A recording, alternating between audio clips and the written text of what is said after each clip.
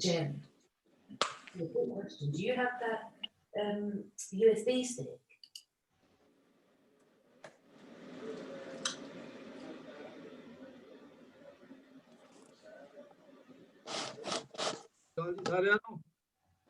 ਸਤਿ ਸ਼੍ਰੀ ਅਕਾਲ ਜੀ। ਵਾਹਿਗੁਰੂ ਜੀ ਕਾ ਖਾਲਸਾ, ਵਾਹਿਗੁਰੂ ਜੀ ਕੀ ਫਤਿਹ ਜੀ।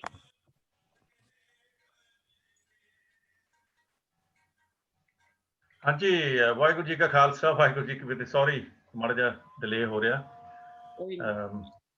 ਥੋੜਾ ਮੇਰਾ ਕੰਪਿਊਟਰ ਕ੍ਰੈਸ਼ ਹੋ ਗਿਆ ਸੀ। ਚੰਗਾ ਪਹਿਲਾਂ ਹੀ ਹੋ ਗਿਆ, ਬਾਅਦ ਚ ਹੋਇਆ ਤਾਂ ਫਿਰ ਸਾਂਭ ਨਹੀਂ ਆਉਣਾ। ਅੱਛਾ, ਹਾਂਜੀ, ਨਹੀਂ ਹੁਣ ਠੀਕ ਹੈ ਜੀ। ਉਹ ਥੋੜਾ ਜਿਹਾ ਮੈਂ ਉਹਦੇ ਦੁਆਲੇ ਲੱਗਾ ਹੋਇਆ ਸੀ ਤੇ ਉਮੀਦ ਹੈ ਵੀ ਹੁਣ ਰਹੂਗਾ। ਤੇ ਇੱਕ ਮਿੰਟ, ਠੀਕ ਹੈ ਜੀ। ਮੈਨੂੰ ਗੁਰਚਰਨ ਸਿੰਘ, ਹਾਂਜੀ ਢੇਸੀ ਸਾਹਿਬ। ਹਾਂਜੀ ਹਾਂਜੀ, ਠੀਕ है ना? ठीक है, ठीक है, चलो ठीक है। अब कर लिया मैं हो जाओ ड्यूटियां ਤੇ। ਹਾਂਜੀ ਹਾਂਜੀ, ਕਿੱਦਾਂ ਜੀ ਭਾਈ ਸਾਹਿਬ ਅਵਤਾਰ ਸਿੰਘ ਜੀ? ਸਤਿ ਸ਼੍ਰੀ ਅਕਾਲ ਜੀ ਸਾਰਿਆਂ ਨੂੰ। ਠੰਡ ਕਰਤੀ ਫੇਰ ਸਾਡੇ ਵੱਲ ਬਹੁਤ ਠੰਡ ਕਰਤੀ, ਹੱਦ ਹੋ ਗਈ। ਨਵੀਂ ਠੰਡ ਹੋਈ ਆ ਕਿਤੇ ਪੁਰਾਣੀ ਠੰਡ ਆ? ਉਹ ਜ਼ਿਆਦਾ ਕੰਮ ਵਿਗੜੀ ਜਾਂਦਾ ਦਿਨ ਬ ਜ਼ਿਆਦਾ ਦਿਨ। ਹੋ ਗਈ। ਹੀਟਰ ਚੱਲਦੇ ਆ, ਸੈਂਟਰ ਹੀਟਿੰਗ ਚੱਲਦੀ ਕਿ ਨਹੀਂ? ਤੁਹਾਡੀ ਅੰਦਰੇ ਹੀਟ ਲਾ ਕੇ ਅੰਦਰੇ ਬੈਠੇ ਰਹੋ, ਬਸ ਡੋਰ ਖੋਲਣ ਨੂੰ ਵੀ ਜੀ ਨਹੀਂ ਕਰਦਾ। ਬਸ ਤੁਸੀਂ ਇਦਾਂ ਫਿਕਰ ਕਰੋ ਵੀ ਹੀਟ ਚੱਲਦੀ ਰਹੇ। ਹਾਂਜੀ ਹਾਂਜੀ, ਉਹਦੀ ਸਰਵਿਸ ਪਾ ਕੇ ਰੱਖੋ। ਅੱਜ ਕੱਲ੍ਹ ਬਿਮਾਰੀ ਪੈਂਦੀ ਆ। ਹਾਂਜੀ, ਮੈਂ ਕਿਹਾ ਜਿਹੜੇ ਬੋਇਲਰ ਉਹਨਾਂ ਨੂੰ ਵੀ ਅੱਜ ਕੱਲ੍ਹ ਬਿਮਾਰੀ ਪੈਂਦੀ ਆ। ਆਹੋ, ਉਹ ਜਿਹੜੇ ਨਾ ਜਿੱਦਾਂ ਮਾੜਾ ਡਾਕਟਰ ਹੁੰਦਾ, ਉਹ ਕਹਿੰਦਾ ਵੀ ਜਿਹੜੇ ਸਿਆਲ ਆਉਣਾ ਸਾਡੇ ਸਾਰੇ ਮਤਲਬ ਬਿਜ਼ੀ ਰਹੇ ਸਾਡੀ ਸਰਜਰੀ, ਤੇ ਉਹ ਉਹਨਾਂ ਕੋਈ ਟੀਕਾ ਲਾਉਂਦਾ 6 ਮਹੀਨੇ ਵਾਲਾ। ਬਾਕੀ ਬਾਅਦ ਚ ਕਹਿੰਦਾ ਵੀ ਹੁਣ ਆ ਗਿਆ ਟਾਈਮ, ਸਿਆਲ ਦਾ ਟਾਈਮ। ਉਹ ਜਿਹੜੇ ਹੈਗੇ ਨਾ ਬੋਇਲਰਾਂ ਵਾਲੇ ਵੀ, ਉਹਨਾਂ ਨੇ ਵੀ ਉਹ ਪਿਛਲੀ ਸਰਵਿਸ ਦਾ ਏਦਾਂ ਰੱਖਿਆ ਹੁੰਦਾ ਵੀ ਜਦੋਂ ਰਸ਼ ਪੈਣਾ ਨਾ ਉਦੋਂ ਸਿਆਲ ਨੂੰ ਹੀ ਪੈਣਾ। ਹਾਂਜੀ ਹਾਂਜੀ, ਫਿਰ ਤੁਸੀਂ ਫੋਨ ਕਰਦੇ ਹੋ, ਕਹਿੰਦੇ ਜੀ ਅੱਜ ਨਹੀਂ ਆ ਸਕਦੇ, ਅਗਲੇ ਹਫ਼ਤੇ ਆਵਾਂਗੇ। ਜੇ ਥੋੜਾ ਜਿਹਾ ਪੈਸਾ ਭਰਾ ਦਿਓ ਇੰਡੀਆ ਵਾਂਗੂ, ਫੇਰ ਸ਼ਾਇਦ ਛੇਤੀ ਆ ਜਾਣਗੇ। ਆਹੋ, ਨਹੀਂ ਅੱਜ ਕੱਲ੍ਹ ਤਾਂ ਪੈਸੇ ਬਣਾਉਂਦੇ ਆ ਹਨਾ। ਬਿਲਕੁਲ। ਹੁਣ ਗਰਮੀਆਂ ਚ ਕਿਹਨੇ ਸੈਂਟਰਲ ਹੀਟਿੰਗ ਲਾਉਣੀ ਆ? ਹਾਂ ਨਾ ਨਾ, ਬਸ ਹੈਨਾ। ਹਫ਼ਤਾ ਉਦਾਂ ਵੀ ਲੰਘ ਜਾ ਫੇਰ ਵੀ ਸਰ ਜਾਂਦਾ। ਤਾਂ ਅੱਜ ਕੱਲ੍ਹ ਕਿਤੇ ਉਹ ਕੁਦਰਤੀ ਲੱਗੀ ਜਿਹੜੀ ਸੈਂਟਰਲ ਹੀਟਿੰਗ, ਉਹਦਾ ਬੜਾ ਅਸਰ ਰਹਿੰਦਾ। ਸੂਰਜ ਨਿਕਲਿਆ ਹੋਵੇ, ਅੱਜ ਵੀ ਨਿਕਲਿਆ ਸੀ ਇੱਧਰ ਤਾਂ ਵੈਸੇ ਸਵੇਰੇ ਬੜੀ ਧੁੱਪ ਰਹੀ ਆ।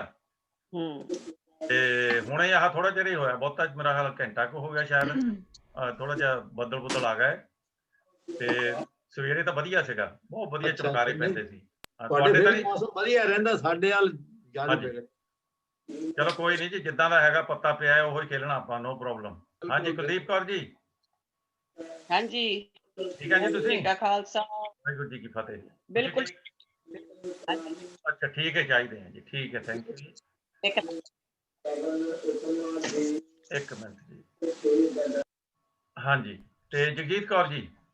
ਹਾਂਜੀ, ਵਾਹਿਗੁਰੂ ਜੀ ਕਾ ਖਾਲਸਾ, ਵਾਹਿਗੁਰੂ ਜੀ ਕੀ ਫਤਿਹ। ਵਾਹਿਗੁਰੂ ਜੀ ਕਾ ਖਾਲਸਾ, ਵਾਹਿਗੁਰੂ ਜੀ ਕੀ ਫਤਿਹ। ਕਿੱਦਾਂ ਜੀ ਭੈਣ? ਬਸ ਠੀਕ ਠਾਕ ਹੈ। ਮੈਂ ਕਿਹਾ ਤੁਸੀਂ ਅਮਰੀਕਾ ਦੀ ਕੋਈ ਚੜ੍ਹਦੀ ਕਲਾ ਦੀ ਦੱਸੋ। ਚੜ੍ਹਦੀ ਕਲਾ ਤੇ ਹੈ ਕਿ ਜਦੋਂ ਇਹ ਢੀਠ ਬੰਦਾ ਪਾਸੇ ਹੋ ਜਾਏਗਾ ਫਿਰ ਸਰ ਚੜ੍ਹਦੀ ਕਲਾ ਹੀ ਚੜ੍ਹਦੀ ਕਲਾ ਹੈ। ਥੋੜੇ ਹਫ਼ਤੇ ਹੋਰ ਇੰਤਜ਼ਾਰ ਕਰੋ, ਪੈਰਾਸੀਟਾਮੋਲ ਖਾ ਲਿਆ ਕਰੋ ਜਾਂ ਕਿੱਦਾਂ ਨਾ। ਕਿਉਂ ਦਿਮਾਗ ਉਸਦਾ ਖਰਾਬ ਹੋਵੇ ਤੇ ਮੈਂ ਕਿਉਂ ਦਵਾਈ ਖਾਵਾਂ? ਦੱਸੋ ਬਈ। ਨਹੀਂ ਵੀ ਜੇ ਜ਼ਿਆਦਾ ਤੰਗੀ ਹੋਵੇ ਠੰਡਾ ਰੱਖਣ ਲਈ ਨਾ, ਉਹ ਫਿਰ ਉਸ ਕੋਲੋਂ ਇਹ ਜੇ ਬੰਦੇ ਕੋਲੋਂ ਨਾ ਅੱਖਾਂ ਕੰਨ ਬੰਦ ਕਰ ਲੈਣੇ ਚਾਹੀਦੇ ਨੇ। ਚਲੋ ਏਦਾਂ ਕਰ ਲਿਓ, ਠੀਕ ਹੈ। ਹੁਣ ਉਹ ਏਦਾਂ ਹੈ ਵੀ ਪਤਾ ਤਾਂ ਹੈਗਾ ਹੀ ਆ। ਹਾਂਜੀ ਹਾਂਜੀ, ਉਹ ਨਾ ਡੇਟ ਦਾ ਪਤਾ ਬੜਾ ਮਤਲਬ ਸਿਰ ਮੂੰਹ ਲਾ ਕੇ ਲੱਗਾ ਹੋਇਆ ਵੀ ਕਿਸੇ ਤਰੀਕੇ ਮੈਂ ਕੁਝ ਕਰ ਦੇਵਾਂ। ਆਦਤ ਤੋਂ ਮਜਬੂਰ ਲੱਗਦਾ ਜੀ ਉਹ। ਆਈ ਨੋ ਹੁਣ ਨਹੀਂ ਹੋ ਸਕਦਾ, ਪਰ ਉਹ ਮੰਨਦਾ ਨਹੀਂ ਹੈ ਨਾ ਜੇ। ਜਗਜੀਤ ਹਾਂਜੀ, ਉਹ ਕਹਿੰਦੇ ਐ ਸੋਨ ਐਜ਼ ਰੋਜ਼ ਉੱਤੇ 4-5 ਕੇਸ ਪੈਣੇ ਆ, ਇਸ ਕਰਕੇ ਡਰਦਾ ਨਹੀਂ ਜਾਂਦਾ। ਹਾਂਜੀ ਹਾਂਜੀ, ਕਹਿੰਦੇ ਜੀ ਪੈਂਸਿਲਵੇਨੀਆ ਦੇ ਵਿੱਚ ਸ਼ਾਇਦ ਡਿਫਰੈਂਸ ਨਿਕਲ ਆਏ, ਪਤਾ ਨਹੀਂ। ਨਹੀਂ, ਉਹ ਕੋਰਟ ਨੇ ਮਨਾ ਕੀਤਾ, ਉਹਨਾਂ ਨੇ ਵੀ ਕੋਰਟ ਨੇ ਉਹ ਸੁੱਟ ਦਿੱਤੀਆਂ ਸਾਰੀਆਂ ਐਪਲੀਕੇਸ਼ਨਸ ਸਾਰੇ ਪਾਸੇ। ਦੁਬਾਰਾ ਵੀ ਹੋ ਗਈ, 2 ਵਾਰੀ ਹੋ ਗਈ ਦੁਬਾਰਾ। ਆਈ ਨੋ। ਨਾਲੇ ਏਦਾਂ ਹੈ ਜੀ ਵੀ ਦੇਖੋ, ਜਿੰਨੀ ਉਹਦੀ ਆਪਣੇ ਬਾਈਡਨ ਦੀ ਜਿੰਨੀ ਚੜ੍ਹਤ ਹੈਗੀ, ਜਿੰਨਾ ਡਿਫਰੈਂਸ ਕਰਕੇ ਉਹ ਜਿੱਤ ਗਿਆ ਹੈ, ਜੇ ਮਾੜਾ ਮੋਟਾ ਇਹ ਕੈਚ ਅਪ ਕਰ ਵੀ ਗਿਆ ਤਾਂ ਕਿੰਨਾ ਕਰ ਲੂਗਾ। ਇਹਨੂੰ ਮੰਨ ਲੈਣੀ ਚਾਹੀਦੀ ਹਾਰ ਜਿੱਥੋਂ ਤਾਈਂ ਆ। ਪਰ ਉਹ ਜਿੱਦਾਂ ਨਾ ਵੀ ਇੱਕ ਗੁੰਡਾ ਬੰਦਾ ਹੁੰਦਾ, ਢੀਠ ਬੰਦਾ ਹੁੰਦਾ, ਉਹ ਕਹਿੰਦਾ ਮੈਂ ਮੰਨਣਾ ਹੀ ਨਹੀਂ ਭਾਵੇਂ ਕੁਝ ਵੀ ਹੋ ਜਾਵੇ। ਇਹ ਜਾਣ ਲੱਗਾ ਵੀ ਇਲਤ ਕਰਕੇ ਹੀ ਜਾਊ ਕੁਛ ਨਾ ਕੁਛ। ਕਹਿੰਦਾ ਇੱਦਾਂ ਤਾਂ ਜਾਣੀ ਹੈ ਆਉਂਦਾ ਉਹਦੇ ਬਾਰੇ ਗੁੱਡ ਖਿਆਲ ਥੋੜੋ ਆ। ਹਾਂਜੀ ਕਦੀ ਕਦੀ ਕੋਈ ਇਦਾਂ ਵੀ ਨਾਲਾਇਕ ਬੰਦਾ ਪ੍ਰੈਜ਼ੀਡੈਂਟ ਇਦਾਂ ਕਰੇਗਾ ਹੈ। देख लो ये बंदा इस देखो। तरह जाएगा, ये बंदा इस तरह जाएगा, बड़े बेआबरू होकर तेरे कुचे से हम निकले ਉਹ ਨਿਕਲਦੇ ਨਹੀਂ ਨਾ ਕੁੱਚੇ ਸੇ। ਗੱਲ ਤਾਂ ਪ੍ਰੋਬਲਮ ਤਾਂ ਇਹ ਹੈ निकलेगा, बेआबरू होके निकलेगा ना, इज्जत ना ਆਪ ਤਾਂ लगेगा, ਬਥੇਰਾ ਹੋਏ ਆ, ਪਰ ਹੁਣ ਕੁੱਚੇ ਤੋਂ ਨਿਕਲਦਾ ਨਹੀਂ ਅਜੇ। ਕਹਿੰਦਾ ਮੈਂ ਜਾਣਾ ਹੀ ਨਹੀਂ। जाएगा धक्के मार के जाएगा तो सही। ਕਹਿੰਦਾ ਔਰ ਭੇਜਣਾ ਹੈ ਕੁਰਸੀ ਨੂੰ ਛੱਡਣਾ ਕਿਸੇ ਦਾ ਦਿਲ ਵੀ ਨਹੀਂ ਕਰਦਾ। ਇਹ ਗੱਲ ਤੁਹਾਡੀ, ਇਹ ਵੀ ਗੱਲ ਤੁਹਾਡੀ ਸਹੀ ਆ। ਯਾਰ, ਇਹ ਪਰ ਗੱਲ- ਉਹ ਜਿੱਤ ਜਾਂਦਾ ਤੇ ਉਹਨੇ ਥੋੜੀ ਛੱਡ ਕੇ ਜਾਣਾ ਸੀ। ਹੁਣ ਲੋਕੀ ਉਹਨੂੰ ਨਹੀਂ ਚਾਹੁੰਦੇ ਤੇ ਉਹ ਤੇ ਹੁਣ ਜ਼ਬਰਦਸਤੀ ਹੈ ਕਿ ਲੋਕ ਤੈਨੂੰ ਨਹੀਂ ਚਾਹੁੰਦੇ ਕਿ ਤੂੰ ਉਹਨਾਂ ਦੇ ਉੱਤੇ ਸਿਰ ਤੇ ਬੈਠਣਾ। ਉਹ ਜਿਹੜੇ ਦੋ ਸੀਗੇ ਰਿਪਬਲਿਕਨ ਜਿਨ੍ਹਾਂ ਨੇ ਇਹਦੇ ਅਗੇਂਸਟ ਸਾਈਨ ਕੀਤਾ ਸੀ, ਉਹਨਾਂ ਨੂੰ ਬੁਲਾਇਆ ਉਸਨੇ ਉੱਥੇ, ਪਤਾ ਨਹੀਂ ਕੀ ਕਿਹਾ, ਪਰ ਥੈਂਕ ਗॉड ਉਹਨਾਂ ਨੇ ਅਜੇ ਮਾਈਂਡ ਨਹੀਂ ਚੇਂਜ ਕੀਤਾ। ਠੀਕ ਧਮਕੀਆਂ ਹੈ ਤਾਂ ਦਿੱਤੀਆਂ ਇਹਨੇ ਬੁਲਾ ਕੇ। ਹਾਂ, ਇਦਾਂ ਹੀ ਆ ਜੀ। ਜਿਹੜਾ ਬੰਦਾ ਇਦਾਂ ਦਾ ਹੋਵੇ, ਉਹ ਜਾਣ ਲੱਗਾ ਵੀ ਕੋਈ ਨਾ ਕੋਈ, ਉਹ ਕਹਿੰਦਾ ਖੜਕਾ ਕੇ ਹੀ ਜਾਂਦਾ, ਤਾਂ ਕਿ ਦੋ ਚਾਹੁੰਦੇ ਤਾਂ ਲੱਤਾਂ ਭੰਨ ਕੇ ਹੀ ਜਾਊਗਾ ਨਾ ਇਹ। ਤੇ ਆਪਣੀਆਂ ਵੀ ਤਾਂ ਬਣਾਏਗਾ ਨਾ ਅੱਗੇ ਜਾ ਕੇ ਫਿਰ। ਇਹ ਤਾਂ ਹੈ ਜੀ, ਇਹ ਤਾਂ ਹੈ, ਬਿਲਕੁਲ ਬਿਲਕੁਲ। ਉਹ ਹੁਣ ਆਦਤ ਤੋਂ ਮਜਬੂਰ ਆ। ਜੇ ਦੇਖੋ ਇੱਥੇ ਵੀ ਜਿਹੜੇ ਪੋਲੀਟੀਸ਼ੀਅਨ ਸੀਗੇ, ਜਿਸ ਵੇਲੇ ਉਹਨਾਂ ਨੇ ਦੇਖ ਲਿਆ ਨਾ ਵੀ ਹੁਣ ਸਾਡੀ ਚੜ੍ਹਤ ਖਤਮ ਹੋਣ ਲੱਗੀ ਆ, ਜੇ ਸ਼ੋਹਰਤ ਹੁਣ ਨਹੀਂ ਲਾਈਕ ਕਰਦੇ ਜੇ ਲੋਕੀ, ਅਗਲੇ ਇੱਕਦਮ ਛੱਡ ਕੇ ਦੂਏ ਨੂੰ ਆਪਣਾ ਦੇ ਕੇ ਕੁਰਸੀ ਤਾਂ ਅਗਲੇ ਲੰਬੇ ਹੋ ਗਏ। ਚਾਹੀਦਾ ਇਦਾਂ ਆ ਪੋਲੀਟਿਕਸ ਵਿੱਚ। ਪਰ ਠੀਕ ਹੈ, ਜਿੱਥੇ ਜਿੱਥੇ ਜਿੱਦਾਂ ਦੇਖੋ, ਜਿਹੜਾ ਇੰਡੀਆ ਦਾ ਇਮੇਜ ਹੈ ਨਾ, ਉੱਥੇ ਏਦਾਂ ਕੋਈ ਜ਼ਬਰਦਸਤੀ ਕਰਦਾ ਕੋਈ ਹੈਰਾਨੀ ਵਾਲੀ ਗੱਲ ਨਹੀਂ। ਜੇ ਇੱਕ ਅਮਰੀਕਾ ਵਰਗਾ ਮੁਲਕ, ਜਿਹਦੇ ਵਿੱਚ ਸਾਰੀ ਦੁਨੀਆ ਧਾਕ ਮੰਨਦੀ ਆ ਪੈਸੇ ਧੇਲੇ ਵੱਲੋਂ ਜਾਂ ਹੋਰ ਸਾਰੇ ਤਰ੍ਹਾਂ, ਹਨਾ, ਉਹਨਾਂ ਦਾ ਇੱਕ ਪ੍ਰੈਜ਼ੀਡੈਂਟ ਏਦਾਂ ਗੁੰਡਾਗਰਦੀ ਕਰਦਾ ਹੋਵੇ ਜਾਂ ਨਾ ਮਾਨੂ ਵਾਲੀ ਨੀਤੀ ਅਪਣਾਈ ਹੋਵੇ, ਉਹਦੇ ਵਾਸਤੇ ਤਾਂ ਹਰੇਕ ਨੂੰ ਹੈਰਾਨੀ ਹੋਣੀ ਆ ਵੀ ਲੀਡਰਸ਼ਿਪ ਦੇ ਵਿੱਚ ਸਾਰੀ ਦੁਨੀਆ ਨੂੰ ਲੀਡ ਕਰਨ ਦੀ ਕੋਸ਼ਿਸ਼ ਕਰਦੇ, ਤਾਂ ਦੂਏ ਪਾਸੇ ਆਪ ਏਦਾਂ ਦਾ ਬੰਦਾ ਜਿਹੜਾ ਲੈਣ ਨੂੰ ਹੀ ਪਹਿਲੀ ਨਹੀਂ ਵਾਰੀ ਕਹਿੰਦਾ। ਹੋਇਆ ਅਮਰੀਕਨ ਹਿਸਟਰੀ 'ਚ, ਪਹਿਲੀ ਵਾਰੀ ਹੋਇਆ ਇਸ ਤਰ੍ਹਾਂ। ਹਾਂਜੀ ਹਾਂਜੀ ਹਾਂਜੀ, ਨਾਲੇ ਫੇਅਰ ਐਂਡ ਸਕੁਅਰ ਹੋਈਆਂ ਵੋਟਾਂ ਪਈਆਂ। ਏਦਾਂ ਥੋੜਾ ਵੀ ਹਨਾ ਵੀ ਚਲੋ ਜੇ ਤੁਹਾਨੂੰ ਕੋਈ ਕਹਿ ਲਓ ਸ਼ੱਕ ਵੀ ਆ ਕਿਸੇ ਚੀਜ਼ ਦੀ, ਤੁਸੀਂ ਤੁਹਾਡੇ ਕੋਰਟਾਂ, ਸੁਪਰੀਮ ਕੋਰਟਾਂ ਸਾਰੀਆਂ ਹੈਗੀਆਂ, ਤੁਸੀਂ ਉਹਨਾਂ ਦੇ ਦਰਵਾਜ਼ੇ ਖੜਕਾਓ। ਇਹਨੇ ਖੜਕਾਏ, ਉਹ ਕਹਿੰਦੇ ਗੈਟ ਲੌਸਟ, ਹਨਾ, ਤੂੰ ਚਲਿਆ ਜਾ, ਕਿਉਂਕਿ ਤੇਰੇ ਗੱਲਾਂ 'ਚ ਦਮ ਹੈ ਨਹੀਂ। ਬਿਲਕੁਲ। ਕਹਿੰਦੇ ਗੈਟ ਲੋਸ, ਕਹਿੰਦਾ ਨਹੀਂ ਹੋਣਾ ਗੈਟ ਲੋਸ। ਹਾਂਜੀ, ਉਹ ਤਾਂ ਠੀਕ ਆ। ਉਹ ਕਹਿੰਦਾ I live here, I can't get lost, I know my way. ਨਾਲੇ ਜੀ ਕਹਿੰਦੇ ਉਹ ਦੂਜੇ ਤੋਂ ਪਹਿਲਾਂ ਜਦੋਂ ਸੁਪਰੀਮ ਕੋਰਟ ਦੀ ਜਿਹੜੀ ਮੈਡਮ ਜੱਜ ਬਣਾਈ ਸੀ ਨਾ ਸੁਪਰੀਮ ਕੋਰਟ ਦੀ, ਉਹਨੂੰ ਕਹਿੰਦੇ ਉਹ ਓਵਰਟਰਨ ਕਰ ਦੇਗੀ ਸ਼ਾਇਦ। ਕਦੇ ਇਲੈਕਸ਼ਨ ਤੋਂ 1-2 ਦਿਨ ਪਹਿਲਾਂ, 4 ਦਿਨ ਪਹਿਲਾਂ ਉਹਨੂੰ ਅਪਾਇੰਟ ਕੀਤਾ, ਪਰ ਉਹਨੇ ਵੀ ਟਰਨ ਡਾਊਨ ਕਰਤਾ ਨਾ ਕੰਮ। ਦਰਅਸਲ ਲੋਕਾਂ ਦੀ ਜਿਹੜੀ ਆਮ ਵਿਊ ਸੀਗੀ ਨਾ, ਉਹ ਹੁਣ ਚੇਂਜ ਹੋ ਕੇ ਇਹ ਤੋਂ ਉਲਟ ਚੱਲੀ ਜਾਂਦੀ ਹੈ। ਇਸ ਕਰਕੇ ਉਹਨਾਂ ਨੇ ਸ਼ੋਅ ਕਰ ਦਿੱਤੀ ਹੈ, ਵੋਟਾਂ ਰਾਹੀਂ ਸ਼ੋਅ ਕਰ ਦਿੱਤੀ ਹੈ, ਤੇ ਇਸ ਕਰਕੇ ਹੁਣ ਇਹਨਾਂ ਨੂੰ ਬਹੁਤਾ ਏਦਾਂ ਕਰਨਾ ਨਹੀਂ ਚਾਹੀਦਾ। ਪਰ ਉਹ ਜਿੱਦਾਂ ਕਹਿੰਦੇ ਨਾ ਵੀ ਆਦਤ ਤੋਂ ਮਜਬੂਰ, ਹੁਣ ਕੀ ਕਰੇ। ਉਹ ਢੀਠ ਕਹਿੰਦੇ ਹੁੰਦੇ ਨਾ, ਢੀਠ ਬੰਦਾ ਨਾਲਾਇਕ ਉਹ ਹੈ।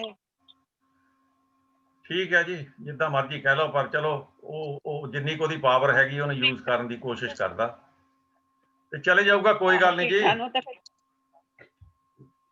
ਹਾਂਜੀ ਨੀਨਾ ਜੀ, ਸਤਿ ਸ਼੍ਰੀ ਅਕਾਲ ਜੀ। ਵਾਹਿਗੁਰੂ ਜੀ ਕਾ ਖਾਲਸਾ, ਵਾਹਿਗੁਰੂ ਜੀ ਕੀ ਫਤਿਹ। ਤੁਸੀਂ ਹਾਂਜੀ। ਬਿਜ਼ੀ ਲੱਗਦੇ ਆ ਜੀ, ਬਿਜ਼ੀ? ਹਾਂਜੀ, ਨਹੀਂ ਮੈਂ ਤੁਹਾਡੀ ਗੱਲਾਂ ਸੁਣ ਰਹੀ ਹਾਂ ਇੱਕਦਮ ਅੱਛਾ ਜੀ, ਠੀਕ ਹੈ। ਮਨ ਲਗਾ ਕੇ। ਠੀਕ ਹੈ ਜੀ। ਤੇ ਤੂਰ ਸਾਹਿਬ, ਵਾਹਿਗੁਰੂ ਜੀ ਕਾ ਖਾਲਸਾ, ਵਾਹਿਗੁਰੂ ਜੀ ਕੀ ਫਤਿਹ। ਕਿੱਦਾਂ ਜੀ ਭਾਈ ਸਾਹਿਬ? ਆਪਣੇ ਵੈਸਾ ਇੱਕ ਤੁਹਾਨੂੰ ਬੇਨਤੀ ਹੈ, ਕਰੋ ਜੀ। ਮੈਨੂੰ ਆਪਣੇ ਟੈਲੀਫੋਨ ਨੰਬਰ ਭੇਜਿਓ ਉਹ ਸ਼ੌਪ ਦਾ ਜਿੱਥੋਂ ਤੁਸੀਂ ਆਹ ਝੱਗਾ ਲਿਆ ਸੀਗਾ। ਅੱਛਾ ਜੀ, ਉਹ ਬੈਂਕਰਪਟ ਹੋ ਗਿਆ ਜੀ ਹੁਣ। ਤੇ ਝੱਗਾ ਭੇਜ ਦਿਓ। ਝੱਗਾ ਇਦਾਂ ਕਰੂੰਗਾ ਜੀ, ਮੈਂ ਪਾਇਆ ਹੁਣ ਹੈਗਾ, ਮੈਂ ਫੋਟੋ ਖਿੱਚ ਕੇ ਭੇਜ ਦੂੰਗਾ, ਤੁਸੀਂ ਇਧਰੋਂ ਲਾ ਲਿਓ। ਫਿਰ ਮੇਰੇ ਫੋਟੋ ਨਹੀਂ ਚਾਹੀਦੀ, ਮੈਨੂੰ ਰੀਲ ਚਾਹੀਦਾ। ਨਹੀਂ, ਤੁਸੀਂ ਹੁਣ ਇਦਾਂ ਆ ਵੀ ਆਪਣੀ ਸਕਰੀਨ ਤੇ ਰੱਖ ਲਿਆ ਕਰਿਓ, ਤਾਂ ਤੁਹਾਨੂੰ ਐਨ ਉਹੋ ਇਮੇਜ ਦਿਸਿਆ ਕਰੂਗਾ। ਨਾਲੇ ਟੈਕਨੋਲੋਜੀ ਇੰਨੀ ਹੋ ਗਈ ਆ ਨਾ ਵੀ ਜਿੱਦਾਂ ਗਿਆਨੀ ਜੀ ਨੇ ਆਪਣੇ ਪਿੱਛੇ ਮਾਰ ਕਿਤੇ ਪਹੁੰਚੇ ਸੀਗੇ ਕਿ ਸੀ ਸਾਈਡ ਤੇ, ਤਾਂ ਹੋਰ ਵੀ ਸਾਰਾ ਕੁਝ, ਤੇ ਟੈਕਨੋਲੋਜੀ ਦੇ ਨਾਲ ਤੁਸੀਂ ਮੇਰਾ ਝੱਗਾ ਪਾ ਸਕਦੇ ਆ। ਬਟਨ ਦੱਬਿਆ, ਝੱਗਾ ਪੈ ਗਿਆ। ਠੀਕ ਹੈ ਜੀ, ਠੀਕ ਹੈ ਜੀ, ਧੰਨਵਾਦ ਬਹੁਤ ਬਹੁਤ। ਠੀਕ ਹੈ ਅਵਤਾਰ ਸਿੰਘ ਜੀ। ਪਤਾ ਹੋਰ ਤਰ੍ਹਾਂ ਕਹੋ ਇਹਨਾਂ ਨੂੰ ਪਈ ਹੈ, 2 ਕਮੀਜ਼ਾਂ ਬਣੀਆਂ ਸੀ, ਇੱਕ ਮੇਰੇ ਲਈ, ਇੱਕ ਰਾਣੀ ਦੇ ਆਦਮੀ ਲਈ। ਹੋਰ ਨਹੀਂ ਬਣੀਆਂ। ਨਹੀਂ ਮੈਂ ਉਹ ਵੀ ਨਹੀਂ ਮੰਨਦਾ, ਕਿਉਂਕਿ ਰਾਣੀ ਦੇ ਆਦਮੀ ਮੈਂ ਆਪਣੇ ਹਿਸਾਬ ਨਾਲ ਕਿਤਾ ਮੰਨ ਲਊਗਾ, ਉਹ ਮੇਰੇ ਤੋਂ ਛੋਟਾ, ਹੱਦ ਹੋ ਗਈ ਯਾਰ। ਉਹਦਾ ਮੇਰਾ ਕੀ ਮੁਕਾਬਲਾ ਭਲਾ? ਉਹਨੂੰ ਦੱਸੋ ਕਿ ਉਹ ਜ਼ੂਮ ਕਲਾਸ ਕਰਦਾ ਕਿਤੇ? ਦੋਏ ਬਣੀਆਂ ਸੀ, ਹੋਰ ਨਹੀਂ ਬਣੀਆਂ। ਮੈਂ ਸਮਝ ਗਿਆ। ਇੱਕ ਉਹਨੂੰ ਦੇਤੀ ਉਹਨੇ। ਠੀਕ ਹੈ ਜੀ, ਠੀਕ ਹੈ। ਚਲੋ ਜੀ, ਸਾਡੇ ਭਾਈ ਸਾਹਿਬ ਨੇ ਕਿਹਾ ਵੀ ਦੋਏ ਬਣੀਆਂ ਜੀ, ਤੇ ਦੋਹਾਂ ਦੇ ਵਿੱਚੋਂ ਇੱਕ ਮੇਰੇ ਕੋਲ, ਇੱਕ ਉਹਦੇ ਕੋਲ ਆ। ਜਾਂ ਤਾਂ ਸਾਨੂੰ ਹੁਣ ਬਾਹਰ ਜਾਣਾ ਮੁਸ਼ਕਲ ਹੋ ਜਾਣਾ, ਜਿਹੜੇ ਪਤਾ ਨਹੀਂ ਕੋਈ ਲਾਹ ਹੀ ਨਾ ਲਵੇ, ਹੈ ਨਾ।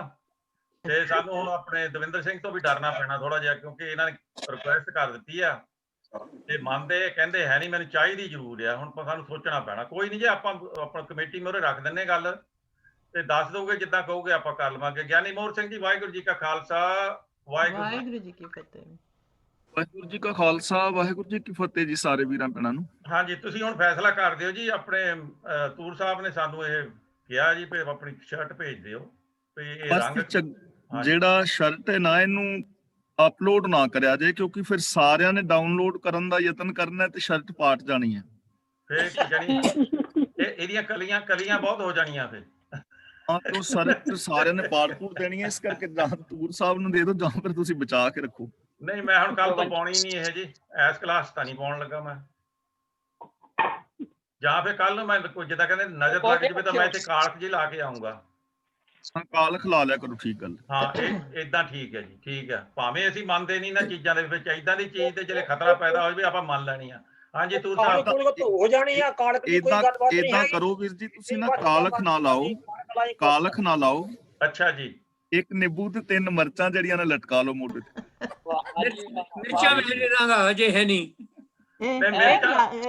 ਮੈਂ ਕਿਹਾ ਇਹ ਸਭ ਕਰਨ ਨਾਲ ਜਿਹੜੀ ਕਲਾਸ ਅਸੀਂ ਅਟੈਂਡ ਕੀਤੀ ਨਾ, ਫੇਲ ਹੋ ਜਾਵਾਂਗੇ। ਨਹੀਂ ਫੇਲ ਜੀ, ਹੁਣ ਅਸੀਂ ਪਹਿਲੇ 15 ਮਿੰਟਾਂ 'ਚ ਕੁਝ ਵੀ ਕਹਿ ਸਕਦੇ, 15 ਮਿੰਟ ਬਾਅਦ 'ਚ ਨਹੀਂ ਕਹਿਣੇ ਅੱਜ ਆਪਾਂ। ਸੋਚਾਂਗੇ। ਹਾਂ, ਪਰ ਜਿਹੜੀਆਂ ਗਿਆਨੀ ਜੀ ਨੇ ਜਿਹੜੀ ਮਿਰਚਾਂ ਦੀ ਗੱਲ ਕੀਤੀ ਹੈ, ਉਹ ਤਾਂ ਮੈਂ ਆਪਣੇ ਢੇਸੀ ਸਾਹਿਬ ਤੋਂ ਲੈ ਆਣੀ ਆ। ਇਹਨਾਂ ਨੇ ਆਪਣੀ ਰੱਖੀਆਂ ਜੀ। ਟੋਕਰੀ ਲੈ ਕੇ ਆਇਆ ਇੱਕ ਸਨਿਚਰਵਾਰ।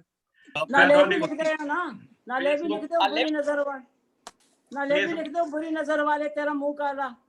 ਹਾਂਜੀ, ਉਹ ਚਲੋ ਮੈਸੇਜ ਤਾਂ ਇਹ ਆ ਜੀ, ਆਪਾਂ ਏਦਾਂ ਮੂੰਹੋਂ ਨਹੀਂ ਕਹਿਣਾ, ਪਰ ਉਹਨਾਂ ਨੂੰ ਸਮਝ ਆ ਜਾਣੀ ਆ। ਜਿਹੜੇ ਮਿਰਚਾਂ ਲੱਗੀਆਂ ਹੋਈਆਂ ਨਾ ਤੇ ਨਿੰਬੂ ਟੰਗਿਆ ਹੋਇਆ, ਸਾਰਿਆਂ ਨੇ ਦੇਖਿਆ। ਅਸੀਂ ਜਿਸ ਉਮਰ 'ਚ ਹੈਗੇ, ਸਾਨੂੰ ਸਾਰਿਆਂ ਨੂੰ ਪਤਾ ਇਹਦਾ ਕੀ ਮਤਲਬ ਹੁੰਦਾ। ਹਾਂਜੀ, ਸੁਰਿੰਦਰ ਕੌਰ 2, ਹਾਂਜੀ ਸਤਿ ਸ੍ਰੀ ਅਕਾਲ ਜੀ। ਹਾਂਜੀ, ਸਤਿ ਸ੍ਰੀ ਅਕਾਲ ਸਾਰੇ ਵੀਰਾਂ ਭੈਣਾਂ ਨੂੰ, ਸਤਿ ਸ੍ਰੀ ਅਕਾਲ ਜੀ। ਸਤਿ ਸ੍ਰੀ ਅਕਾਲ ਜੀ। ਤੁਸੀਂ ਕਿੱਦਾਂ ਜੀ? ਠੀਕ ਠਾਕ ਜੀ? ਠੀਕ ਠਾਕ, ਬਿਲਕੁਲ। ਵੀਕਐਂਡ ਵਧੀਆ ਨਿਕਲਿਆ ਜੀ? ਹਾਂਜੀ, ਠੀਕ ਨਿਕਲਿਆ। ਚਲੋ ਬਹੁਤ ਵਧੀਆ ਜੀ। ਸਤਵੰਤ ਕੌਰ ਜੀ, ਵਾਹਿਗੁਰੂ ਜੀ ਕਾ ਖਾਲਸਾ, ਵਾਹਿਗੁਰੂ ਜੀ ਕੀ ਫਤਿਹ। ਤੁਹਾਡਾ ਕਿੱਦਾਂ ਜੀ? ਵੀਕਐਂਡ ਵਧੀਆ ਨਿਕਲਿਆ ਜੀ? ਬਹੁਤ ਜੀ, ਬਹੁਤ ਵਧੀਆ। ਸਾਹ ਹੀ ਨਹੀਂ ਮਿਲਦਾ। ਹੁਣ ਬੱਚਿਆਂ ਨੂੰ ਸ਼ਬਦ ਤਿਆਰ ਕਰਵਾ ਰਹੇ ਗੁਰਪੁਰਬ ਲਈ। ਕੱਲ 9:30 ਤੋਂ ਲੈ ਕੇ 12 ਵਜੇ ਤੱਕ ਬਸ ਗਾ ਕੇ ਬਸ ਗਲਾ ਹੀ ਬੈਠ ਗਿਆ। ਤੁਸੀਂ ਕੀ ਕਿਹਾ ਜੀ? ਸਾਹ ਹੀ ਨਹੀਂ ਮਿਲਦਾ, ਸਾਹ ਹੀ ਨਹੀਂ ਆਉਂਦਾ ਜਾਂ ਇਦਾਂ ਕਿਸ ਕਿਹਾ ਤੁਸੀਂ? ਮਾੜਾ ਜਿਹਾ ਦੱਸਿਓ ਫਿਰ। ਮੈਨੂੰ ਵੀ ਪਤਾ ਕਿੱਦਾਂ ਹੋਇਆ। ਫਿਰ ਸ਼ਾਮੀ ਫੇਰ ਦੀਵਾਨ ਸੀ ਤੇ 6 ਤੋਂ 8 ਦੀਵਾਨ ਅਟੈਂਡ ਕੀਤਾ। ਸੋ ਦਿਨ ਨਿਕਲ ਗਿਆ, ਵਾਹਿਗੁਰੂ ਦਾ ਸੰਗਤ ਕਰ ਕਰਕੇ ਦਿਨ ਨਿਕਲ ਗਿਆ। ਠੀਕ ਹੈ ਜੀ। ਚਲੋ ਆ ਘੰਟਾ ਕਿ ਤੁਹਾਨੂੰ ਆ ਵੀ ਲੋਡ ਕਰਨਾ ਪੈਣਾ ਹੁਣ ਆਪਣੇ ਦਿਮਾਗ 'ਚ। ਹਾਂਜੀ, ਠੀਕ ਹੈ ਜੀ। ਦੇਖੋ ਜੀ, ਹੁਣ ਗੱਲਾਂ ਬਾਤਾਂ ਤਾਂ ਸਾਡੀਆਂ ਹੋ ਗਈਆਂ ਸਾਰਿਆਂ ਦੇ ਨਾਲ। ਜੇ ਕਿਸੇ ਨੇ ਕਰਨੀ ਆ ਤਾਂ ਵਾਹਿਗੁਰੂ ਜੀ ਕੀ ਫਤਿਹ ਜੀ। ਹੋਣੀ ਜੀ, ਵਾਹਿਗੁਰੂ ਜੀ ਕਾ ਖਾਲਸਾ, ਵਾਹਿਗੁਰੂ ਜੀ ਕੀ ਫਤਿਹ। ਸਾਰੀ ਮੈਂ ਲੇਟ ਹੋ ਗਈ ਆ। ਕੋਈ ਗੱਲ ਨਹੀਂ ਜੀ, ਹੁਣ ਤੁਸੀਂ ਟਿਕ ਕੇ ਬਹਿ ਜਾਇਓ। ਬਸ ਹੁਣ ਬੈਠਣ। ਹਾਂਜੀ, ਚਾਹ ਦਾ ਕੱਪ ਰੱਖ ਲਓ ਜਿਹੜਾ ਰੱਖਣਾ ਤੁਸੀਂ, ਆਪਣਾ ਤਾਂ ਸਮਾਨ ਸਮੂਨ ਰੱਖ ਕੇ ਤਾਂ ਬਹਿ ਜਾਓ। ਬੈਠਣ ਲੱਗੀ ਆ ਜੀ ਵੀਰ ਜੀ, ਸੌਰੀ। ਫਿਰਦੇ ਰਹਿੰਦੇ ਆ? ਹਾਂਜੀ, ਮੈਂ ਕਿਹਾ ਇਹ ਫਿਰਦੇ ਰਹਿੰਦੇ ਆ? ਨਹੀਂ ਜੀ, ਇਹ ਨਹੀਂ ਫਿਰਦੇ। ਸਾਡੇ ਹੋਰ ਭਾਈ ਜਿਹੜੇ ਆ ਥੋੜਾ ਜਿਹਾ ਡਿਸਟਰਬ ਹੁੰਦੇ ਆ, ਤਾਂ ਉਹ ਕਈ ਦਾ ਤਾਂ ਬਥੇਰੀ ਵਾਰੀ ਆ ਜੀ ਵੀ ਤੁਸੀਂ ਜੇ ਫਿਰਨਾ ਤੁਰਨਾ ਹੁੰਦਾ ਨਾ ਜੀ, ਤਾਂ ਤੁਸੀਂ ਆਪਣਾ ਜਿਹੜਾ ਕੈਮਰਾ ਉਹਨੂੰ ਆਫ ਕਰ ਲਿਆ ਕਰੋ, ਤਾਂ ਕਿ ਜਿਹੜੇ ਸਾਡੇ ਦੇਖਣ ਵਾਲੇ ਆ, ਸੁਣਨ ਵਾਲੇ, ਉਹਨਾਂ ਦੀ ਨਿਗਾਹ ਉੱਧਰ ਜਾਂਦੀ ਆ ਤਾਂ ਉਹ ਡਿਸਟਰਬ ਹੋ ਜਾਂਦੇ ਆ। ਇਹ ਬੇਨਤੀ ਆ ਤੁਹਾਨੂੰ ਸਾਰਿਆਂ ਨੂੰ, ਤੇ ਤਾਂ ਕਿ ਉਹਨਾਂ ਦੇ ਡਿਸਟਰਬੈਂਸ ਨਾ ਹੋਵੇ। ਤੇ ਪਰ ਫੇਰ ਵੀ ਕਈ ਵਾਰੀ ਚੇਤਾ ਭੁੱਲ ਜਾਂਦਾ ਜਾਂ ਕਿੱਦਾਂ, ਮੈਨੂੰ ਪਤਾ ਨਹੀਂ, ਪਰ ਚਲੋ ਮੈਨੂੰ ਬੜੀ ਉਮੀਦ ਆ ਵੀ ਧਿਆਨ ਰੱਖਿਆ ਕਰੋਗੇ ਤੁਸੀਂ ਗਾਹਾਂ ਨੂੰ ਵੀ। ਤੇ ਗਿਆਨੀ ਜੀ, ਤੁਸੀਂ ਕਿੱਦਾਂ? ਠੀਕ ਠਾਕ ਜੀ? ਚੜ੍ਹਦੀ ਕਲਾ। ਓਕੇ ਜੀ, ਫਿਰ ਆਪਾਂ ਮੇਰਾ ਖਿਆਲ ਹੁਣ ਤਾਂ ਹੋਰ ਬਹੁਤੀ ਗੱਲਬਾਤ ਕਰਨ ਦਾ ਟਾਈਮ ਜੇ ਆਪਾਂ ਲਾਤੇ ਤਾਂ ਪਤਾ ਨਹੀਂ ਅੱਧਾ ਘੰਟਾ ਹੀ ਲੱਗ ਜਾਵੇ, ਤਾਂ ਆਪਾਂ 18 ਮਿੰਟ ਹੋ ਗਏ ਆ, ਮੇਰਾ ਖਿਆਲ ਸ਼ੁਰੂ ਕਰ ਲਈਏ ਜੀ। ਸਾਡੇ ਨਾਲ ਹਾਂਜੀ ਪੰਕਤੀ ਕਿਹੜੀ ਸੀ ਭਲਾ ਪਤਾ ਹੈ ਕੋਈ? ਭਾਜੀ ਇੱਕ ਸੈਕਿੰਡ ਠਹਿਰੋ। ਹਾਂਜੀ ਗਿਆਨੀ ਜੀ 29ਵੀਂ ਮੁਖ ਜਪੀਏ ਅੰਤਰ ਪਿਆਰ, ਆਪਾਂ 28 ਕਰ ਲਈਆਂ ਸੀ, ਪੂਰੀ ਨਹੀਂ ਸੀ ਹੋਈ ਤੇ 29ਵੀਂ ਕਰਨੀ ਆ। ਬਿਲਕੁਲ ਬਿਲकुल बिल्कुल पन्ना हैगा 941। ਹਾਂਜੀ ਤੇ 28ਵੀਂ ਪੌੜੀ ਤੋਂ ਵਹਾਂ 29ਵੀਂ ਪੌੜੀ ਵੀ ਦੀ ਤੀਜੀ ਲਾਈਨ ਜਿਹੜੀ ਹੈ ਨਾ ਜੀ, ਉਹ ਹੈਗੀ ਗੁਰਮੁਖ ਜਪੀਏ ਅੰਤਰ ਪਿਆਰ। ਇੱਥੋਂ ਸ਼ੁਰੂ ਕਰ, ਇੱਥੋਂ ਤੁਸੀਂ ਪਹਿਲਾਂ ਸਮਾਪਤੀ ਕੀਤੀ ਸੀਗੀ, ਤੇ ਇੱਥੋਂ ਤੁਸੀਂ ਸ਼ੁਰੂ ਕਰਨਾ। ਠੀਕ ਹੈ ਜੀ, ਗਿਆਨੀ ਜੀ ਕੱਢ ਲਿਆ ਆਪਣਾ? ਹਾਂਜੀ ਵੀਰ ਜੀ ਠੀਕ ਹੈ ਜੀ, ਧੰਨਵਾਦ ਜੀ ਸਾਰਿਆਂ ਦਾ। ਧੰਨਵਾਦ ਆਪਣੇ ਹਾਲ ਚਾਲ ਦੱਸਣ ਦਾ ਵੀ, ਤੇ ਕੋਈ ਗੱਲਬਾਤ ਹੋਵੇ ਤਾਂ ਮਤਲਬ ਜਿਹੜੀ ਕੋਈ ਉੱਚੀ ਨੀਵੀਂ ਹੋ ਗਈ ਤਾਂ ਉਹਨੇ ਮਾਫੀ ਚਾਹੁੰਦੇ ਆ, ਪਰ ਆਪਣੇ ਵੱਲੋਂ ਨਹੀਂ ਕੋਈ ਜਾਣ ਕੇ ਕੀਤੀ। Thank you so much. ਤੇ ਹੁਣ ਗਿਆਨੀ ਜੀ ਤੇ ਸਾਰਿਆਂ ਨੂੰ ਬੇਨਤੀ ਹੈ ਜੀ, ਪਹਿਲਾਂ ਤਾਂ ਵੀ ਤੁਸੀਂ ਟਿਕ ਕੇ ਕਥਾ ਸੁਣਿਓ, ਘੰਟੇ ਕੁ ਬਾਅਦ ਮੁੜ ਕੇ ਆਵਾਂਗੇ, ਤੇ ਕਥਾ ਦੇ ਬਾਅਦ ਸਵਾਲ ਜਵਾਬ ਜਿਹੜੇ ਕਰਨੇ ਉਹ ਕਰਾਂਗੇ ਜੀ। ਗਿਆਨੀ ਜੀ ਜਦੋਂ ਵੀ ਤੁਸੀਂ ਹੁਣ ਰੈਡੀ ਹੋਵੋਗੇ ਤਾਂ ਆਪਣੇ ਅੱਜ ਦੀ ਕਥਾ ਸ਼ੁਰੂ ਕਰ ਦਿਓ ਜੀ। ਧੰਨਵਾਦ।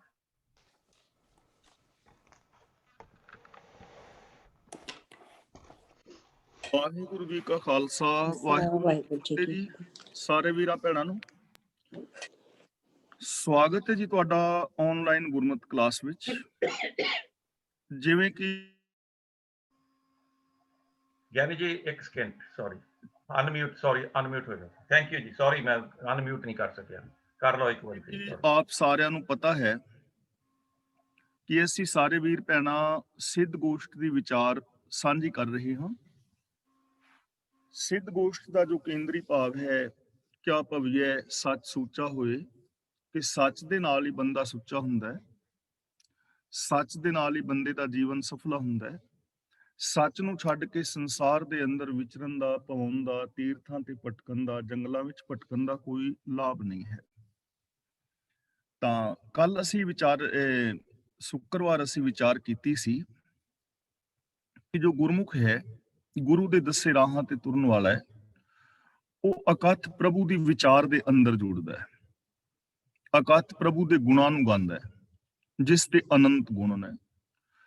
ਔਰ ਗੁਰੂ ਦੇ ਚਰਨਾਂ ਦੀ ਸ਼ਰਨ ਵਿੱਚ ਰਹਿਣ ਵਾਲਾ, ਗੁਰੂ ਗਿਆਨ ਦੀ ਅਗਵਾਈ ਵਿੱਚ ਤੁਰਨ ਵਾਲਾ ਨਿਭ ਹੈ ਸਭ ਪਰਿਵਾਰ। ਪਰਿਵਾਰ ਦੇ ਅੰਦਰ ਰਹਿੰਦਿਆਂ, ਗ੍ਰਸਥ ਦੇ ਅੰਦਰ ਰਹਿੰਦਿਆਂ ਹੀ ਵਿਕਾਰਾਂ ਤੋਂ ਖੁਲਾਸੀ ਪਾ ਲੈਂਦਾ। ਉਹਨੂੰ ਸੰਸਾਰ ਤਿਆਗਣ ਦੀ ਲੋੜ ਨਹੀਂ ਹੈ, ਕਿਉਂਕਿ ਗੁਰਮਤਿ ਗ੍ਰਸਥ ਧਰਮ ਦੀ ਪ੍ਰਧਾਨਤਾ ਮੰਨਦੀ ਹੈ, ਔਰ ਸੰਸਾਰ ਦੇ ਵਿੱਚ ਰਹਿ ਕੇ ਹੀ ਵਿਕਾਰਾਂ ਤੋਂ ਨਿਰਲੇਪ ਹੋ ਕੇ ਜ਼ਿੰਦਗੀ ਜੀਣਾ ਮੁਕਤੀ ਹੈ। ਇਸ ਤਰ੍ਹਾਂ ਗੁਰੂ ਗਿਆਨ ਦੇ ਦੱਸੇ ਰਾਹਾਂ ਤੇ ਤੁਰਨ ਵਾਲਾ ਪਰਿਵਾਰ ਵਿੱਚ ਰਹਿੰਦਿਆਂ ਹੋਇਆਂ, ਸੰਸਾਰ ਵਿੱਚ ਗ੍ਰਸਥ ਵਿੱਚ ਵਿਚਰਦਿਆਂ, ਆਪਣੇ ਫਰਜ਼ਾਂ ਨੂੰ ਪੂਰਿਆਂ ਕਰਦਿਆਂ ਹੋਇਆਂ ਵਿਕਾਰਾਂ ਤੋਂ ਮੁਕਤ ਹੋ ਜਾਂਦਾ। ਹੁਣ ਗੁਰਦੇਵ ਪਾਤਸ਼ਾਹ ਜੀ ਅਗਲਾ ਬਚਨ ਕਰਦੇ ਨੇ, ਗੁਰਮੁਖ ਜਪੀਐ ਅੰਤਰ ਪਿਆਰ। ਅੰਤਰ ਪਿਆਰ ਦਾ ਮਤਲਬ ਅੰਦਰ ਦੇ ਪਿਆਰ ਨਾਲ, ਦਿਲੀ ਪਿਆਰ ਦੇ ਨਾਲ।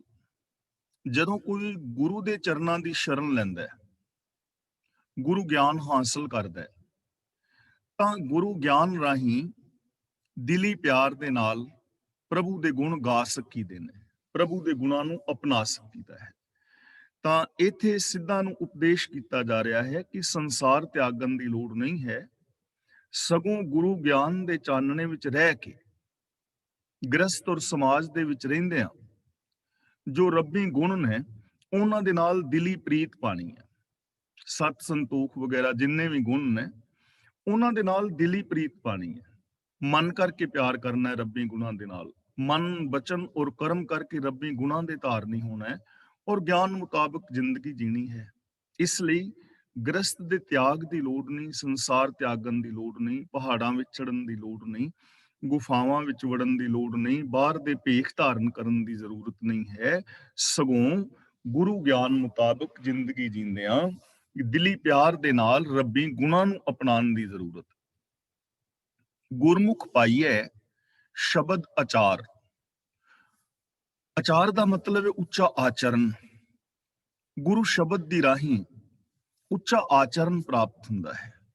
ਗੁਰੂ ਸ਼ਬਦ ਦੀ ਰਾਹੀਂ ਉੱਚਾ ਆਚਰਨ ਪ੍ਰਾਪਤ ਹੁੰਦਾ ਹੈ, ਉੱਚੀ ਸੋਚ ਪ੍ਰਾਪਤ ਹੁੰਦੀ ਹੈ, ਔਰ ਬੰਦਾ ਸੱਚ ਦੇ ਵਿੱਚ ਲੀਨ ਹੋ ਜਾਂਦਾ ਹੈ।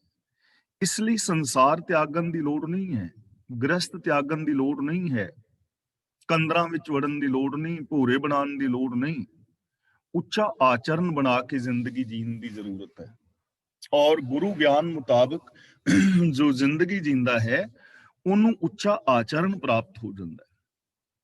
ਉੱਚੇ ਆਚਰਨ ਦਾ ਧਾਰਨੀ ਹੋ ਕੇ ਸੰਸਾਰ ਦੇ ਵਿੱਚ ਜੀਂਦਾ ਹੈ।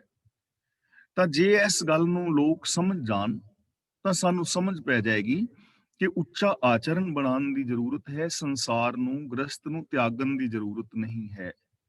ਤਾਂ ਅੱਜ ਜਦੋਂ ਅਸੀਂ ਆਮ ਬਾਬਿਆਂ ਵੱਲ ਦੇਖਦੇ ਹਾਂ ਤਾਂ ਉਹ ਵੀ ਇਹ ਸਾਨੂੰ ਦੂਜਾ ਰੂਪ ਹੀ ਨਜ਼ਰੀ ਪੈਂਦਾ ਹੈ। ਉਹ ਜੰਗਲਾਂ ਵਿੱਚ ਵਿਚਰ ਰਹੇ ਸਨ, ਇੱਥੇ ਭੋਰੇ ਬਣਾਏ ਹੋਏ ਨੇ ਜਾਂ ਡੇਰੇ ਬਣਾਏ ਨੇ, ਫਰਕ ਕੋਈ ਨਹੀਂ ਹੈ। ਜ਼ਰੂਰਤ ਤਿਆਗ ਦੀ ਲੋੜ ਨਹੀਂ, ਜ਼ਰੂਰਤ ਉੱਚੇ ਆਚਰਨ ਮੁਤਾਬਕ ਜ਼ਿੰਦਗੀ ਜੀਣ ਦੀ ਹੈ।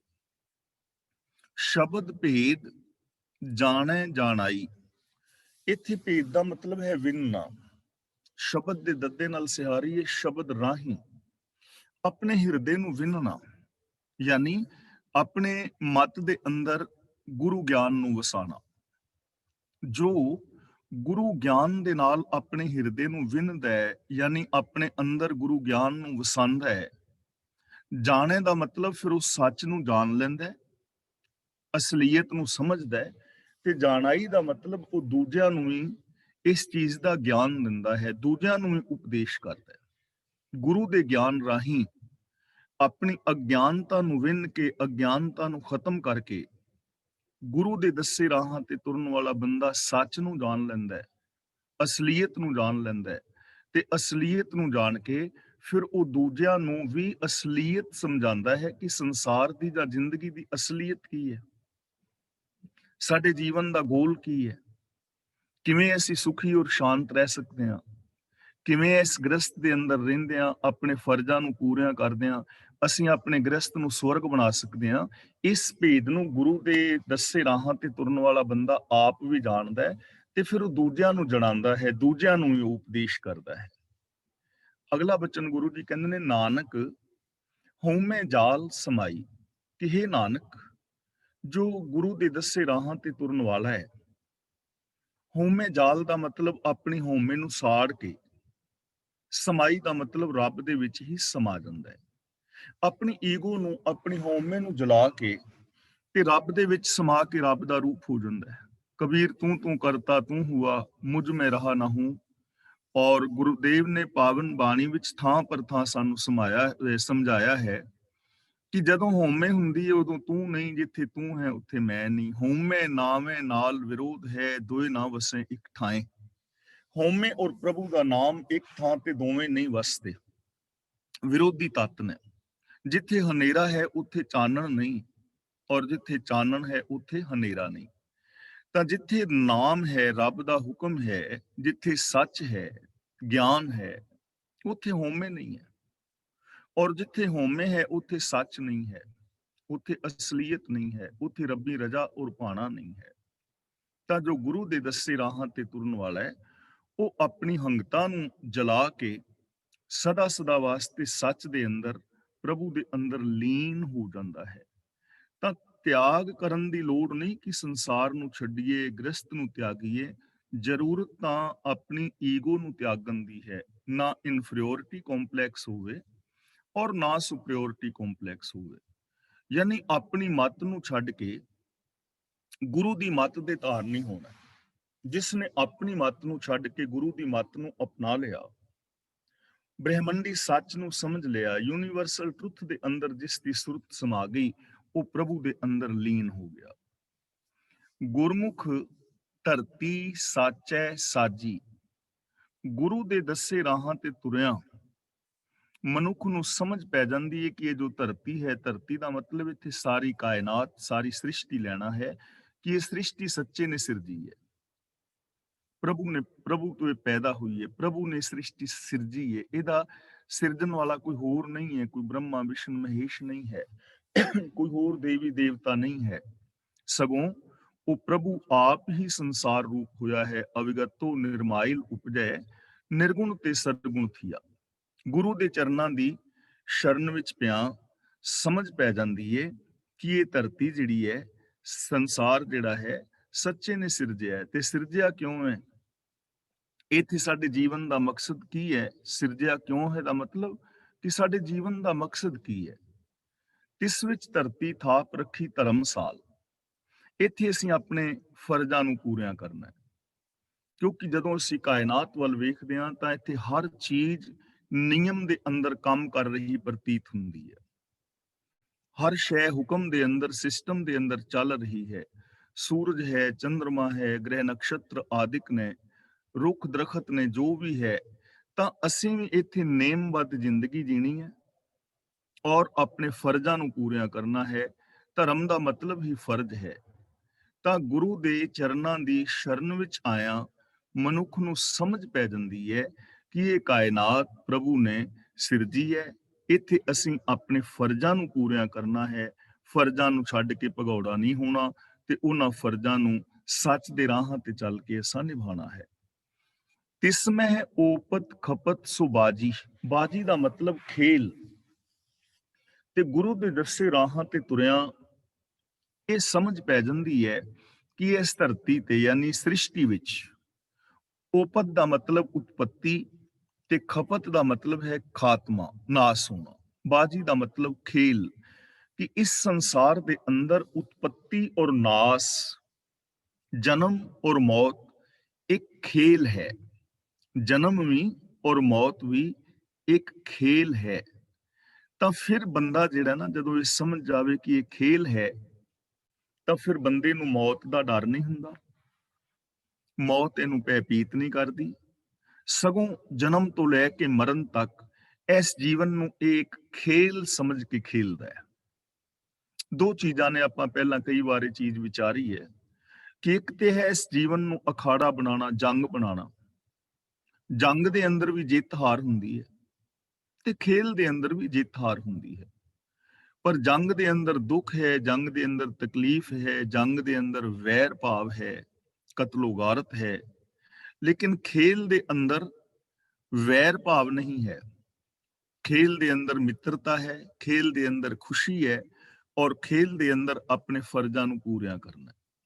ਤੇ ਕਈ ਵਾਰ ਐਸਾ ਹੁੰਦਾ ਨਾ, ਕੋਈ ਟੀਮ ਹਾਰ ਜਾਂਦੀ ਹੈ, ਪਰ ਮੈਨ ਆਫ ਦਾ ਮੈਚ ਉਸ ਹਾਰੀ ਹੋਈ ਟੀਮ ਦੇ ਕਿਸੇ ਖਿਡਾਰੀ ਨੂੰ ਮਿਲ ਜਾਂਦਾ ਹੈ। ਉਹਦਾ ਰੀਜ਼ਨ ਕੀ ਹੈ?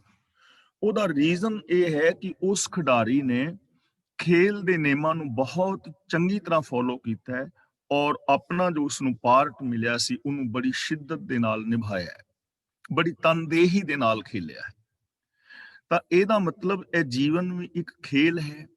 ਜਨਮ ਤੋਂ ਲੈ ਕੇ ਮਰਨ ਤੱਕ ਜੋ ਸਾਨੂੰ ਸਮਾਂ ਮਿਲਿਆ ਹੈ ਉਹਨੂੰ ਅਸੀਂ ਜੀਵਨ ਕਹਿੰਦੇ ਹਾਂ। ਇਹ ਜੀਵਨ ਖੇਲ ਦੇ ਅੰਦਰ ਸਾਨੂੰ ਬਹੁਤ ਸਾਰੇ ਪਾਰਟ ਮਿਲੇ ਨੇ, ਬਹੁਤ ਸਾਰੇ ਰੋਲ ਮਿਲੇ ਨੇ, ਤੇ ਉਹ ਜਿਹੜੇ ਰੋਲ ਨੇ ਉਹਨਾਂ ਨੂੰ ਅਸੀਂ ਨਿਭਾਉਣਾ ਹੈ। ਕਿਤੇ ਕਿਸੇ ਨੂੰ ਧੀ ਦਾ, ਮਾਂ ਦਾ, ਨੂੰਹ ਦਾ, ਸੱਸ ਦਾ, ਕਿਸੇ ਨੂੰ ਪੁੱਤਰ ਦਾ, ਪਿਓ ਦਾ, ਚਾਚੇ ਤਾਇਆਂ ਦਾ, ਇਹ ਸਾਰੇ ਰੋਲ ਮਿਲੇ ਨੇ। ਇਹਨਾਂ ਨੂੰ ਅਸੀਂ ਸੱਚਾਈ ਨੂੰ ਬੇਸ ਬਣਾ ਕੇ ਨਿਭਾਉਣਾ ਹੈ। ਤੇ ਜਿਹੜਾ ਬੜੀ ਇਮਾਨਦਾਰੀ ਦੇ ਨਾਲ, ਬੜੇ ਉਦਮ ਦੇ ਨਾਲ ਇਹਨਾਂ ਮਿਲੇ ਹੋਏ ਫਰਜ਼ਾਂ ਨੂੰ ਨਿਭਾ ਜਾਂਦਾ ਹੈ, ਉਹ ਇਸ ਜੀਵਨ ਬਾਜੀ ਦੇ ਅੰਦਰ ਜਿੱਤ ਜਾਂਦਾ ਹੈ। ਉਹਦਾ ਜੀਵਨਾ, ਉਹਦਾ ਖੇਲਣਾ ਸਫਲ ਹੋ ਜਾਂਦਾ ਹੈ। ਉਹਨੂੰ ਜ਼ਿੰਦਗੀ ਦੇ ਅੰਦਰ ਖੁਸ਼ੀ ਮਿਲਦੀ ਹੈ। ਤਾਂ ਗੁਰੂ ਪਾਤਸ਼ਾਹ ਜੀ ਕਹਿੰਦੇ ਨੇ, ਜਨਮ ਤੋਂ ਲੈ ਕੇ ਮਰਨ, ਜਨਮ ਔਰ ਮਰਨ ਇਸ ਸੰਸਾਰ ਦੇ ਅੰਦਰ ਖੇਲ ਹੈ ਔਰ ਇਹਨੂੰ ਇੱਕ ਖੇਲ ਸਮਝ ਕੇ ਖੇਲਣਾ ਹੈ। ਗੁਰੂ ਦੇ ਦੱਸੇ ਰਾਹਾਂ ਤੇ ਤੁਰਨ ਵਾਲੇ ਬੰਦੇ ਨੂੰ ਇਹ ਸਮਝ ਪੈ ਜਾਂਦੀ ਹੈ ਕਿ ਉਤਪਤੀ ਔਰ ਵਿਨਾਸ਼, ਜਨਮ ਔਰ ਮੌਤ ਇਸ ਦੁਨੀਆ ਦੇ ਅੰਦਰ ਖੇਲ ਹੈ ਔਰ ਇਸ ਖੇਲ ਨੂੰ ਮੈਂ ਚੰਗੀ ਤਰ੍ਹਾਂ ਖੇਲਣਾ ਹੈ। ਗੁਰ ਕੈ ਸ਼ਬਦ ਰਪੈ ਰੰਗ ਲਾਏ। ਇੱਥੇ ਰਪੈ ਦਾ ਮਤਲਬ ਹੈ ਰੰਗੀਜ ਜਾਂਦਾ ਹੈ, ਰੰਗਿਆ ਜਾਂਦਾ ਹੈ। ਰਪੈ ਦਾ ਮਤਲਬ ਰੰਗਿਆ ਜਾਂਦਾ ਹੈ ਤੇ ਰੰਗ ਦਾ ਮਤਲਬ ਹੈ ਪਿਆਰ। ਗੁਰ ਕੈ ਸ਼ਬਦ ਦਾ ਮਤਲਬ ਗੁਰੂ ਦੇ ਸ਼ਬਦ ਦੀ ਰਾਹੀਂ, ਗੁਰੂ ਦੇ ਦਿੱਤੇ ਵੇ ਆਫ ਲਾਈਫ ਰਾਹੀਂ, ਗੁਰੂ ਦੇ ਗਿਆਨ ਰਾਹੀਂ ਜਿਹੜਾ ਬੰਦਾ ਹੈ ਪ੍ਰਭੂ ਪਿਆਰ ਦੇ ਨਾਲ ਰੰਗਿਆ ਜਾਂਦਾ ਹੈ, ਸ਼ੁਭ ਗੁਣਾਂ ਦੇ ਨਾਲ ਆਪਣੇ ਆਪ ਨੂੰ ਰੰਗ ਲੈਂਦਾ ਹੈ। ਤੇ ਰੰਗੀ ਕਿਹੜੀ ਚੀਜ਼ ਜਾਂਦੀ ਹੈ? ਜਿਸ ਵਿੱਚ ਪਾਣੀ ਆਰ ਪਾਰ ਹੋ ਜਾਏ।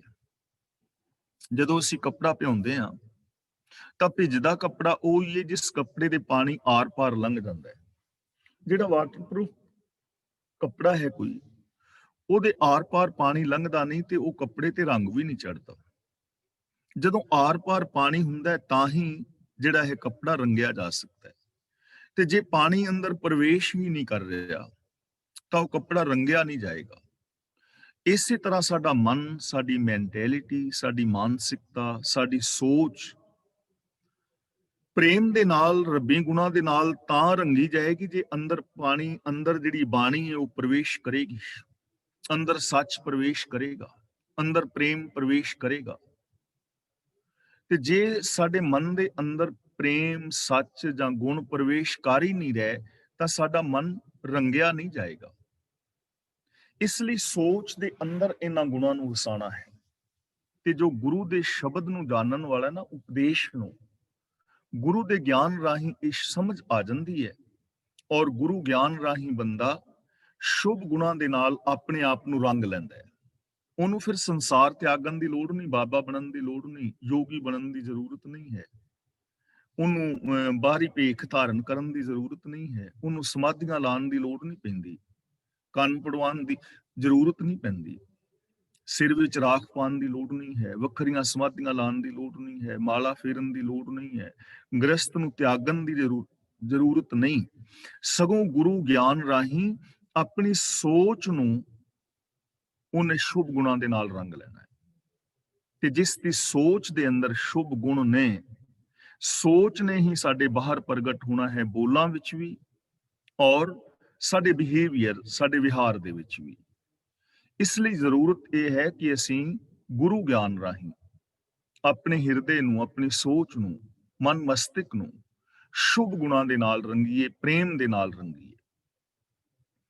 ਸਾਚ ਰਤੋ ਪਤ ਸਿਉ ਘਰ ਜਾਏ। ਸਾਚ ਦਾ ਮਤਲਬ ਸੱਚ ਵਿੱਚ, ਸੱਚ ਦੁਆਰਾ। ਰਤੋ ਦਾ ਮਤਲਬ ਰਤਿਆ ਹੋਇਆ, ਰੰਗਿਆ ਹੋਇਆ। ਪਤ ਦਾ ਮਤਲਬ ਹੈ ਇੱਜ਼ਤ। ਘਰ ਜਾਏ ਦਾ ਮਤਲਬ ਘਰ ਵਿੱਚ ਚਲਾ ਜਾਂਦਾ ਹੈ, ਟਿਕ ਜਾਂਦਾ ਹੈ। ਜੋ ਸੱਚ ਦੇ ਨਾਲ ਰੰਗਿਆ ਹੋਇਆ ਹੈ, ਜਿਨਨੇ ਆਪਣੇ ਮਨ ਮਸਤਕ ਨੂੰ ਸੱਚ ਦੇ ਨਾਲ ਰੰਗ ਲਿਆ, ਮਨ ਵਚਨ ਕਰਮ ਕਰਕੇ ਜੋ ਸੱਚ ਦਾ ਧਾਰਨੀ ਹੋ ਗਿਆ, ਉਹ ਇੱਜ਼ਤ ਦੇ ਨਾਲ ਆਪਣੇ ਘਰ ਚਲਾ ਜਾਂਦਾ ਹੈ, ਪ੍ਰਭੂ ਦੇ ਅੰਦਰ ਸਮਾ ਜਾਂਦਾ ਹੈ, ਆਪਣੇ ਅੰਦਰ ਟਿਕ ਜਾਂਦਾ ਹੈ। ਹੁਣ ਸਾਡਾ ਘਰ ਕਿਹੜਾ ਹੈ? ਯੂਨੀਵਰਸਲ ਟਰੁੱਥ ਦੇ ਅੰਦਰ ਸਮਾ ਜਾਣਾ, ਸੱਚ ਦੇ ਅੰਦਰ ਸੋਚ ਦਾ ਲੀਨ ਹੋ ਜਾਣਾ ਹੀ ਅਸਲ ਘਰ ਹੈ। ਅਸਲ ਘਰ ਸਾਡਾ ਹੈ ਸੱਚ, ਸੱਚ ਦੇ ਅੰਦਰ ਸਮਾ ਜਾਣਾ। ਤੇ ਸੱਚ ਦੇ ਅੰਦਰ ਕੌਣ ਸਮਾਉਂਦਾ ਹੈ? ਜਿਹੜਾ ਸਚਿਆਰ ਹੋ ਜਾਏ। ਤੇ ਸਚਿਆਰ ਕੌਣ ਹੁੰਦਾ ਹੈ? ਜੋ ਰੱਬੀ ਹੁਕਮ ਦੇ ਵਿੱਚ ਤੁਰਦਾ ਹੈ, ਕਿਉਂਕਿ ਰੱਬ ਆਪ ਸਚਿਆਰ ਹੈ। ਤੂੰ ਕਰਤਾ ਸਚਿਆਰ ਮਹਿੰਦਾ ਸਾਈਂ। ਤੇ ਅਸੀਂ ਵੀ ਸਚਿਆਰ ਹੋਣਾ ਹੈ। ਸਾਡੀ ਮੰਜ਼ਿਲ ਵੀ ਇਹੀ ਹੈ ਕਿ ਸਚਿਆਰਾ ਹੋਈ ਹੈ। ਸਾਡੀ ਜ਼ਿੰਦਗੀ ਦਾ ਸਵਾਲ ਵੀ ਇਹੀ ਹੈ ਕਿ ਅਸੀਂ ਸਚਿਆਰ ਕਿਵੇਂ ਹੋਣਾ ਹੈ। ਤਾਂ ਜਿਹੜਾ ਮਨ ਬਚਨ ਕਰਮ ਕਰਕੇ ਗੁਰੂ ਗਿਆਨ ਰਾਹੀਂ ਸੱਚ ਦੇ ਅੰਦਰ ਰੰਗਿਆ ਜਾਂਦਾ ਹੈ, ਉਹ ਆਪਣੇ ਨਿਜ ਘਰ ਦੇ ਅੰਦਰ ਟਿਕ ਜਾਂਦਾ ਹੈ, ਯੂਨੀਵਰਸਲ ਟਰੁੱਥ ਦੇ ਅੰਦਰ ਸਮਾ ਜਾਂਦਾ ਹੈ, ਰੱਬ ਦੇ ਅੰਦਰ ਸਮਾ ਜਾਂਦਾ ਹੈ, ਰੱਬ ਵਰਗਾ ਹੋ ਜਾਂਦਾ ਹੈ। ਉਹਦੀ ਪੂਰੇ ਸੰਸਾਰ ਦੇ ਨਾਲ ਫਿਰ ਤਾਲਮੇਲ ਬਣਦਾ ਹੈ। ਉਹ ਆਪਣੇ ਆਪੇ ਨੂੰ ਹੀ ਦੂਜਿਆਂ ਦੇ ਵਿੱਚ ਵੀ ਵੇਖਦਾ ਹੈ। ਤਾਂ ਕਿੰਨਾ ਦੇਖੋ ਸੌਖਾ ਕੰਮ, ਕਿੰਨਾ ਆਸਾਨ ਜੀਵਨ ਗੁਰੂ ਸਾਹਿਬ ਜੀ ਇਨਸਾਨ ਨੂੰ ਦੇ ਰਹੇ ਨੇ ਕਿ ਗੁਰੂ ਗਿਆਨ ਦੇ ਧਾਰਨੀ ਹੋ ਕੇ ਸੱਚ ਦੇ ਅੰਦਰ ਆਪਣੀ ਸੋਚ ਨੂੰ ਰੰਗਣਾ ਹੈ। ਯਾਨੀ ਗਿਆਨ ਦੀ ਜੋ ਵਰਤੋਂ ਕਰਨੀ ਹੈ ਨਾ, ਉਹ ਸੱਚ ਵਾਸਤੇ ਕਰਨੀ ਹੈ, ਝੂਠ ਵਾਸਤੇ ਨਹੀਂ। ਆਮ ਬੰਦਾ ਗਿਆਨ ਦੀ ਵਰਤੋਂ ਝੂਠ ਵਾਸਤੇ ਕਰਦਾ ਹੈ, ਵੈਰ ਵਿਰੋਧ ਵਾਸਤੇ ਕਰਦਾ ਹੈ। ਗਿਆਨ ਦੀ ਵਰਤੋਂ ਗਲਤ ਹੈ, ਉਹ ਐਨਰਜੀ ਦੀ ਗਲਤ ਵਰਤੋਂ ਕਰ ਰਿਹਾ ਹੈ। ਆਪਣੀ ਜੀਵਨ ਸ਼ਕਤੀ ਨੂੰ, ਆਪਣੇ ਗਿਆਨ ਨੂੰ ਸੱਚ ਵਾਸਤੇ ਵਰਤਣਾ ਹੈ। ਸੱਚ ਦੇ ਅੰਦਰ ਆਪਣੇ ਆਪ ਨੂੰ ਰੰਗਣਾ ਹੈ, ਸਚਿਆਰ ਹੋ ਜਾਣਾ ਹੈ, ਸੱਚੇ ਦੇ ਅੰਦਰ ਸਮਾ ਜਾਣਾ। ਸਾਚ ਸ਼ਬਦ ਬਿਨ ਪਤ ਨਹੀਂ ਪਾਵੇ। ਇੱਥੇ ਸ਼ਬਦ ਦਾ ਮਤਲਬ ਹੈ ਗੁਰੂ ਦਾ ਉਪਦੇਸ਼ ਯਾਨੀ ਗਿਆਨ। ਜੋ ਸੱਚਾ ਸ਼ਬਦ ਹੈ, ਸੱਚਾ ਗਿਆਨ ਹੈ, ਉਹਦੇ ਤੋਂ ਬਿਨਾਂ ਇੱਜ਼ਤ ਨਹੀਂ ਮਿਲਦੀ। ਦੇਖੋ ਹੁਣ ਸੱਚ ਨੂੰ ਅਸੀਂ ਅਪਣਾ ਤੇ ਲਵਾਂਗੇ ਜੇ ਸੱਚ ਦੀ ਸਮਝ ਆ ਜਾਏ, ਪਰ ਸੱਚ ਦੀ ਸਮਝ ਨਾ ਆਏ, ਬੰਦਾ ਝੂਠ ਨੂੰ ਹੀ ਸੱਚ ਸਮਝ ਲਵੇ ਤਾਂ ਫਿਰ ਪ੍ਰੋਬਲਮ ਆਏਗੀ ਨਾ। ਇਸ ਕਰਕੇ ਸੱਚ ਔਰ ਝੂਠ ਦੀ ਪਹਿਚਾਨ ਵਾਲਾ ਗਿਆਨ ਜ਼ਰੂਰ ਚਾਹੀਦਾ ਹੈ। ਗਿਆਨ ਨਾ ਹੋਣ ਕਰਕੇ ਅਸੀਂ ਕਿੰਨੇ ਸਾਰੇ ਕਰਮ ਨੇ ਜਿਨ੍ਹਾਂ ਨੂੰ ਲੋਕ ਧਰਮ ਸਮਝ ਕੇ ਅਪਣਾਈ ਬੈਠੇ ਨੇ। ਕਿੰਨੇ ਪਿਆਰ ਨਾਲ ਲੋਕ ਕਰਦੇ ਨੇ ਕਰਮ ਕਾਂਡ, ਚਾਹੇ ਉਹ ਤੀਰਥਾਂ ਤੇ ਨਹਾਣਾ, ਕਿੰਨੀ ਸ਼ਰਧਾ ਨਾਲ ਜਾਂਦੇ ਨੇ ਲੋਕ, ਵਰਤ ਰੱਖ ਰਹੇ ਨੇ, ਨਰਾਤੇ ਰੱਖ ਰਹੇ ਨੇ, ਸਰਾਧ ਕਰ ਰਹੇ ਨੇ, ਨੰਗੇ ਪੈਰੀ ਫਿਰ ਰਹੇ ਨੇ। ਕੁਛ ਲੋਕ ਮੜੀਆਂ ਵਿੱਚ ਬੈਠੇ ਨੇ, ਆ ਜੋਗੀ ਜਿਹੜੇ ਨੇ ਬਾਹਰ ਜੰਗਲਾਂ ਵਿੱਚ ਭਟਕ ਰਹੇ ਸਨ, ਬਾਬੇ ਬਾਬੇ ਹੋ ਗਏ ਨੇ। ਲੋਕ ਕਰੀ ਜਾ ਰਹੇ ਨੇ ਨਾ ਕਰਮ, ਲੇਕਿਨ ਇਹ ਸੱਚ ਨਹੀਂ ਹੈ। ਇਹ ਸੱਚ ਨਹੀਂ ਹੈ। ਸੱਚ ਕੁਛ ਹੋਰ ਹੈ, ਸੱਚੀ ਜ਼ਿੰਦਗੀ ਕੁਛ ਹੋਰ ਹੈ। ਹੁਣ ਸੱਚ ਦੀ ਸਮਝ ਨਾ ਹੋਵੇ ਤੇ ਅਗਿਆਨਤਾ ਵਸ ਬੰਦਾ ਉਹ ਕਰਮ ਕਰੀ ਜਾਏ ਤਾਂ ਫਿਰ ਮਾਨ ਜਿਹੜਾ ਹੈ ਰੱਬੀ ਦਰ ਤੇ ਨਹੀਂ ਮਿਲੇਗਾ। ਸਾਚ ਸ਼ਬਦ ਬਿਨ, ਸੱਚੇ ਗਿਆਨ ਤੋਂ ਬਿਨਾ ਇੱਜ਼ਤ ਹਾਸਲ ਨਹੀਂ ਹੁੰਦੀ। ਇਸ ਲਈ ਗਿਆਨ ਦੀ ਵਰਤੋਂ ਅਸੀਂ ਸੱਚ ਵਾਸਤੇ ਕਰਨੀ ਹੈ, ਚੰਗੇ ਜੀਵਨ ਵਾਸਤੇ ਕਰਨੀ ਹੈ। ਜੇ ਅਸੀਂ ਸੱਚ ਵਾਸਤੇ ਗਿਆਨ ਦੀ ਵਰਤੋਂ ਕਰਾਂਗੇ ਤਾਂ ਦੁਨੀਆ ਵਿੱਚ ਮਾਨ ਆਦਰ ਮਿਲੇਗਾ। ਜਿਹੜੇ ਸਚਿਆਰ ਪੁਰਸ਼ ਨੇ ਉਹ ਪ੍ਰਵਾਨ ਨੇ, ਉਹ ਪ੍ਰਧਾਨ ਨੇ, ਉਹ ਰਾਜਿਆਂ ਦੀ ਮਹਿਫਿਲ ਦਾ ਵੀ ਸ਼ਿੰਗਾਰ ਨੇ।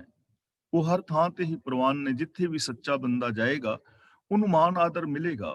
ਸੱਚੇ ਮਾਰਗ ਚਲਦਿਆਂ ਉਸਤਤ ਕਰੇ ਜਹਾਨ। ਇਸ ਲਈ ਸੱਚੇ ਗਿਆਨ ਦੀ ਜ਼ਰੂਰਤ ਹੈ। ਤੇ ਸੱਚਾ ਗਿਆਨ ਸਾਨੂੰ ਕਿੱਥੋਂ ਮਿਲਣਾ ਹੈ? ਗੁਰੂ ਪਾਤਸ਼ਾਹ ਜੀ ਦੀ ਪਾਵਨ ਬਾਣੀ ਤੋਂ। ਇਸ ਲਈ ਅਸੀਂ ਬਾਣੀ ਨੂੰ ਆਪ ਪੜ੍ਹੀਏ, ਗੁਰਬਾਣੀ ਨੂੰ ਅਸੀਂ ਆਪ ਵਿਚਾਰੀਏ ਔਰ ਗੁਰਬਾਣੀ ਮੁਤਾਬਕ ਜ਼ਿੰਦਗੀ ਜੀਵੀਏ, ਤਾਂ ਸਾਡਾ ਜੀਵਨ ਕਿੰਨਾ ਆਸਾਨ ਹੋ ਜਾਏਗਾ, ਸਾਡਾ ਜੀਵਨ ਕਿੰਨਾ ਸੌਖਾ ਸੁਖਾਲਾ ਹੋ ਜਾਏਗਾ। ਤਾਂ ਗੁਰੂ ਪਾਤਸ਼ਾਹ ਜੀ ਕਹਿੰਦੇ ਨੇ, ਐ ਸਿੱਧ ਪੁਰਸ਼ੋ, ਸੱਚੇ ਗਿਆਨ ਤੋਂ ਬਿਨਾ, ਸੱਚੇ ਉਪਦੇਸ਼ ਤੋਂ ਬਿਨਾ ਬੰਦੇ ਨੂੰ ਇੱਜ਼ਤ ਨਹੀਂ ਮਿਲਦੀ, ਬੰਦੇ ਨੂੰ ਮਾਨ ਆਦਰ ਸਤਕਾਰ ਨਹੀਂ ਮਿਲਦਾ, ਬੰਦਾ ਨਿਜ ਘਰ ਦੇ ਅੰਦਰ ਨਹੀਂ ਟਿਕਦਾ। ਨਾਨਕ ਬਿਨ ਨਾਮੈ ਕਿਉਂ ਸਾਚ ਸਮਾਵੈ। ਇੱਥੇ ਹੁਣ ਨਾਮ ਦਾ ਮਤਲਬ ਹੈ ਹੁਕਮ। ਨਾਨਕ ਬਿਨ ਨਾਮੈ, ਬਿਨਾ ਹੁਕਮ ਤੋਂ ਕਿਉਂ ਸਾਚ ਸਮਾਵੇ, ਬੰਦਾ ਸੱਚ ਦੇ ਅੰਦਰ ਕਿਵੇਂ ਸਮਾ ਜਾਏਗਾ। ਹੁਕਮ ਦਾ ਮਤਲਬ ਰਜਾ, ਭਾਣਾ, ਲੇਖ, ਸਿਸਟਮ, ਜੋ ਲਾ ਆਫ ਨੇਚਰ ਹੈ, ਨਿਯਮ ਨੇ ਨਾ ਕੁਛ, ਉਹਨਾਂ ਨਿਯਮਾਂ ਰਾਹੀਂ ਹੀ ਅਸੀਂ ਕਿਸੇ ਚੀਜ਼ ਦੇ ਵਿੱਚ ਸਮਾ ਸਕਦੇ ਹਾਂ। ਹਰ ਚੀਜ਼ ਦੇ ਨਿਯਮ ਨੇ। ਸੱਚੀ ਜ਼ਿੰਦਗੀ ਜੀਣ ਦੇ ਕੁਛ ਨੇਮ ਤੇ ਨੇ ਨਾ। ਸੱਚ ਬੋਲਣ ਵਾਸਤੇ ਸਾਨੂੰ ਫੋਲੋ ਤਾਂ ਕਰਨਾ ਪਵੇਗਾ ਨਾ ਸੱਚਾ ਰਾਸਤਾ। ਤਾਂ ਬਿਨਾਂ ਇਸ ਸੱਚੇ ਰਾਸਤੇ ਤੋਂ, ਬਿਨਾਂ ਰੱਬੀ ਰਜਾ ਵਿੱਚ ਤੁਰਿਆ ਸੱਚ ਦੇ ਅੰਦਰ ਬੰਦਾ ਸਮਾ ਨਹੀਂ ਸਕਦਾ। ਸੱਚਾ ਗਿਆਨ, ਸੱਚੇ ਗਿਆਨ ਤੋਂ ਬਿਨਾਂ ਕਿਵੇਂ ਸੱਚ ਦੇ ਅੰਦਰ ਸਮਾ ਜਾਏਗਾ, ਜਦੋਂ ਸੱਚ ਦਾ ਪਤਾ ਹੀ ਨਹੀਂ ਕਿ ਸੱਚ ਹੈ ਕੀ। ਤਾਂ ਇਹੀ ਕਾਰਨ ਹੈ ਸੱਚ ਦੀ ਸਮਝ ਨਾ ਹੋਣ ਕਰਕੇ ਧਰਮ ਦੇ ਨਾਮ ਦੇ ਉੱਤੇ ਬਹੁਤ ਸਾਰੇ ਕਰਮ ਕਾਂਡ ਕੀਤੇ ਜਾਂਦੇ ਨੇ। ਸੱਚ ਦੀ ਸਮਝ ਨਾ ਹੋਣ ਕਰਕੇ ਆਮ ਜੋ ਮਨੁੱਖਤਾ ਹੈ ਉਹਦਾ ਧਰਮ ਦੇ ਨਾਮ ਤੇ ਆਰਥਿਕ ਔਰ ਮਾਨਸਿਕ ਸ਼ੋਸ਼ਣ ਕੀਤਾ ਜਾਂਦਾ ਹੈ। ਸੱਚ ਦੀ ਸਮਝ ਨਾ ਹੋਣ ਕਰਕੇ ਹੁਣ ਭੂਤ ਪ੍ਰੇਤ ਨੇ, ਟੂਣੇ ਤਵੀਤ ਨੇ, ਮੰਤਰ ਜੰਤਰ ਨੇ, ਕਰਾਮਾਤਾਂ ਨੇ, ਇਹਨਾਂ ਦੇ ਚੱਕਰ ਦੇ ਵਿੱਚ ਲੋਕ ਫਸੇ ਹੋਏ ਨੇ ਨਾ, ਅੱਜ ਵੀ ਫਸੇ ਹੋਏ ਨੇ। ਗਿਆਨ ਦੇ ਇਸ ਯੁੱਗ ਦੇ ਅੰਦਰ ਵੀ ਬਹੁਤ ਸਾਰੇ ਕਰਾਮਾਤਾਂ ਦੇ ਅੰਦਰ ਵਿਸ਼ਵਾਸ ਰੱਖਦੇ ਨੇ, ਲੇਕਿਨ ਗਿਆਨ ਹੋਣਾ ਚਾਹੀਦਾ ਨਾ ਸੱਚ ਦਾ। ਸੱਚ ਦੇ ਅੰਦਰ ਤਾਂ ਹੀ ਸਮਾਏਗਾ ਜੀ ਸੱਚ ਦਾ ਗਿਆਨ ਹੋਏਗਾ, ਅਸਲੀਅਤ ਦਾ ਗਿਆਨ ਹੋਏਗਾ। ਹੁਣ ਪਹਿਲਾਂ ਬੜੀਆਂ ਕਰਾਮਾਤਾਂ ਵਾਪਰਦੀਆਂ ਸਨ ਕਿ ਫਲਾਂ ਬਾਬੇ ਨੇ ਜੀ ਪਾਣੀ ਦੇ ਉੱਤੋਂ ਦੀ ਕਾਰ ਕੱਢ ਦਿੱਤੀ, ਫਲਾਂ ਬਾਬੇ ਨੇ ਪੈਟਰੋਲ ਖਤਮ ਹੋ ਗਿਆ ਸੀ ਕਾਰ ਵਿੱਚ ਤੇ ਉਹਨੇ ਸੇਵਕ ਨੂੰ ਆਖਿਆ ਪਾਣੀ ਪਾਓ, ਤੇ ਪਾਣੀ ਦੇ ਨਾਲ ਅੱਜ ਕੱਲ ਨਹੀਂ ਚੱਲਦੀਆਂ। ਅੱਜ ਕੱਲ ਕੋਈ ਕਾਰ ਪਾਣੀ ਤੋਂ ਨਹੀਂ ਲੰਘ ਰਹੀ। ਉਹਦਾ ਰੀਜ਼ਨ ਕੀ ਹੈ? ਕਿਉਂਕਿ ਅੱਜ ਕੱਲ ਥਾਂ ਥਾਂ ਤੇ ਕੈਮਰੇ ਲੱਗੇ ਨੇ ਤੇ ਕੈਮਰਿਆਂ ਦੇ ਅੰਦਰ ਬੰਦਾ ਫੜਿਆ ਜਾਂਦਾ ਹੈ। ਅੱਜ ਨਹੀਂ ਨਾ ਹੁਣ ਕਰਾਮਾਤਾਂ ਵਾਪਰ ਰਹੀਆਂ। ਤਾਂ ਸੱਚ ਦੀ ਸਮਝ ਹੋਣੀ ਚਾਹੀਦੀ ਹੈ। ਸੱਚ ਦੀ ਸਮਝ ਨਾ ਹੋਣ ਕਰਕੇ ਹੀ ਬੰਦਿਆਂ ਦਾ, ਲੋਕਾਂ ਦਾ ਆਰਥਿਕ ਮਾਨਸਿਕ ਸ਼ੋਸ਼ਣ ਹੋ ਰਿਹਾ ਹੈ। ਸੱਚ ਦੀ ਸਮਝ ਨਾ ਹੋਣ ਕਰਕੇ ਹੀ ਨਰਕ ਔਰ ਸਵਰਗ ਆਦਿਕ ਦੇ ਝੰਬੇਲੇ ਲੋਕਾਂ ਦੀ ਝੋਲੀ ਦੇ ਅੰਦਰ ਪਾ ਦਿੱਤੇ ਗਏ ਨੇ। ਚਾਹੇ ਅਸੀਂ ਦੇਖਦੇ ਹਾਂ ਪੜ੍ਹੇ ਲਿਖੇ ਲੋਕ ਵੀ ਸਵੇਰੇ ਅਖਬਾਰ ਦੇ ਅੰਦਰ ਆਪਣੀ ਰਾਸ਼ੀ ਪੜ੍ਹਦੇ ਨੇ ਪਹਿਲਾਂ, ਫਿਰ ਦੂਜੇ ਕੰਮ ਕਰਦੇ ਨੇ। ਤਾਂ ਇਹ ਸੱਚ ਦੀ ਸਮਝ ਨਹੀਂ ਹੈ ਨਾ। ਕਿੰਨੇ ਸਾਰੇ ਵਹਿਮ, ਕਿੰਨੇ ਸਾਰੇ ਭਰਮ ਬੰਦਾ ਪਾਲੀ ਜਾਂਦਾ ਹੈ। ਇਸ ਲਈ ਨਾਨਕ ਬਿਨ ਨਾਮੈ ਕਿਉਂ ਸਾਚ ਸਮਾਵੇ, ਰੱਬੀ ਹੁਕਮ ਨੂੰ ਸਮਝਣ ਤੋਂ ਬਿਨਾ ਕਿਵੇਂ ਕੋਈ ਸੱਚ ਦੇ ਅੰਦਰ ਸਮਾ ਜਾਏਗਾ। ਇਹ ਯੋਗੀ ਜਨੋ ਐਵੇਂ ਸਮਾਧੀਆਂ ਲਾਇਆ, ਜੰਗਲਾਂ ਵਿੱਚ ਫਿਰਿਆ, ਸੱਚ ਦੇ ਅੰਦਰ ਨਹੀਂ ਸਮਾਇਆ ਜਾਂਦਾ। ਸੱਚ ਦੇ ਅੰਦਰ ਸਮਾਨ ਵਾਸਤੇ ਕੋਈ ਵੱਖਰੇ ਪਹਿਨਾਵੇ ਪਹਿਨਣ ਦੀ ਲੋੜ ਨਹੀਂ, ਵੱਖਰੇ ਕਰਮ ਕਾਂਡ ਕਰਨ ਦੀ ਲੋੜ ਨਹੀਂ, ਸਿੱਧਾ ਸੱਚ ਦੇ ਨਾਲ ਜੁੜਿਆ ਜਾ ਸਕਦਾ ਹੈ। ਗੁਰੂ ਗਿਆਨ ਰਾਹੀਂ ਸੱਚ ਨੂੰ ਸਮਝ ਕੇ ਸੱਚ ਦੇ ਅੰਦਰ ਸਮਾਇਆ ਜਾ ਸਕਦਾ ਹੈ। ਗੁਰਮੁਖ ਅਸ਼ਟ ਸਿੱਧੀ ਸਭ ਬੁੱਧੀ। ਹੁਣ ਇਹ ਚੀਜ਼ ਸਮਝ ਲੈਣਾ, ਕਿਉਂਕਿ ਇੱਥੇ ਅਰਥ ਕਰਨ ਲੱਗਿਆਂ ਥੋੜਾ ਜਿਹਾ ਭੁਲੇਖਾ ਕਈ ਵਾਰ ਵਿਦਵਾਨ ਵੀਰ ਖਾ ਗਏ, ਤੇ ਉਹ ਥੋੜੇ ਜਿਹੇ ਭੁਲੇਖੇ ਕਰਕੇ ਫਿਰ ਅੱਗੇ ਭੁਲੇਖੇ ਜਿਹੜੇ ਨੇ ਉਹ ਵੱਡੇ ਪੈਦਾ ਹੋ ਜਾਂਦੇ ਨੇ, ਜਿਸ ਕਰਕੇ ਆਮ ਬੰਦਾ ਜਿਹੜਾ ਉਲਝ ਜਾਂਦਾ ਹੈ। ਇੱਥੇ ਇਹਦਾ ਅਰਥ ਕਰ ਦਿੱਤਾ ਗਿਆ ਹੈ ਕਿ ਗੁਰੂ ਦੇ ਦੱਸੇ ਰਾਹਾਂ ਤੇ ਤੁਰਨ ਦੇ ਨਾਲ ਜਿਹੜੀਆਂ ਸਿੱਧੀਆਂ ਔਰ ਰਿੱਧੀਆਂ ਜਿਹੜੀਆਂ ਨੇ ਉਹ ਪ੍ਰਾਪਤ ਹੋ ਜਾਂਦੀਆਂ ਨੇ, ਰਿੱਧੀਆਂ ਸਿੱਧੀਆਂ ਪ੍ਰਾਪਤ ਹੋ ਜਾਂਦੀਆਂ ਨੇ। ਲੇਕਿਨ ਇਸ ਦਾ ਮੀਨਿੰਗ ਜਿਹੜਾ ਹੈ ਇਹ ਨਹੀਂ ਹੈ। ਇਹ ਚੀਜ਼ ਸਮਝ ਲੈਣਾ, ਇਹਨੂੰ ਥੋੜਾ ਜਿਹਾ ਵਿਸਥਾਰ ਦੇ ਨਾਲ ਸਮਝਣ ਦੀ ਜ਼ਰੂਰਤ ਹੈ। ਅਸਲੀ ਇਹਦਾ ਮੀਨਿੰਗ ਇਹ ਹੈ, ਗੁਰਮੁਖ ਅਸ਼ਟ ਸਿੱਧੀ। ਅਸ਼ਟ ਸਿੱਧੀ ਦਾ ਮਤਲਬ ਹੈ 8 ਕਰਾਮਾਤਾਂ। ਇਹ 8 ਕਰਾਮਾਤਾਂ ਕਿਹੜੀਆਂ ਨੇ? 8 ਤਾਕਤਾਂ ਨੇ। ਇਹਨਾਂ ਦੇ ਨਾਮ ਨੇ ਅਣਿਮਾ, ਮਹਿਮਾ, ਲਘਿਮਾ, ਗਰਿਮਾ, ਪ੍ਰਾਪਤੀ, ਪ੍ਰਾਕੰਮਯ, ਈਸ਼ਤਾ ਔਰ ਵਸ਼ਤਾ। ਤੇ ਇਹਨਾਂ ਦਾ ਜਿਹੜਾ ਨਾ ਅੱਗੇ ਇਹਨਾਂ ਦੀਆਂ ਚੀਜ਼ਾਂ ਨੇ ਉਹਨਾਂ ਨੂੰ ਵੀ ਸਮਝ ਲਓ। ਅਣਿਮਾ ਦਾ ਮਤਲਬ ਹੈ ਦੂਜੇ ਦਾ ਰੂਪ ਹੋ ਜਾਣਾ, ਕਿ ਮੈਂ ਕਿਸੇ ਤੁਹਾਡੇ ਜਿਵੇਂ ਹੁਣ ਵੀਰ ਗੁਰਚਰਨ ਸਿੰਘ ਜੀ ਢੇਸੀ ਜੀ ਬੈਠੇ ਨੇ ਤੇ ਮੈਂ ਗੁਰਚਰਨ ਸਿੰਘ ਬਣ ਜਾਵਾਂ, ਇਹਨੂੰ ਕਹਿੰਦੇ ਨੇ ਅਣਿਮਾ, ਦੂਜੇ ਦਾ ਰੂਪ ਹੋ ਜਾਣਾ। ਮਹਿਮਾ ਦਾ ਮਤਲਬ ਹੈ ਦੇਹ ਨੂੰ ਵੱਡਾ ਕਰ ਲੈਣਾ। ਲਗਮਾ ਦਾ ਮਤਲਬ ਸਰੀਰ ਨੂੰ ਛੋਟਾ ਕਰ ਲੈਣਾ। ਗਰਿਮਾ ਦਾ ਮਤਲਬ ਹੈ ਭਾਰੀ ਹੋ ਜਾਣਾ। ਪ੍ਰਾਪਤੀ ਮਨ ਇੱਛਤ ਭੋਗ ਹਾਸਲ ਕਰ ਲੈਣ ਦੀ ਸਮਰੱਥਾ। ਪ੍ਰਾਕਾਮਯ ਦਾ ਮਤਲਬ ਹੈ ਹੋਰਨਾਂ ਦੇ ਦਿਲ ਦੀ ਜਾਣ ਲੈਣ ਦੀ ਤਾਕਤ। ਤੇ ਈਸ਼ਤਾ ਦਾ ਮਤਲਬ ਹੈ ਆਪਣੀ ਇੱਛਾ ਅਨੁਸਾਰ ਸਾਰਿਆਂ ਨੂੰ ਤੋਰਨਾ। ਤੇ ਵਸ਼ਤਾ ਦਾ ਮਤਲਬ ਹੈ ਸਾਰਿਆਂ ਨੂੰ ਆਪਣੇ ਵਸ ਵਿੱਚ ਕਰ ਲੈਣਾ। ਇਹ 8 ਕਰਾਮਾਤਾਂ ਮੰਨੀਆਂ ਗਈਆਂ ਨੇ।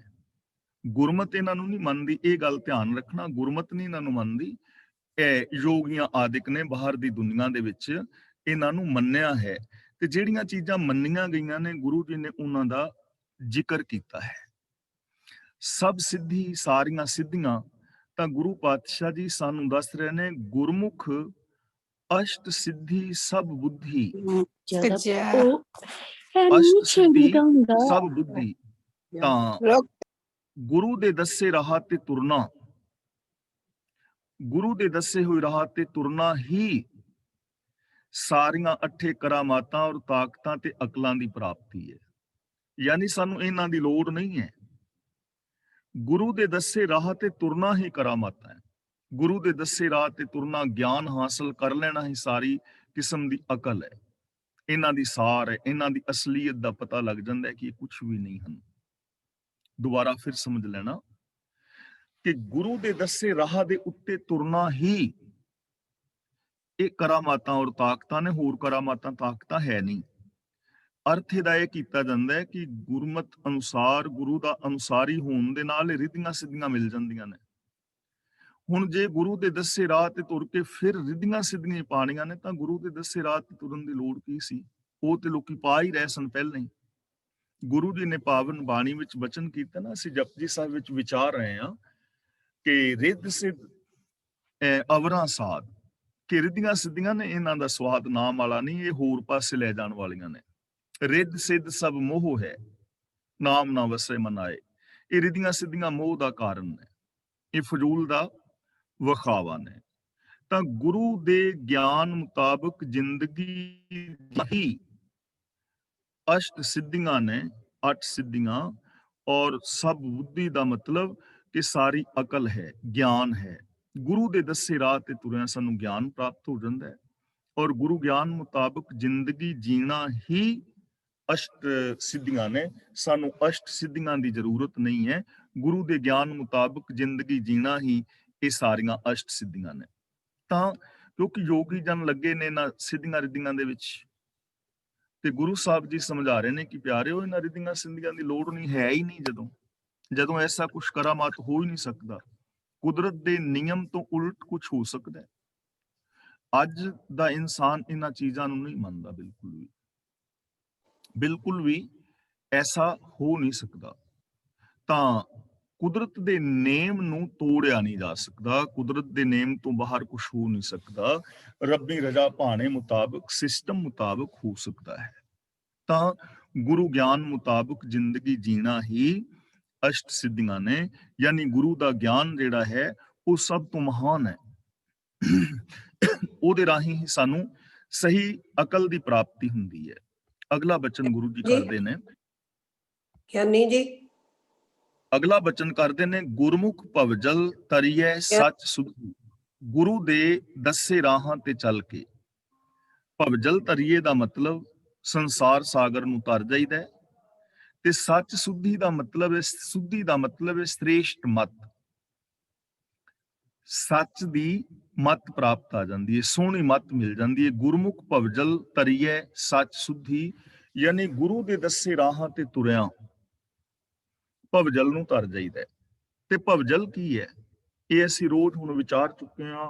ਭਵਜਲ ਦਾ ਮਤਲਬ ਇਹ ਨਹੀਂ ਕਿ ਮਰਨ ਤੋਂ ਬਾਅਦ ਕੋਈ ਨਦੀ ਤਰਨੀ ਹੈ, ਮਰਨ ਤੋਂ ਬਾਅਦ ਕੋਈ ਸਵਰਗ ਨਰਕ ਪਾਣਾ ਹੈ ਜਾਂ ਨਰਕਾਂ ਤੋਂ ਬਚਣਾ ਹੈ। ਭਵਜਲ ਸਾਡੇ ਅੰਦਰ ਹੀ ਭਰਿਆ ਪਿਆ ਹੈ। ਅਕਾਮ, ਕ੍ਰੋਧ, ਲੋਭ, ਮੋਹ, ਹੰਕਾਰ, ਚੁਗਲੀ, ਨਿੰਦਾ, ਫਰੇਬ, ਝੂਠ, ਜਿੰਨੇ ਵੀ ਨੇ ਇਹ ਵਿਕਾਰ ਔਰ ਪਾਪ ਨੇ, ਇਹੀ ਭਵਜਲ ਹੈ। ਔਰ ਇਹਨਾਂ ਵਿਕਾਰਾਂ ਪਾਪਾਂ ਤੋਂ ਤਰਨਾ ਹੀ ਸੰਸਾਰ ਸਾਗਰ ਨੂੰ ਤਰਨਾ ਹੈ। ਇਹਨਾਂ ਤੋਂ ਸੁਰਤ ਨੂੰ ਨਿਰਲੇਪ ਰੱਖਣਾ ਹੀ ਤਰਨਾ ਹੈ। ਸੱਚ ਸੁਧੀ ਦਾ ਮਤਲਬ ਸ੍ਰੇਸ਼ਟ ਮਤ, ਸ੍ਰੇਸ਼ਟ ਮਤ ਪ੍ਰਾਪਤ ਹੋ ਜਾਂਦੀ ਹੈ, ਬੰਦੇ ਨੂੰ ਗਿਆਨ ਮਿਲ ਜਾਂਦਾ ਹੈ। ਐਸਾ ਗਿਆਨ ਜੋ ਸਹੀ ਵਰਤੋਂ ਕਰਦਾ ਹੈ ਗਿਆਨ ਦੀ ਬੰਦਾ, ਔਰ ਸੱਚ ਨੂੰ ਪਾ ਲੈਂਦਾ ਹੈ, ਤੇ ਇਹ ਸੰਸਾਰ ਸਾਗਰ ਨੂੰ ਬੰਦਾ ਤਰ ਜਾਂਦਾ ਹੈ। ਕਿਵੇਂ? ਗੁਰੂ ਦੇ ਦੱਸੇ ਰਾਹਾਂ ਤੇ ਚੱਲ ਕੇ। ਗੁਰੂ ਦੱਸੇ ਰਾਹਾਂ ਤੇ ਤੁਰਨ ਵਾਲੇ ਇਨਸਾਨ ਰਿੱਧੀਆਂ ਸਿੱਧੀਆਂ ਕਰਾਮਾਤਾਂ ਦੇ ਚੱਕਰਾਂ ਵਿੱਚ ਨਹੀਂ ਪੈਂਦੇ, ਇਹਨਾਂ ਪੁੱਠੇ ਕੰਮਾਂ ਵਿੱਚ, ਸਗੋਂ ਉਹ ਵਿਕਾਰਾਂ ਤੋਂ ਪਾਰ ਉਤਰਦੇ ਨੇ ਔਰ ਉਹਨਾਂ ਨੂੰ ਸ੍ਰੇਸ਼ਟ ਮਤ ਪ੍ਰਾਪਤ ਹੋ ਜਾਂਦੀ ਹੈ। ਜ਼ਰੂਰਤ ਤਾਂ ਅਕਲ ਦੀ ਹੈ। ਅਕਲੀ ਸਾਹਿਬ ਸੇਵੀਏ ਅਕਲੀ ਕੀਚੈ ਦਾਨ, ਅਕਲੀ ਪੜ ਕੇ ਬੁਝੀਏ ਅਕਲੀ ਪਾਈਏ ਮਾਨ, ਨਾਨਕ ਆਖੇ ਰਾਹ ਇਹ ਹੋਰ ਗੱਲਾਂ ਸ਼ੈਤਾਨ। ਜਦੋਂ ਬੰਦਾ ਅਕਲ ਦੀ ਸਹੀ ਵਰਤੋਂ ਨਹੀਂ ਨਾ ਕਰਦਾ, ਤਾਂ ਅਕਲ ਦੀ ਜਾਂ ਗਿਆਨ ਦੀ ਗਲਤ ਵਰਤੋਂ ਕਰਨ ਦੇ ਨਾਲ ਬੰਦਾ ਇਨਸਾਨੀਅਤ ਦੀ ਜਗ੍ਹਾ ਤੇ ਹੈਵਾਨੀਅਤ ਦਾ ਅੱਡਾ ਬਣ ਜਾਂਦਾ ਹੈ। ਸ਼ੈਤਾਨੀਅਤ ਉਹਦੇ ਅੰਦਰ ਪੈਦਾ ਹੋ ਜਾਂਦੀ ਹੈ, ਉਹਦੇ ਅੰਦਰ ਪਸ਼ੂ ਬਿਰਤੀਆਂ ਆ ਜਾਂਦੀਆਂ ਨੇ। ਇਸ ਲਈ ਜ਼ਰੂਰਤ ਤਾਂ ਅਕਲ ਦੀ, ਗਿਆਨ ਦੀ ਸਹੀ ਵਰਤੋਂ ਕਰਨ ਦੀ ਹੈ।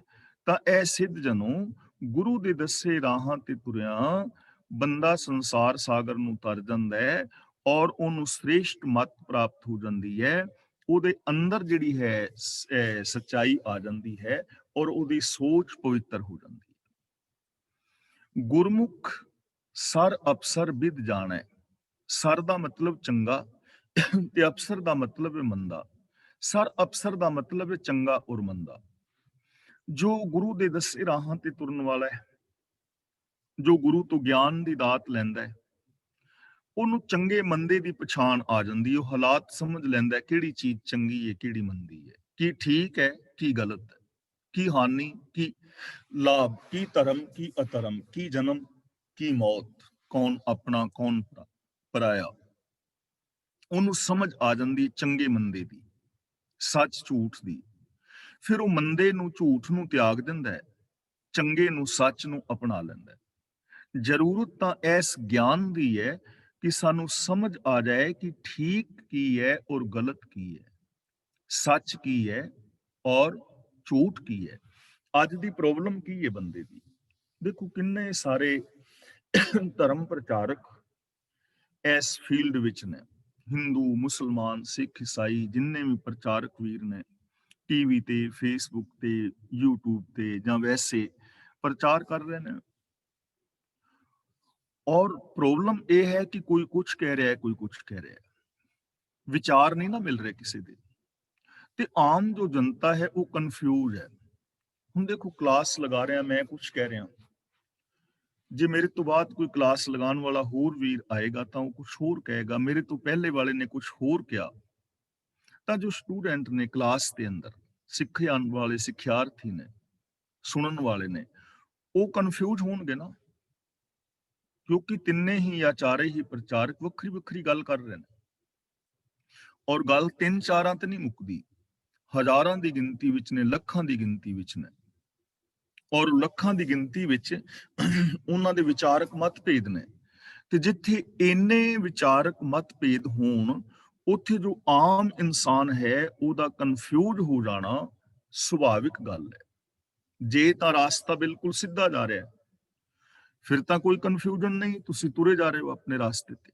ਕਨਫਿਊਜ਼ਨ ਉੱਥੇ ਪੈਦਾ ਹੋਣੀ ਹੈ ਜਿੱਥੋਂ ਰਾਸਤੇ ਡਿਵਾਈਡ ਹੋ ਗਏ, ਦੋ ਹੋ ਗਏ, ਇੱਕ ਸੱਜੇ ਪਾਸੇ ਖੱਬੇ ਪਾਸੇ। ਹੁਣ ਕਨਫਿਊਜ਼ਨ ਪੈਦਾ ਹੋਏਗੀ ਕਿ ਯਾਰ ਮੇਰੀ ਮੰਜ਼ਿਲ ਸੱਜੇ ਹੈ ਕਿ ਖੱਬੇ ਹੈ। ਤੇ ਜੇ ਬੰਦਾ ਖੱਬੇ ਪਰਤੇ ਤੇ ਅੱਗੋਂ ਰਾਸਤੇ ਦੋ ਫਿਰ ਹੋ ਜਾਣ, ਅੱਗੋਂ 4 ਹੋ ਜਾਣ, 6 ਹੋ ਜਾਣ, 8 ਹੋ ਜਾਣ, ਤੇ ਫਿਰ ਬੰਦਾ ਕਨਫਿਊਜ਼ ਹੋ ਜਾਏਗਾ ਜਾਵਾਂ ਕਿੱਧਰ। ਤੇ ਜੇ ਤੇ ਰਾਸਤਾ ਸਿੱਧਾ ਹੈ ਫਿਰ ਤਾਂ ਕੋਈ ਪ੍ਰੋਬਲਮ ਹੈ ਨਹੀਂ। ਕਨਫਿਊਜ਼ਨ ਤੇ ਉਦੋਂ ਜਦੋਂ ਬਹੁਤ ਸਾਰੇ ਰਾਸਤੇ ਨੇ। ਮਨਮੁਖ ਭੂਲੀ ਬਹੁਤੀ ਰਾਹੀਂ, ਆਪ ਖੁਦਰਾ ਜੋ ਮਨੁੱਖ ਹੈ ਬਹੁਤੇ ਰਾਹਾਂ ਕਰਕੇ ਭੁੱਲ ਗਿਆ ਹੈ, ਉਹ ਕਿਤੇ ਵੀ ਨਹੀਂ ਪਹੁੰਚ ਪਾਉਂਦਾ। ਇਸ ਲਈ ਗੁਰੂ ਜੀ ਨੇ ਸਾਨੂੰ ਚੰਗੇ ਔਰ ਮੰਦੇ ਦੀ ਪਛਾਣ ਦਿੱਤੀ ਹੈ। ਗੁਰਬਾਣੀ ਪੜ੍ਹਨ ਦਾ ਲਾਭ ਇਹ ਹੈ ਕਿ ਸਾਨੂੰ ਚੰਗੇ ਮੰਦੇ ਦੀ ਪਛਾਣ ਆਪ ਆ ਜਾਂਦੀ ਹੈ। ਜਿਵੇਂ ਆਪਾਂ ਕਲਾਸ ਵਿੱਚ ਵਰਤੋਂ ਕਰਦੇ ਆ ਨਾ ਕਿ ਸਾਨੂੰ ਦਿਮਾਗ ਆਪਣਾ ਵਰਤਣਾ ਆਪ ਆ ਜਾਂਦਾ ਹੈ। ਬੰਦਾ ਦਿਮਾਗ ਦੀ ਫਿਰ ਸਹੀ ਵਰਤੋਂ ਕਰਦਾ ਹੈ, ਗਿਆਨ ਦੀ ਸਹੀ ਵਰਤੋਂ ਕਰਦਾ ਹੈ। ਤਾਂ ਗੁਰੂ ਜੀ ਸਾਨੂੰ ਵਿਵੇਕ ਬੁੱਧ ਦਿੰਦੇ ਨੇ। ਵਿਵੇਕ ਬੁੱਧ ਦਾ ਮਤਲਬ ਜੋ ਸੱਚ ਔਰ ਝੂਠ ਦਾ ਨਿਰਣਾ ਕਰ ਸਕੇ, ਸਹੀ ਔਰ ਗਲਤ ਦਾ ਨਿਰਣਾ ਕਰ ਸਕੇ, ਗੁਰੂ ਜੀ ਨੇ ਉਹ ਮੱਤ ਦਿੱਤੀ ਹੈ। ਗੁਰੂ ਜੀ ਨੇ ਉਹ ਮੱਤ ਦਿੱਤੀ ਹੈ।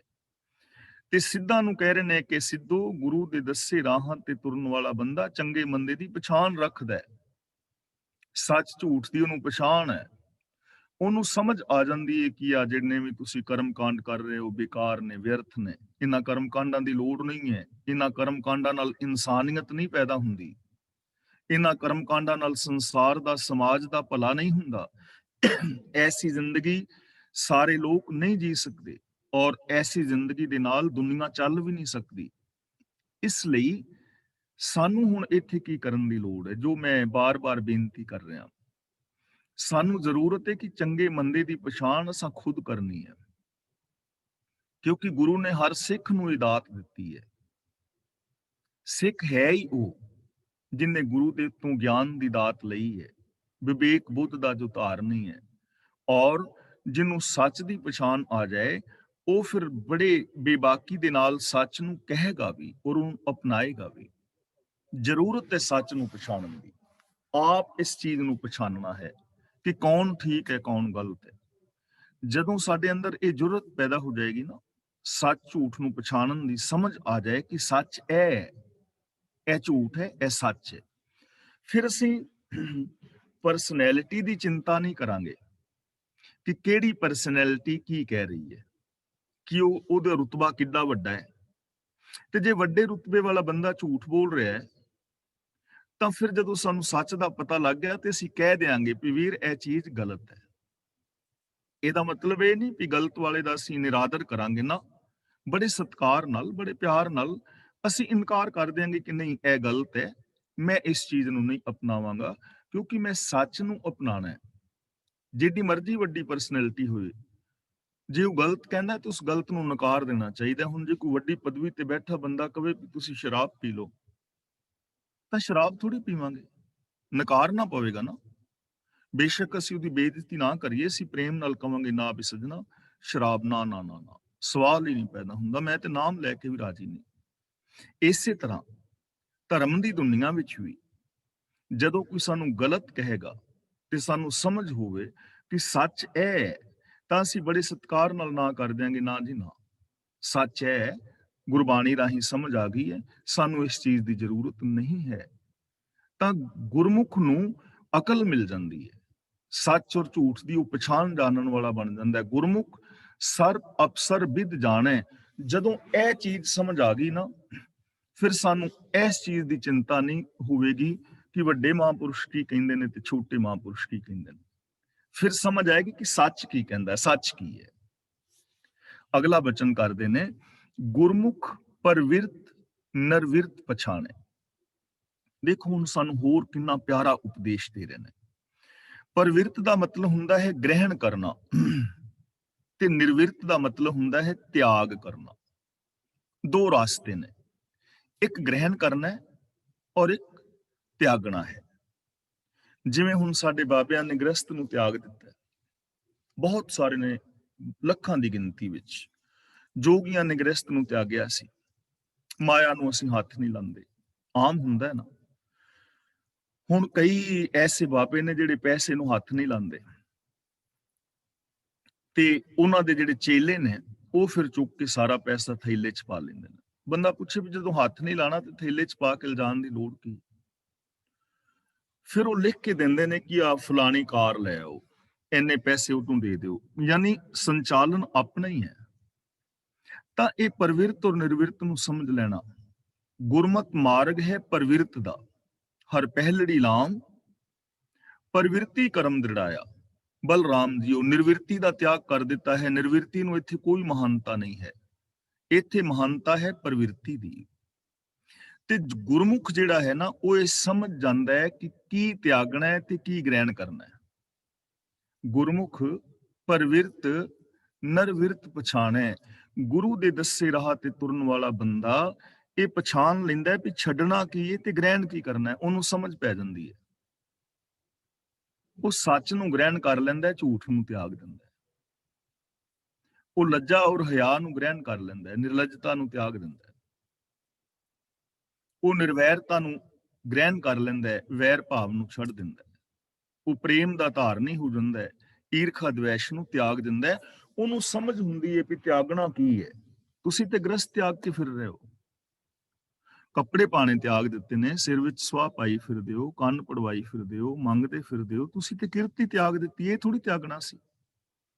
ਗ੍ਰਸਤ ਥੋੜੀ ਤਿਆਗਣਾ ਸੀ, ਫਰਜ਼ ਥੋੜੀ ਛੱਡਣੇ ਸਨ, ਫਰਜ਼ ਨਿਭਾਣੇ ਸਨ। ਸੰਸਾਰ ਵਿੱਚ ਰਹਿਣਾ ਸੀ, ਚੰਗੀ ਜ਼ਿੰਦਗੀ ਜੀਣੀ ਸੀ, ਮਾੜੀ ਜ਼ਿੰਦਗੀ ਨੂੰ ਤਿਆਗਣਾ ਸੀ, ਮਾੜੀ ਸੋਚ ਤਿਆਗਣੀ ਸੀ। ਉਹ ਤਿਆਗੀ ਨਹੀਂ। ਦੇਸ਼ ਛੋੜ ਪਰਦੇਸੈਂ ਧਾਇਆ, ਪੰਜ ਚੰਡਾਲ ਨਾਲੇ ਲੈ ਆਇਆ। ਕਾਨ ਫਰਾਏ ਹਿਰਾਏ ਟੂਕਾ, ਘਰ ਘਰ ਮੰਗੇ ਤ੍ਰਿਪਤਾਵਨ ਤੇ ਚੂਕਾ। ਬੰਤਾ ਛੋੜ ਬਦ ਨਦਰ ਪਰ ਨਾਰੀ, ਵੇਸ਼ ਨਾ ਪਾਈਏ ਮਹਾਂ ਦੁਖਿਆਰੀ। ਹੁਣ ਗ੍ਰਸਤ ਛੱਡ ਕੇ ਜੰਗਲ ਵਿੱਚ ਆ ਗਏ ਹੋ। ਜਿਹੜੇ ਪੰਜ ਚੰਡਾਲ ਨੇ, ਬਿਰਤੀ ਹੈ ਮਾੜੀ, ਉਹ ਤੇ ਨਾਲ ਲਈ ਫਿਰਦੇ, ਉਹ ਤੇ ਤਿਆਗੇ ਨਹੀਂ। ਔਰਤ ਦਾ ਤਿਆਗ ਕਰ ਦਿੱਤਾ, ਹੁਣ ਪਰਾਈਆਂ ਔਰਤਾਂ ਦੇ ਉੱਤੇ ਧਿਆਨ ਰੱਖੀ ਫਿਰਦੇ ਹੋ। ਬੰਤਾ ਛੋੜ ਬਦ ਨਦਰ ਪਰ ਨਾਰੀ। ਹੁਣ ਖਬਰਾਂ ਛਾਪਦੀਆਂ ਨੇ ਫਲਾਂ ਬਾਬਾ ਉਥੋਂ ਔਰਤ ਲੈ ਕੇ ਚਲਾ ਗਿਆ। ਹੁਣ ਗਲਤੀ ਤੇ ਹੈ ਉਹਨਾਂ ਬਾਬਿਆਂ ਦੀ, ਬਿਲਕੁਲ ਗਲਤ ਨੇ, 101% ਗਲਤ ਨੇ। ਪਰ ਉਹਨਾਂ ਲੋਕਾਂ ਨੂੰ ਵੀ ਸਿਆਣੇ ਕਿਵੇਂ ਕਹਿ ਦਈਏ ਜੋ ਉਹਨਾਂ ਲੋਕਾਂ ਦੇ ਜਾ ਕੇ ਪੈਰਾਂ ਤੇ ਪੈ ਰਹੇ ਨੇ ਔਰ ਗਲਤ ਮਾਰਗ ਨੂੰ ਅਪਣਾ ਰਹੇ ਨੇ। ਸਾਨੂੰ ਵੀ ਅਕਲ ਦੇ ਧਾਰਨੀ ਲੋਕਾਂ ਨੂੰ ਹੋਣਾ ਚਾਹੀਦਾ ਹੈ, ਅਕਲ ਯੂਜ਼ ਕਰਨੀ ਚਾਹੀਦੀ ਹੈ। ਬੰਤਾ ਛੋੜ ਬਦ ਨਦਰ ਪਰ ਨਾਰੀ, ਵੇਸ਼ ਨਾ ਪਾਈਏ ਮਹਾਂ ਦੁਖਿਆਰੀ। ਬੋਲੇ ਨਾਹੀ ਹੋਏ ਬੈਠਾ ਮੋਨੀ, ਅੰਤਰ ਕਲਪ ਹੋਆਈਏ ਜੋਨੀ। ਹੁਣ ਮੌਨ ਧਾਰਨ ਕਰ ਲਿਆ, ਕਿਸੇ ਨਾਲ ਬੋਲਦਾ ਹੀ ਨਹੀਂ। ਬੋਲਣਾ ਥੋੜੀ ਛੱਡਣਾ ਸੀ, ਬੋਲਣਾ ਸੀ। ਜਬ ਲਗ ਦੁਨੀਆ ਰਹੀ ਹੈ ਨਾਨਕ, ਕਿਛ ਸੁਣੀਏ ਕਿਛ ਕਹੀਏ। ਪਰ ਗੁਰਮੁਖ ਨੂੰ ਪਤਾ ਲੱਗ ਜਾਂਦਾ ਹੈ ਕੀ ਬੋਲਣਾ ਹੈ ਔਰ ਕੀ ਨਹੀਂ ਬੋਲਣਾ। ਸੱਚ ਬੋਲਣਾ ਸੀ, ਝੂਠ ਦਾ ਤਿਆਗ ਕਰਨਾ ਸੀ। ਤਾਂ ਗੁਰਮੁਖ ਪਰਵਿਰਤ ਨਰਵਿਰਤ ਪਛਾਣੈ ਐ ਜੋਗੀ ਜਨੋ। ਗੁਰੂ ਦੇ ਦੱਸੇ ਰਾਹਾਂ ਤੇ ਤੁਰਨ ਵਾਲੇ ਇਨਸਾਨ ਨੂੰ ਸਮਝ ਹੁੰਦੀ ਹੈ ਕੀ ਛੱਡਣਾ ਹੈ ਔਰ ਕੀ ਗ੍ਰਹਿਣ ਕਰਨਾ ਹੈ। ਉਹਨੂੰ ਪਤਾ ਹੁੰਦਾ ਹੈ ਮੈਂ ਸੱਚ ਨੂੰ ਗ੍ਰਹਿਣ ਕਰਨਾ ਹੈ ਔਰ ਝੂਠ ਨੂੰ ਤਿਆਗਣਾ ਹੈ। ਗੁਰਮੁਖ ਤਾਰੇ ਪਾਰ, ਜੋ ਗੁਰਮੁਖ ਹੈ, ਗੁਰੂ ਦੇ ਦੱਸੇ ਰਾਹਾਂ ਤੇ ਤੁਰਨ ਵਾਲਾ ਹੈ, ਉਹ ਆਪ ਵੀ ਸੰਸਾਰ ਸਮੁੰਦਰ ਤੋਂ ਤਰਦਾ ਹੈ ਤੇ ਦੂਜਿਆਂ ਨੂੰ ਵੀ ਤਾਰ ਕੇ ਪਰਲੇ ਕੰਢੇ ਲਾਉਂਦਾ ਹੈ। ਗੁਰਮੁਖ, ਗੁਰੂ ਦੇ ਦੱਸੇ ਰਾਹ ਤੇ ਤੁਰਨ ਵਾਲਾ, ਜੋ ਗੁਰੂ ਗਿਆਨ ਦਾ ਧਾਰਨੀ ਹੈ, ਉਹਦੀ ਜ਼ਿੰਦਗੀ ਐਸੀ ਹੁੰਦੀ ਹੈ ਕਿ ਆਪ ਵੀ ਵਿਕਾਰਾਂ ਤੋਂ ਬਚਦਾ ਹੈ ਤੇ ਦੂਜਿਆਂ ਨੂੰ ਵੀ ਤਾਰਦਾ ਹੈ, ਦੂਜਿਆਂ ਨੂੰ ਵੀ ਬਚਾਉਂਦਾ ਹੈ, ਦੂਜਿਆਂ ਨੂੰ ਵੀ ਪ੍ਰੇਰਨਾ ਦੇਣੀ ਹੈ। ਆਪ ਵੀ ਬਚਣਾ ਇਹਨਾਂ ਕਰਮ ਕਾਂਡਾਂ ਤੋਂ ਔਰ ਦੂਜਿਆਂ ਨੂੰ ਵੀ ਪ੍ਰੇਰਨਾ ਦੇਣੀ ਹੈ। ਹੁਣ ਗੁਰੂ ਨਾਨਕ ਪਾਤਸ਼ਾਹ ਜੀ ਮਹਾਰਾਜ ਆਪ ਕਿੰਨਾ ਮਹਾਨ ਜੀਵਨ ਜੀ ਰਹੇ ਨੇ ਤੇ ਉਹਨਾਂ ਯੋਗੀਆਂ ਨੂੰ ਵੀ ਉਪਦੇਸ਼ ਦੇ ਰਹੇ ਨੇ ਕਿ ਸੱਜਣੋ, ਤੁਸੀਂ ਇਹ ਛੱਡੋ ਕੰਮ ਤੇ ਆਪਣੇ ਘਰਾਂ ਦੇ ਜਾ ਕੇ ਕਿਰਤਕਾਰ ਕਰੋ, ਘਰ ਦੇ ਵਿੱਚ ਰਹਿ ਕੇ ਆਪਣੇ ਫਰਜ਼ਾਂ ਨੂੰ ਪੂਰੀਆਂ ਕਰੋ। ਬਾਕੀ ਸੰਸਾਰ ਵਿੱਚ ਜੋ ਰਾਜੇ ਨੇ ਜਾਂ ਸਮਾਜਿਕ ਜੋ ਪ੍ਰੋਬਲਮ ਸਨ, ਆਰਥਿਕ ਪ੍ਰੋਬਲਮ ਸਨ, ਉਹਨਾਂ ਸਾਰਿਆਂ ਨੂੰ ਗੁਰੂ ਪਾਤਸ਼ਾਹ ਜੀ ਨੇ ਸੱਚ ਦਾ ਗਿਆਨ ਦਿੱਤਾ ਹੈ ਕਿ ਭਲੇ ਪੁਰਸ਼ੋ ਐਸ਼ ਢੰਗ ਦੀ ਜ਼ਿੰਦਗੀ ਜੀਵੋ, ਇਹਨਾਂ ਵਿਕਾਰਾਂ ਨੂੰ ਤਿਆਗੋ। ਤੇ ਜੋ ਬਾਬਿਆਂ ਯੋਗੀਆਂ ਦੇ ਚੱਕਰ ਵਿੱਚ ਪੈ ਸਨ, ਉਹਨਾਂ ਨੂੰ ਵੀ ਸਮਝਾਇਆ ਕਿ ਇਹਨਾਂ ਦੇ ਪੱਲੇ ਕੱਖ ਨਹੀਂ ਹੈ। ਆਪਣੀ ਗ੍ਰਸਤੀ ਨੂੰ ਠੀਕ ਢੰਗ ਦੇ ਨਾਲ ਜੀਓ, ਸੱਚ ਨੂੰ ਬੇਸ ਬਣਾ ਕੇ ਜ਼ਿੰਦਗੀ ਨੂੰ ਜੀਓ। ਗੁਰੂ ਦੇ ਦੱਸੇ ਰਾਹਾਂ ਤੇ ਤੁਰਨ ਵਾਲਾ ਆਪ ਵੀ ਵਿਕਾਰਾਂ ਤੋਂ ਬਚਦਾ ਹੈ ਔਰ ਦੂਜਿਆਂ ਨੂੰ ਵੀ ਵਿਕਾਰਾਂ ਤੋਂ ਬਚਾਉਂਦਾ ਹੈ। ਤਾਂ ਅਸਾਂ ਵੀ ਆਪਣੇ ਇਸ ਫਰਜ਼ ਨੂੰ ਨਿਭਾਉਣਾ ਹੈ। ਆਪ ਵੀ ਇਹਨਾਂ ਕਰਮ ਕਾਂਡਾਂ ਤੋਂ, ਵਿਕਾਰਾਂ ਤੋਂ ਬਚਣਾ ਹੈ ਤੇ ਦੂਜਿਆਂ ਨੂੰ ਵੀ ਸੰਦੇਸ਼ ਉਪਦੇਸ਼ ਕਰਨਾ ਹੈ, ਦੂਜਿਆਂ ਨੂੰ ਵੀ ਪ੍ਰੇਰਨਾ ਦੇਣੀ ਹੈ। ਆਪ ਵੀ ਬਾਣੀ ਪੜ੍ਹਨੀ ਹੈ, ਵਿਚਾਰਨੀ ਹੈ, ਬਾਣੀ ਮੁਤਾਬਕ ਜ਼ਿੰਦਗੀ ਜੀਣੀ ਹੈ ਤੇ ਹੋਰਨਾਂ ਨੂੰ ਵੀ ਪ੍ਰੇਰਨਾ ਕਰਨੀ ਹੈ, ਭਾਈ ਬਾਣੀ ਨੂੰ ਪੜ੍ਹੋ, ਗੁਰਬਾਣੀ ਦੇ ਅਰਥ ਭਾਵਾਂ ਨੂੰ ਆਪ ਵਿਚਾਰੋ, ਗੁਰਬਾਣੀ ਮੁਤਾਬਕ ਜ਼ਿੰਦਗੀ ਜੀਓ। ਤੁਹਾਡੀ ਜ਼ਿੰਦਗੀ ਹਲਕੀ ਫੁਲਕੀ ਹੋ ਜਾਏਗੀ, ਤੁਹਾਡਾ ਜੀਵਨ ਬੜਾ ਸੌਖਾ ਹੋ ਜਾਏਗਾ। ਨਾਨਕ ਗੁਰਮੁਖ ਸ਼ਬਦ ਨਿਸਤਾਰੇ। ਇੱਥੇ ਸ਼ਬਦ ਦੇ ਦੱਦੇ ਨਾਲ ਸਿਹਾਰੀ ਹੈ, ਸ਼ਬਦ ਦੇ ਰਾਹੀਂ, ਸ਼ਬਦ ਦੇ ਰਾਹੀਂ। ਇੱਥੇ ਸ਼ਬਦ ਦਾ ਮਤਲਬ ਹੈ ਗੁਰੂ ਦਾ ਉਪਦੇਸ਼, ਗੁਰੂ ਦਾ ਗਿਆਨ। ਹੇ ਨਾਨਕ, ਗੁਰੂ ਦੇ ਦੱਸੇ ਰਾਹਾਂ ਵਾਲਾ ਬੰਦਾ ਜਿਹੜਾ ਹੈ, ਗੁਰੂ ਉਪਦੇਸ਼ ਦੀ ਰਾਹੀਂ ਦੂਜਿਆਂ ਨੂੰ ਹੀ ਤਾਰਦਾ ਹੈ। ਉਹ ਆਪਣਾ ਉਪਦੇਸ਼ ਨਹੀਂ ਚਲਾਉਂਦਾ। ਯਾਦ ਰੱਖਣਾ, ਉਹ ਆਪਣਾ ਡੇਰਾ ਨਹੀਂ ਬਣਾਉਂਦਾ, ਉਹ ਆਪਣੀ ਵੱਖਰੀ ਮਰਿਆਦਾ ਨਹੀਂ ਕਾਇਮ ਕਰਦਾ।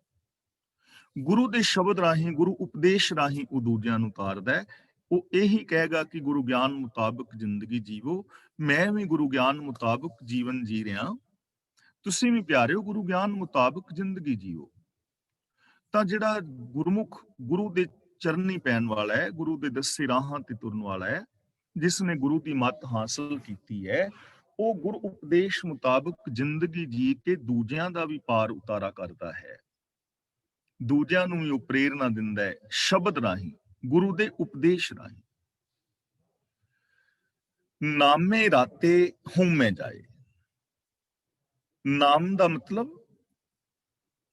ਮਤਲਬ ਜੀ ਹੁਕਮ, ਰਾਤੇ ਦਾ ਮਤਲਬ ਜੋ ਰੰਗਿਆ, ਨਾਮ ਦੇ ਵਿੱਚ ਜੋ ਲੀਨ ਹੋ ਗਿਆ, ਹੁਕਮ ਵਿੱਚ ਜੋ ਰੰਗਿਆ ਗਿਆ, ਜਿਸ ਦੀ ਜ਼ਿੰਦਗੀ ਦੇ ਅੰਦਰ ਰੱਬੀ ਹੁਕਮ ਵਾਸਤੇ ਪ੍ਰੀਤ ਹੈ, ਜੋ ਮਨ ਵਚਨ ਕਰਕੇ ਹੁਕਮ ਅਨੁਸਾਰ ਜ਼ਿੰਦਗੀ ਜੀਂਦਾ ਹੈ, ਹਉਮੈ ਜਾਏ, ਉਹਦੀ ਹਉਮੈ ਮਿਟ ਜਾਂਦੀ ਹੈ।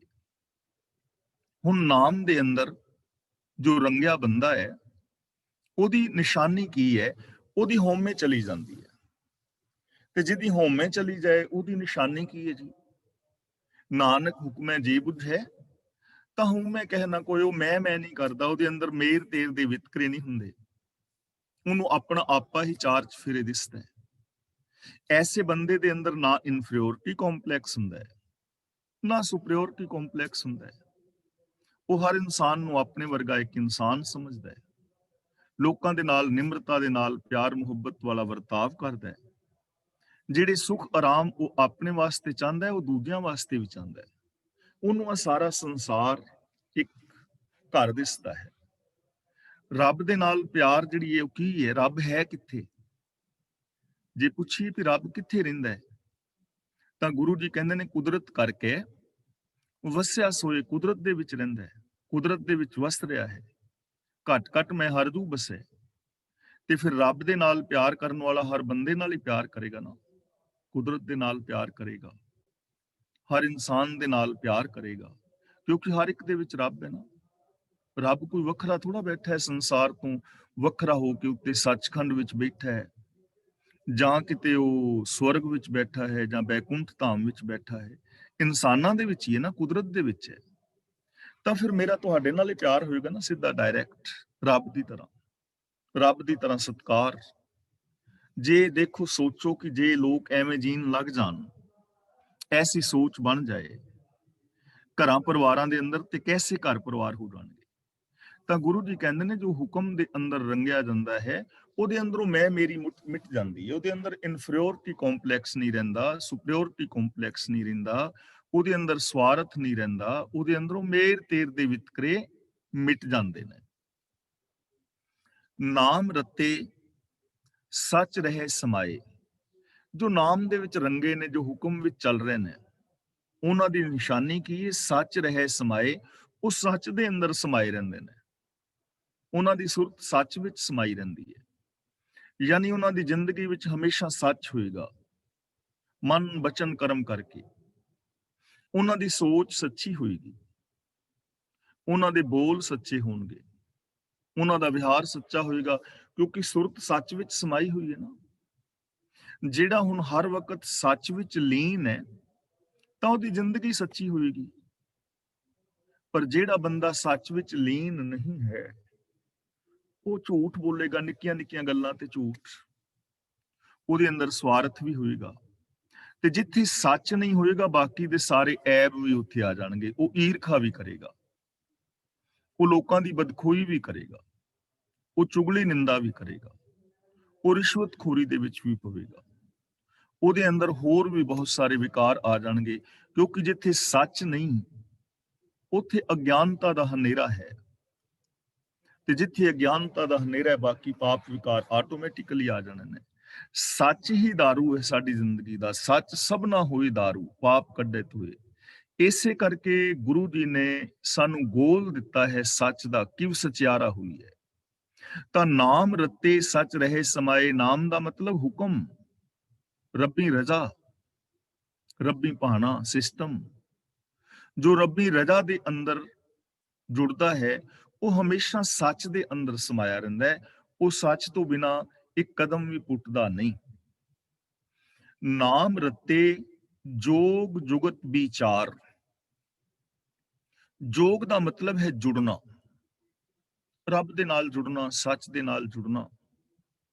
ਹੁਣ ਜੋਗੀ ਕਹਿ ਰਹੇ ਨੇ ਕਿ ਯੋਗਾ ਕਰਨ ਦੇ ਨਾਲ ਰੱਬ ਨਾਲ ਜੁੜਿਆ ਜਾਏਗਾ, ਮੁਕਤੀ ਹੋਏਗੀ, ਔਰ ਮੁਕਤੀ ਪਾਉਣ ਵਾਸਤੇ ਸਾਨੂੰ ਕੰਨ ਪੜਵਾਣੇ ਪੈਣਗੇ, ਖੱਪਰ ਲੈਣਾ ਪਵੇਗਾ, ਮੰਗਣਾ ਪਵੇਗਾ, ਔਰ ਜੰਗਲਾਂ ਵਿੱਚ ਵਿਚਰਨਾ ਪਵੇਗਾ, ਸਿਰ ਵਿੱਚ ਰਾਖ ਪਾਣੀ ਪਵੇਗੀ, ਜਟਾਵਾਂ ਵਧਾਣੀਆਂ ਪੈਣਗੀਆਂ, ਜਾਂ ਹੋਰ ਕਰਮ ਨੇ ਨਾ। ਅਲੱਗ-ਅਲੱਗ ਫਿਰਕੇ ਨੇ, ਜੋਗੀਆਂ ਦੇ ਕਈ ਫਿਰਕੇ ਨੇ, ਹਰ ਫਿਰਕੇ ਦਾ ਆਪਣਾ ਆਪਣਾ ਮਰਿਆਦਾ, ਆਪਣਾ ਆਪਣਾ ਸਾਧਨ ਹੈ।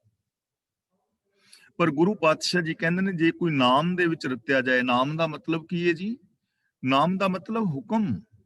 ਜੋ ਹੁਕਮ ਨੂੰ ਸਮਝ ਲੈਂਦਾ ਹੈ, ਜੋ ਕੁਦਰਤ ਦੇ ਸਿਸਟਮ ਨੂੰ ਸਮਝ ਲੈਂਦਾ ਹੈ, ਜੋ ਲਾਅ ਆਫ ਨੇਚਰ ਨੂੰ ਸਮਝ ਲੈਂਦਾ ਹੈ। ਜੋਗ ਜੁਗਤ, ਜੋਗ ਦਾ ਮਤਲਬ ਜੁੜਨਾ, ਜੁਗਤ ਦਾ ਮਤਲਬ ਢੰਗ। ਉਹਨੂੰ ਜੁੜਨ ਦੀ ਜੁਗਤੀ ਮਿਲ ਜਾਂਦੀ ਹੈ ਔਰ ਉਹਨੂੰ ਸਹੀ ਵਿਚਾਰ ਪ੍ਰਾਪਤ ਹੋ ਜਾਂਦੀ। ਵਿਚਾਰ ਦਾ ਮਤਲਬ ਵਿਚਾਰ। ਅਸਲ ਦੇ ਅੰਦਰ ਜੁੜਨ ਦੀ ਜੁਗਤ ਉਹ ਸਮਝ ਰਿਹਾ ਹੈ ਜਿਸਨੇ ਹੁਕਮ ਨੂੰ ਸਮਝ ਲਿਆ ਹੈ। ਫਿਰ ਉਹਨੂੰ ਸਹੀ ਵਿਚਾਰ ਵੀ ਮਿਲ ਜਾਂਦੇ ਨੇ, ਉਹਦਾ ਆਚਾਰ ਵਿਚਾਰ ਚੰਗਾ ਹੋ ਜਾਂਦਾ ਹੈ। ਹੁਣ ਰੱਬ ਦੇ ਨਾਲ ਜੁੜਨ ਦਾ ਜਿਹੜਾ ਢੰਗ ਹੈ ਉਹ ਕੀ ਹੈ? ਹੁਕਮ ਵਿੱਚ ਰਹਿਣਾ। ਇਹ ਚੀਜ਼ ਨੂੰ ਧਿਆਨ ਨਾਲ ਆਪਾਂ ਸਮਝਣਾ ਹੈ। ਰੱਬ ਹੈ ਕਿੱਥੇ? ਪਹਿਲੀ ਗੱਲ, ਰੱਬ ਹੈ ਕਿੱਥੇ? ਕੁਦਰਤ ਕਰਕੇ ਵਸਿਆ ਸੋਏ ਕੁਦਰਤ ਵਿੱਚ ਹੈ ਨਾ। ਜਲ ਥਲ ਮਹੀਲ ਪੂਰਿਆ ਰਵਿਆ ਵਿੱਚ ਵਣਾ। ਔਰ ਹਰ ਇਨਸਾਨ ਵਿੱਚ ਰੱਬ ਹੈ। ਘਟ ਘਟ ਮੈਂ ਹਰ ਜੂ ਬਸੈ, ਸਭ ਮੈਂ ਜੋਤ ਜੋਤ ਹੈ ਸੋਏ। ਸਰਬ ਵਿਆਪਕ ਹੈ ਨਾ। ਤੇ ਹੁਣ ਜੁੜਨਾ ਤੇ ਉਹਦੇ ਨਾਲ ਹੈ ਜੋ ਸਰਬ ਵਿਆਪਕ ਹੈ, ਮੇਰੇ ਵਿੱਚ, ਤੁਹਾਡੇ ਵਿੱਚ, ਹਰ ਥਾਂ ਤੇ ਹੈ। ਤੇ ਉਹਦੇ ਨਾਲ ਜੁੜਨ ਵਾਸਤੇ ਅੱਖਾਂ ਬੰਦ ਕਰਨ ਦੀ ਲੋੜ ਥੋੜਾ ਹੈ, ਸਮਾਧੀ ਲਾਉਣ ਦੀ ਲੋੜ ਥੋੜਾ ਹੈ। ਤੁਹਾਡੇ ਵਿੱਚ ਰੱਬ ਵੇਖਣ ਲਈ ਮੈਂ ਸਮਾਧੀ ਲਾਵਾਂ ਜਾਂ ਸਿਰ ਵਿੱਚ ਰਾਖ ਪਾਵਾਂ ਜਾਂ ਮੈਂ ਜੰਗਲਾਂ ਵਿੱਚ ਜਾਵਾਂ, ਇਹਨਾਂ ਚੀਜ਼ਾਂ ਦੀ ਜ਼ਰੂਰਤ ਥੋੜੀ ਹੈ। ਜ਼ਰੂਰਤ ਤਾਂ ਹੁਕਮ ਨੂੰ ਸਮਝਣ ਦੀ ਹੈ, ਸਿਸਟਮ ਨੂੰ। ਸਿਸਟਮ ਹੈ ਨਾ ਮਿਲਵਰਤਨ ਦਾ, ਸੋਚ ਦਾ। ਸਾਡਾ ਮਿਲਵਰਤਨ ਹੀ ਹੈ ਨਾ ਕਿ ਅਸੀਂ ਇੱਕ ਦੂਜੇ ਦੇ ਵੈਰੀ ਬਣੇ ਹੋਏ ਹਾਂ, ਮੇਰ ਤੇਰ ਦੇ ਵਿਤਕਰੇ ਨੇ।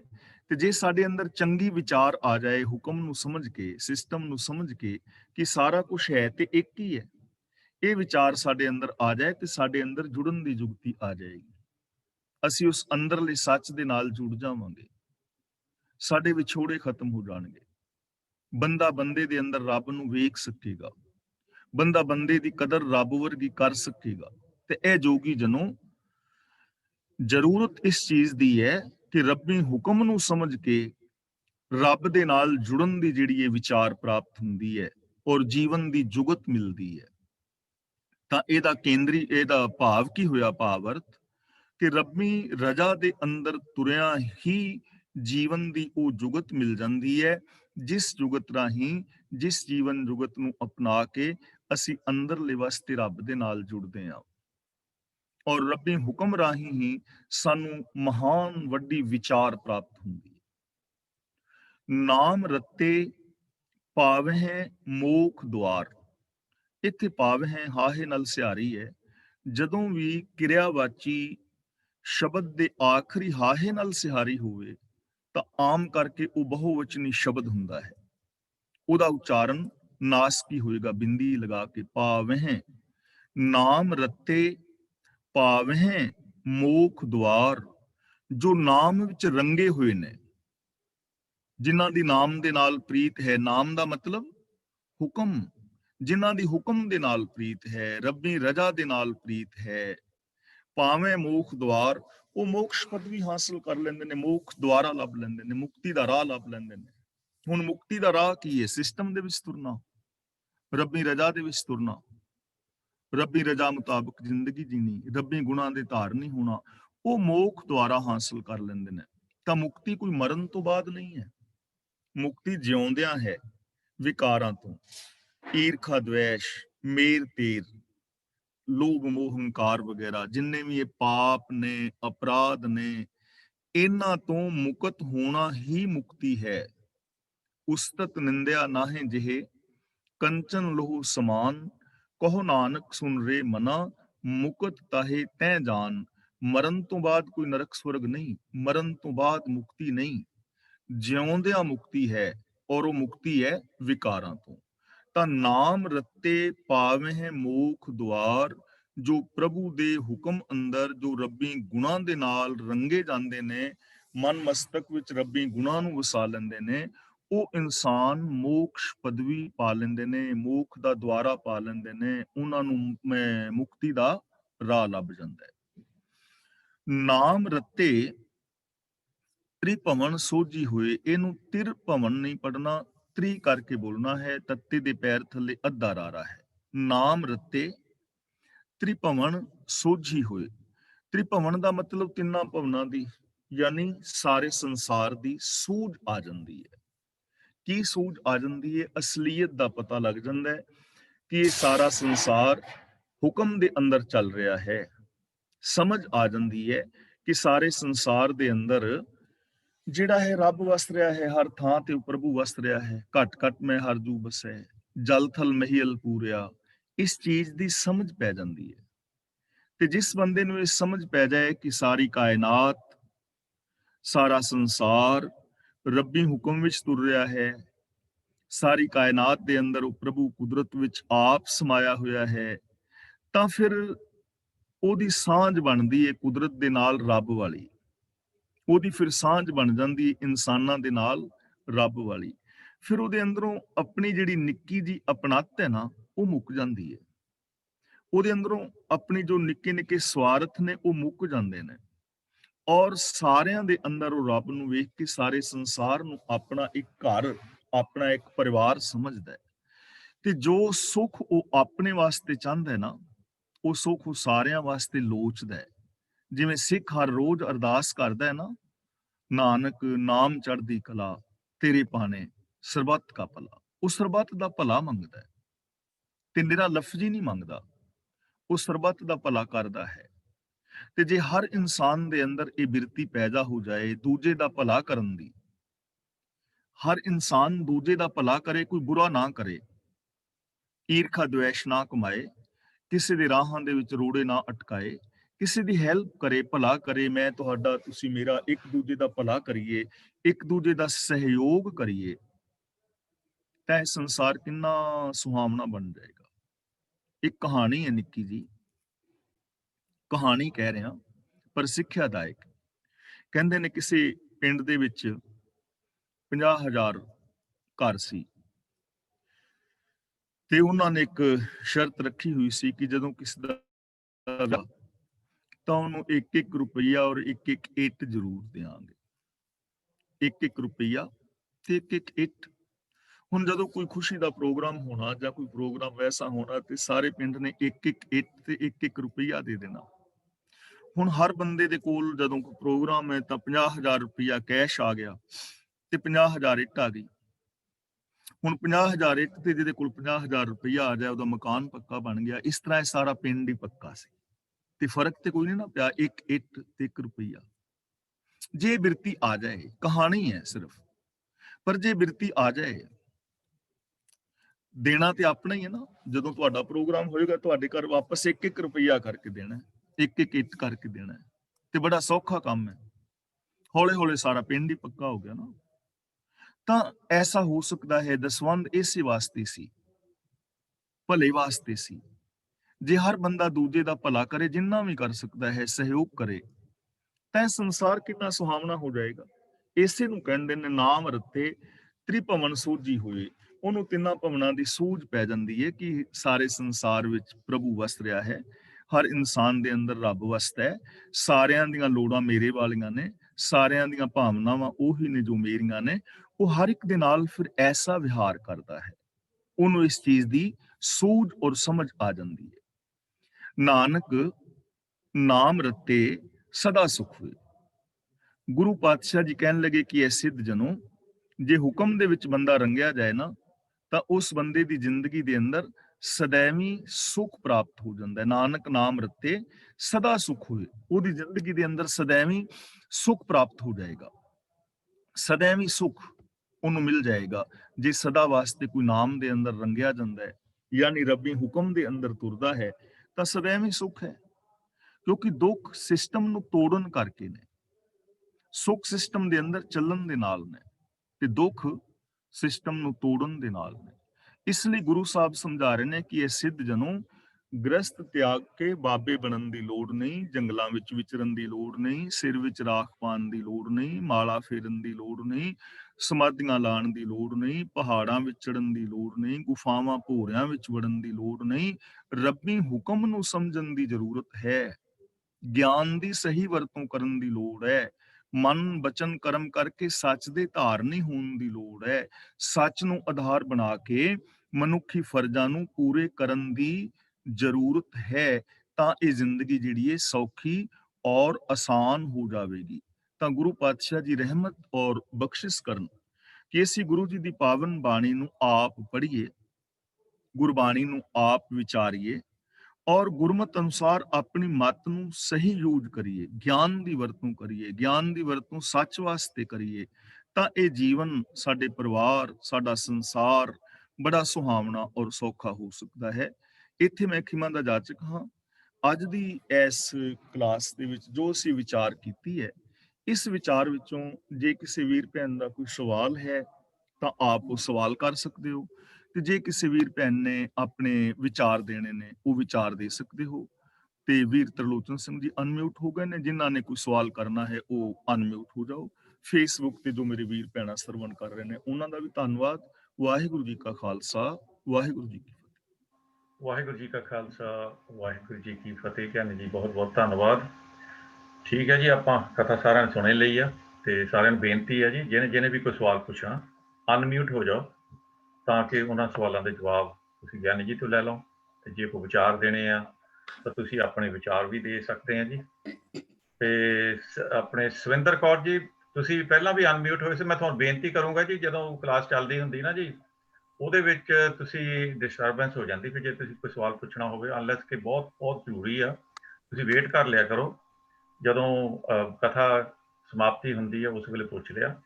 ਤੇ ਇੱਕ ਹੋਰ ਸੱਜਣ ਵੀ ਸੀਗੇ ਸਾਡੇ ਨਾਲ ਜਿਹੜੇ ਅਨਮਿਊਟ ਹੋ ਗਏ ਸੀਗੇ ਪਹਿਲਾਂ ਹੀ, ਤੇ ਉਹਨਾਂ ਦੇ ਪਿੱਛੇ ਥੋੜਾ ਨੋਇਜ਼ ਆਉਂਦੀ ਸੀ, ਉਹ ਡਿਸਟਰਬੈਂਸ ਹੁੰਦੀ ਹੈ। ਮੈਂ ਬੇਨਤੀ ਕਰਦਾ ਜੀ ਸਾਰਿਆਂ ਨੂੰ ਕਿ ਜੇ ਤੁਹਾਡੇ ਕੋਲੋਂ ਕਿਤੇ ਬਾਈ ਚਾਂਸ ਕਿਤੇ ਉਂਗਲੀ ਲੱਗ ਗਈ ਉਹਦੇ ਆਪਣੇ ਮਾਈਕ ਤੇ ਉਹਨੂੰ ਥੋੜਾ ਬੰਦ ਕਰ ਲਿਆ ਕਰੋ, ਤਾਂ ਕਿ ਇੱਧਰ ਡਿਸਟਰਬ ਨਾ ਹੋਵੇ। ਹਾਂਜੀ, ਸਵਿੰਦਰ ਕੌਰ ਜੀ, ਤੁਸੀਂ ਆਪਣਾ ਸਵਾਲ ਰੱਖੋ। ਹਾਂਜੀ ਗਿਆਨੀ ਜੀ, ਅਸ਼ਟ ਸਿੱਧੀਆਂ ਕੀ ਜਿਹੜੀਆਂ ਹੁੰਦੀਆਂ ਉਹਨਾਂ ਦੇ ਨਾਮ ਦੁਬਾਰਾ ਦੱਸੋਗੇ? ਹਾਂ ਭੈਣ, ਲਿਖੋ ਤੁਸੀਂ। ਹਾਂਜੀ, ਉਹਦੇ ਤੇ ਹੈਗੀਆਂ ਤਾਂ ਹੈ ਸਾਰੀਆਂ, ਸ਼ਬਦ ਕੱਢੇ ਉਹਦੇ ਤੇ ਸਾਰੀਆਂ ਹੈਗੀਆਂ। ਗਿਆਨੀ ਜੀ ਇੰਨਾ ਟਾਈਮ ਲਾਉਣਗੇ? ਨਹੀਂ ਤੇ ਲਿਖੀਆਂ ਨਹੀਂ ਹੋਈਆਂ।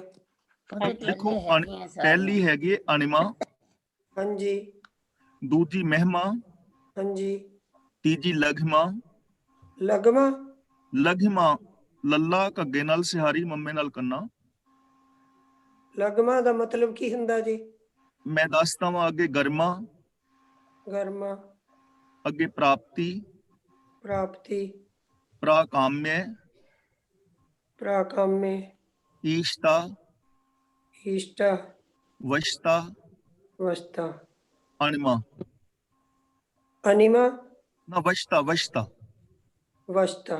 ਹਾਂਜੀ, ਅੱਗੇ ਅਣਿਮਾ ਦਾ ਮਤਲਬ ਹੈਗਾ ਦੂਜੇ ਦਾ ਰੂਪ ਹੋ ਜਾਣਾ। ਹਾਂਜੀ ਮਹਿਮਾ ਦਾ ਮਤਲਬ ਹੈ ਦੇਹ ਨੂੰ ਵੱਡਾ ਕਰ ਲੈਣਾ। ਹਾਂਜੀ ਲਗਮਾ ਸਰੀਰ ਨੂੰ ਛੋਟਾ ਕਰ ਲੈਣਾ। ਛੋਟਾ ਕਰ ਲੈਣਾ। ਗਰਮਾ ਭਾਰੀ ਹੋ ਜਾਣਾ। ਭਾਰੀ ਹੋ ਜਾਣਾ। ਪ੍ਰਾਪਤੀ ਮਨ ਇੱਛਿਤ ਭੋਗ ਹਾਸਲ ਕਰ ਲੈਣਾ। ਮਨ ਇੱਛਤ ਭੋਗ ਪ੍ਰਾਪਤ ਕਰ ਲੈਣਾ ਵਸਤੂਆਂ। ਹਾਂਜੀ ਪ੍ਰਾਕਾਮਯ ਹੋਰਨਾਂ ਦੇ ਦਿਲ ਦੀ ਜਾਣ ਲੈਣਾ।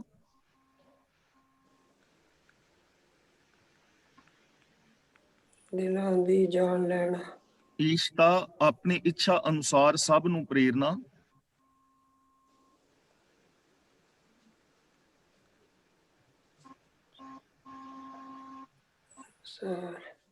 ਤੇ ਵਸ਼ਤਾ ਹੈਗਾ ਸਾਰਿਆਂ ਨੂੰ ਵਸ ਵਿੱਚ ਕਰ ਲੈਣਾ।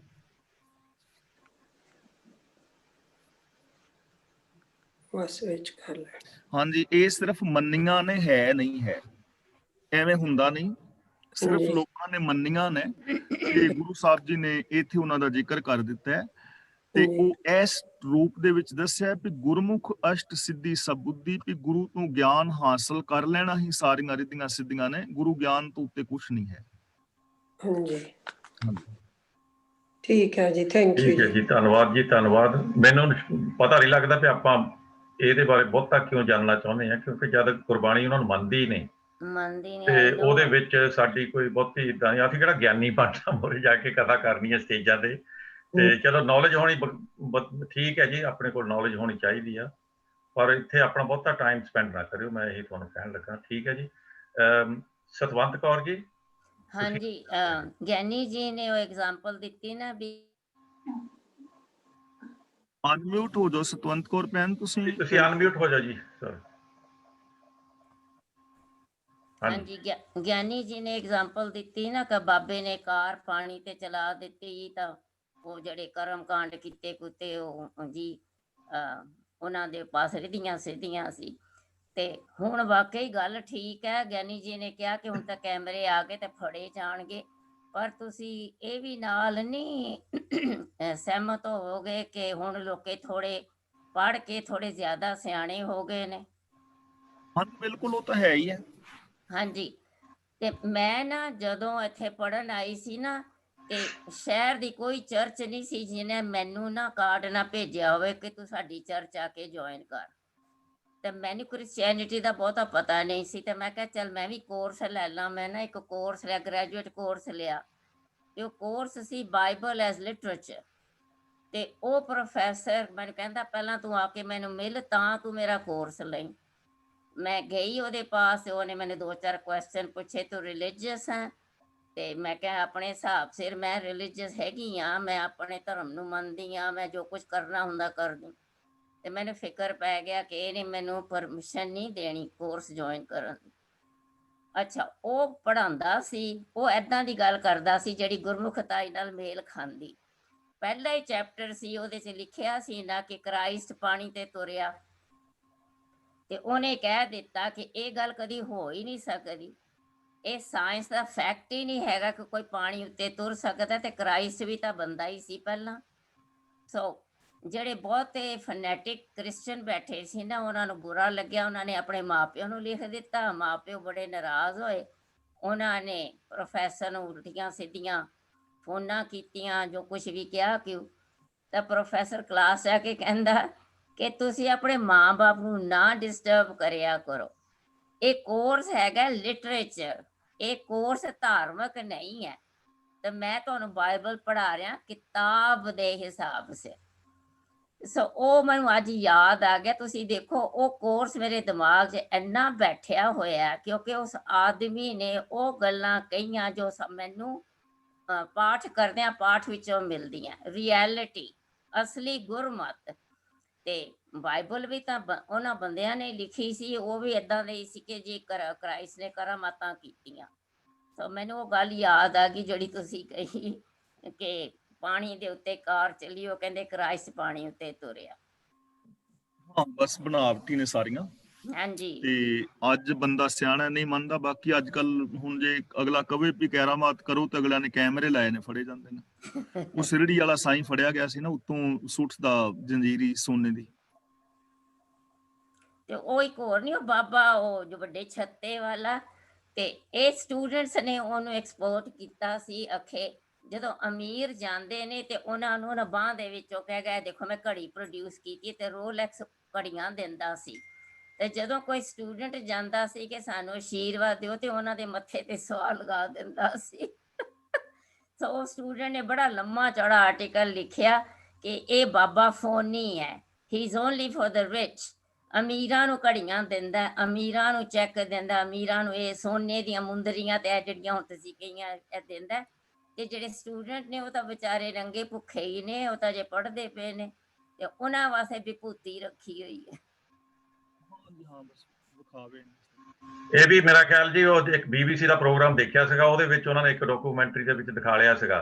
ਹਾਂਜੀ ਇਸ ਬਾਬੇ ਨੂੰ ਐਕਸਪੋਜ਼ ਕੀਤਾ ਸੀਗਾ ਕਿ ਕਿੱਦਾਂ ਆਪਣੇ ਮਤਲਬ ਇਹਦੇ ਆਪਣੇ ਜਿਹੜੇ ਸਹਾਇਕ ਪਿੱਛੇ ਸੀਗੇ, ਕਿੱਦਾਂ ਉਹਦੀ ਸਹਾਇਤਾ, ਉਹਨਾਂ ਦੀ ਸਹਾਇਤਾ ਦੇ ਨਾਲ ਉਹ ਚੀਜ਼ਾਂ ਬਾਉਲ ਜੇ ਦੇ ਵਿੱਚ ਪਾ ਕੇ ਪਿੱਛੇ ਕੋਈ ਮੋਹਰੇ ਹੋ ਜਾਂਦਾ ਸੀ, ਕੈਮਰੇ ਵਾਲ ਨੂੰ ਹੋ ਜਾਂਦਾ ਸੀ, ਪਰ ਫਿਰ ਵੀ ਪਕੜਿਆ ਗਿਆ ਤੇ ਉਹਨਾਂ ਨੇ ਸਲੋ ਮੋਸ਼ਨ ਕਰਕੇ ਦਿਖਾ ਲਿਆ ਵੀ ਆਹ ਚੀਜ਼ ਉਹ ਫੜਾ ਰਿਹਾ ਤਾਂ ਇਹੀ ਉਹ ਕੱਢ ਕੇ ਉਹਨਾਂ ਨੂੰ ਦਿਖਾ ਰਿਹਾ ਹੈ। ਹੁਣ ਗੁਰਬਾਣੀ ਤਾਂ ਬੰਦ ਹੀ ਨਹੀਂ ਹੈਗੀ, ਪਰ ਗੁਰਬਾਣੀ ਤਾਂ ਇੱਕ ਪਾਸੇ ਰੱਖੋ ਜੀ, ਜਿਹੜੇ ਭਾਰ ਸਾਡੇ ਤੇ ਦਿਮਾਗ ਤੇ ਬਾਬਿਆਂ ਨੇ ਪਾ ਦਿੱਤੇ ਸੀਗੇ ਵੀ ਜਿੱਦਾਂ ਗਿਆਨੀ ਜੀ ਨੇ ਦੱਸਿਆ, ਬਿਨਾਂ ਪੈਟਰੋਲ ਤੇ ਕਾਰ ਚੱਲੀ ਜਾਂਦੀ ਆ, ਪਾਣੀ ਦੇ ਨਾਲ ਕਾਰ ਚੱਲੀ ਜਾਂਦੀ ਆ, ਪਾਣੀ ਰੁਕ ਗਿਆ, ਨਹਿਰਾਂ ਖਤਮ ਹੋ ਗਈਆਂ, ਬੰਦੇ ਤੁਰਨ ਲੱਗ ਪਏ। ਗੁਰੂ ਗੋਬਿੰਦ ਸਿੰਘ ਜੀ ਦਾ ਸਾਰਾ ਕੁਝ ਹੜ ਗਿਆ ਜਦੋਂ ਸਤਲੁਜ ਨਦੀ ਤੇ ਜਾਣਾ ਸੀਗਾ, ਹਾਂਜੀ ਉੱਥੇ ਤਾਂ ਉਹ ਰੋਕ ਨਹੀਂ ਸਕੇ। ਤਾਂ ਇਹ ਬਾਬੇ ਜ਼ਰੂਰ ਉਹਨਾਂ ਨਾਲ ਵੀ ਉੱਤੇ ਹੋਗਾ ਜੀ। ਮਤਲਬ ਇਹ ਸੋਚਣੇ ਵਾਲੀ ਗੱਲ ਆ ਇਹ। ਮਤਲਬ ਆਪਾਂ ਕਿਉਂਕਿ ਹੁਣ ਥੋੜਾ ਜਿਹਾ ਜ਼ਮਾਨਾ ਵੱਖਰਾ ਆ ਗਿਆ, ਪਰ ਫੇਰ ਵੀ ਜਿੱਦਾਂ ਤੁਸੀਂ ਭੈਣ ਜੀ ਕਿਹਾ ਸੀਗਾ ਵੀ ਅੱਜ ਹੋ ਸਕਦਾ ਜਿਹੜੀ ਗਾਹਾਂ ਦੀ ਜਨਰੇਸ਼ਨ ਹੈ ਪੜ੍ਹੀ ਲਿਖੀ ਹੋਣ ਕਰਕੇ ਹੋ ਸਕਦਾ ਉਹ ਨਾ ਮੰਨਦੀ ਹੋਵੇ, ਪਰ ਉਹ ਵੀ ਮਾਈਨੋਰਿਟੀ ਆ। ਕਿਉਂਕਿ ਮਾਂ ਪਿਓ ਦੇ ਨਾਲ ਉਂਗਲੀ ਫੜ ਕੇ ਮੁੱਢ ਤੋਂ ਉਹ ਗੁਰਦੁਆਰੇ ਜਾਂਦੇ, ਉਹਨਾਂ ਦਾ ਵਿਸ਼ਾ ਨਹੀਂ ਇਹ BA FA MA ਜੋ ਵੀ ਉਹਨਾਂ ਨੇ ਕੀਤੀ ਹੋਊਗੀ, ਉਹ ਉਹਨਾਂ ਦੇ ਸਬਜੈਕਟ ਮਾਹਰ ਹੋ ਸਕਦੇ, ਡਾਕਟਰ ਵਧੀਆ ਹੋ ਸਕਦੇ ਆ ਉਹ, ਪਰ ਮੱਥਾ ਟੇਕਣ ਉਹ ਵੀ ਉਦਾਂ ਹੀ ਜਾਂਦੇ। ਜੇ ਮਨੌਤਾਂ ਉਹਨਾਂ ਦੀਆਂ ਵੀ ਉਹ ਹੀ ਆ, ਜੇ ਬਾਬਾ ਕਹਿੰਦਾ ਨਾ ਇਹਦੇ ਮੱਥਾ ਟੇਕੋ ਜਾ ਕੇ, ਉਹ ਕੁਐਸਚਨ ਨਹੀਂ ਕਰਦੇ ਉੱਥੇ ਜਾ ਕੇ, ਕਿਉਂਕਿ ਜੇ ਮਾਂ ਪਿਓ ਸਾਰਾ ਸਮਾਜ ਹੀ ਉਹਨਾਂ ਨੂੰ ਟੇਕੀ ਜਾਂਦਾ, ਤੁਸੀਂ ਵੀ ਟੇਕ ਦਿਓ। ਕੋਈ ਹੁੰਦਾ ਗਮੜਾ ਜਿਹੜਾ ਬੰਦਾ ਕਹਿੰਦਾ ਚੱਲ ਕੋਈ ਨਹੀਂ ਮੈਂ ਪਹਿਲਾਂ ਕੁਐਸਚਨ ਪੁੱਛਦਾ, ਉਹਨੂੰ ਫਿਰ ਲਾਈਕ ਨਹੀਂ ਕਰਦੇ, ਜਿੱਦਾਂ ਤੁਹਾਡੇ ਪ੍ਰੋਫੈਸਰ ਉਹਨਾਂ ਨੂੰ ਲਾਈਕ ਨਹੀਂ ਕੀਤਾ ਸੀ। ਇੱਦਾਂ ਹੀ ਆ, ਮਤਲਬ ਕੋਈ ਇੱਕੇ ਦੁੱਕੇ ਹੁੰਦੇ ਆ ਜਿਹੜੇ ਕਹਾ ਇੱਦਾਂ ਗੱਲ ਉਠਾਉਂਦੇ ਆ। ਜਿੱਦਾਂ ਹੁਣ ਸਾਡੇ ਕਲਾਸ ਦੇ ਵਿੱਚ ਹਮੇਸ਼ਾ ਇੱਦਾਂ ਦੀਆਂ ਗੱਲਾਂ ਉਠਾਈਆਂ ਜਾਂਦੀਆਂ ਵੀ ਜਿਹੜੇ ਵਹਿਮ ਤੇ ਭਰਮ ਸਾਡੇ ਅੰਦਰ ਬੈਠੇ ਉਹਨਾਂ ਨੂੰ ਕੱਢੋ। ਅਸਲੀ ਸੋਚ ਆ ਜਿਹੜੀ ਗੁਰਬਾਣੀ ਦੇ ਵਿੱਚੋਂ ਤੁਹਾਨੂੰ ਬਾਰ-ਬਾਰ ਸਾਨੂੰ ਸਾਰਿਆਂ ਨੂੰ ਪਤਾ ਲੱਗਣ ਲੱਗਦੀ ਆ, ਉਹੋ ਹੀ ਆ ਜੀ ਰੱਖਣ ਵਾਲੀ ਚੀਜ਼। ਬਾਕੀ ਤਾਂ ਸਾਰੀਆਂ ਚੀਜ਼ਾਂ ਸਿੱਟਣ ਵਾਲੀਆਂ ਆ, ਤੇ ਇਹਨਾਂ ਨੂੰ ਕਦੋਂ ਸਿੱਟਦੇ ਆ? ਜਿੰਨਾ ਚਿਰ ਨਹੀਂ ਸਿੱਟਦੇ ਆਪਾਂ ਚੱਕੀ ਰੱਖਣੀ ਆ ਦਿਮਾਗ ਦੇ ਵਿੱਚ, ਤਾਂ ਉਹ ਭਾਰ ਪਿਆ ਆ। ਜਦੋਂ ਭਾਰ ਲੈ ਗਿਆ ਉਸ ਵੇਲੇ ਦੇਖੋ ਤੁਸੀਂ ਕਿੰਨੇ ਹੌਲੇ-ਹੌਲੇ ਮਹਿਸੂਸ ਕਰਨਾ ਸਾਰਿਆਂ ਨੇ। ਜੁਰਤ ਕਰਨ ਦੀ ਲੋੜ ਹੈ ਆਪਣੇ ਅੰਦਰ, ਨਾ ਜੁਰਤ ਪੈਦਾ ਕਰਨ ਦੀ ਲੋੜ ਹੈ। ਹਾਂਜੀ ਹਾਂ, ਜਦ ਤੱਕ ਅਸੀਂ ਨਹੀਂ ਨਾ ਆਪਣੇ ਦਿਮਾਗ ਚੋਂ ਕੱਢਦੇ ਕਿ ਕਰਾਮਾਤ ਸਿੱਖੀ 'ਚ ਨਹੀਂ ਹੈਗੀ, ਉਦੋਂ ਤੱਕ ਅਸੀਂ ਇਹਨਾਂ ਗੱਲਾਂ ਨੂੰ ਮੰਨੀ ਜਾਵਾਂਗੇ। ਤੇ ਕਈ ਸਾਡੇ ਵਿੱਚ ਅਜੇ ਵੀ ਕਰਦੇ, ਜਦੋਂ ਮੈਨੂੰ ਮੌਕਾ ਮਿਲਦਾ ਮੈਂ ਕਹਿੰਦੀ ਜੇ ਕਰਾਮਾਤ ਹੈਗੀ ਸੀ ਤੇ ਗੁਰੂ ਤੇਗ ਬਹਾਦਰ ਜੀ ਨੂੰ ਸ਼ਹੀਦ ਕਰਨ ਵਾਲੇ ਦੀ ਤਲਵਾਰ ਕਿਉਂ?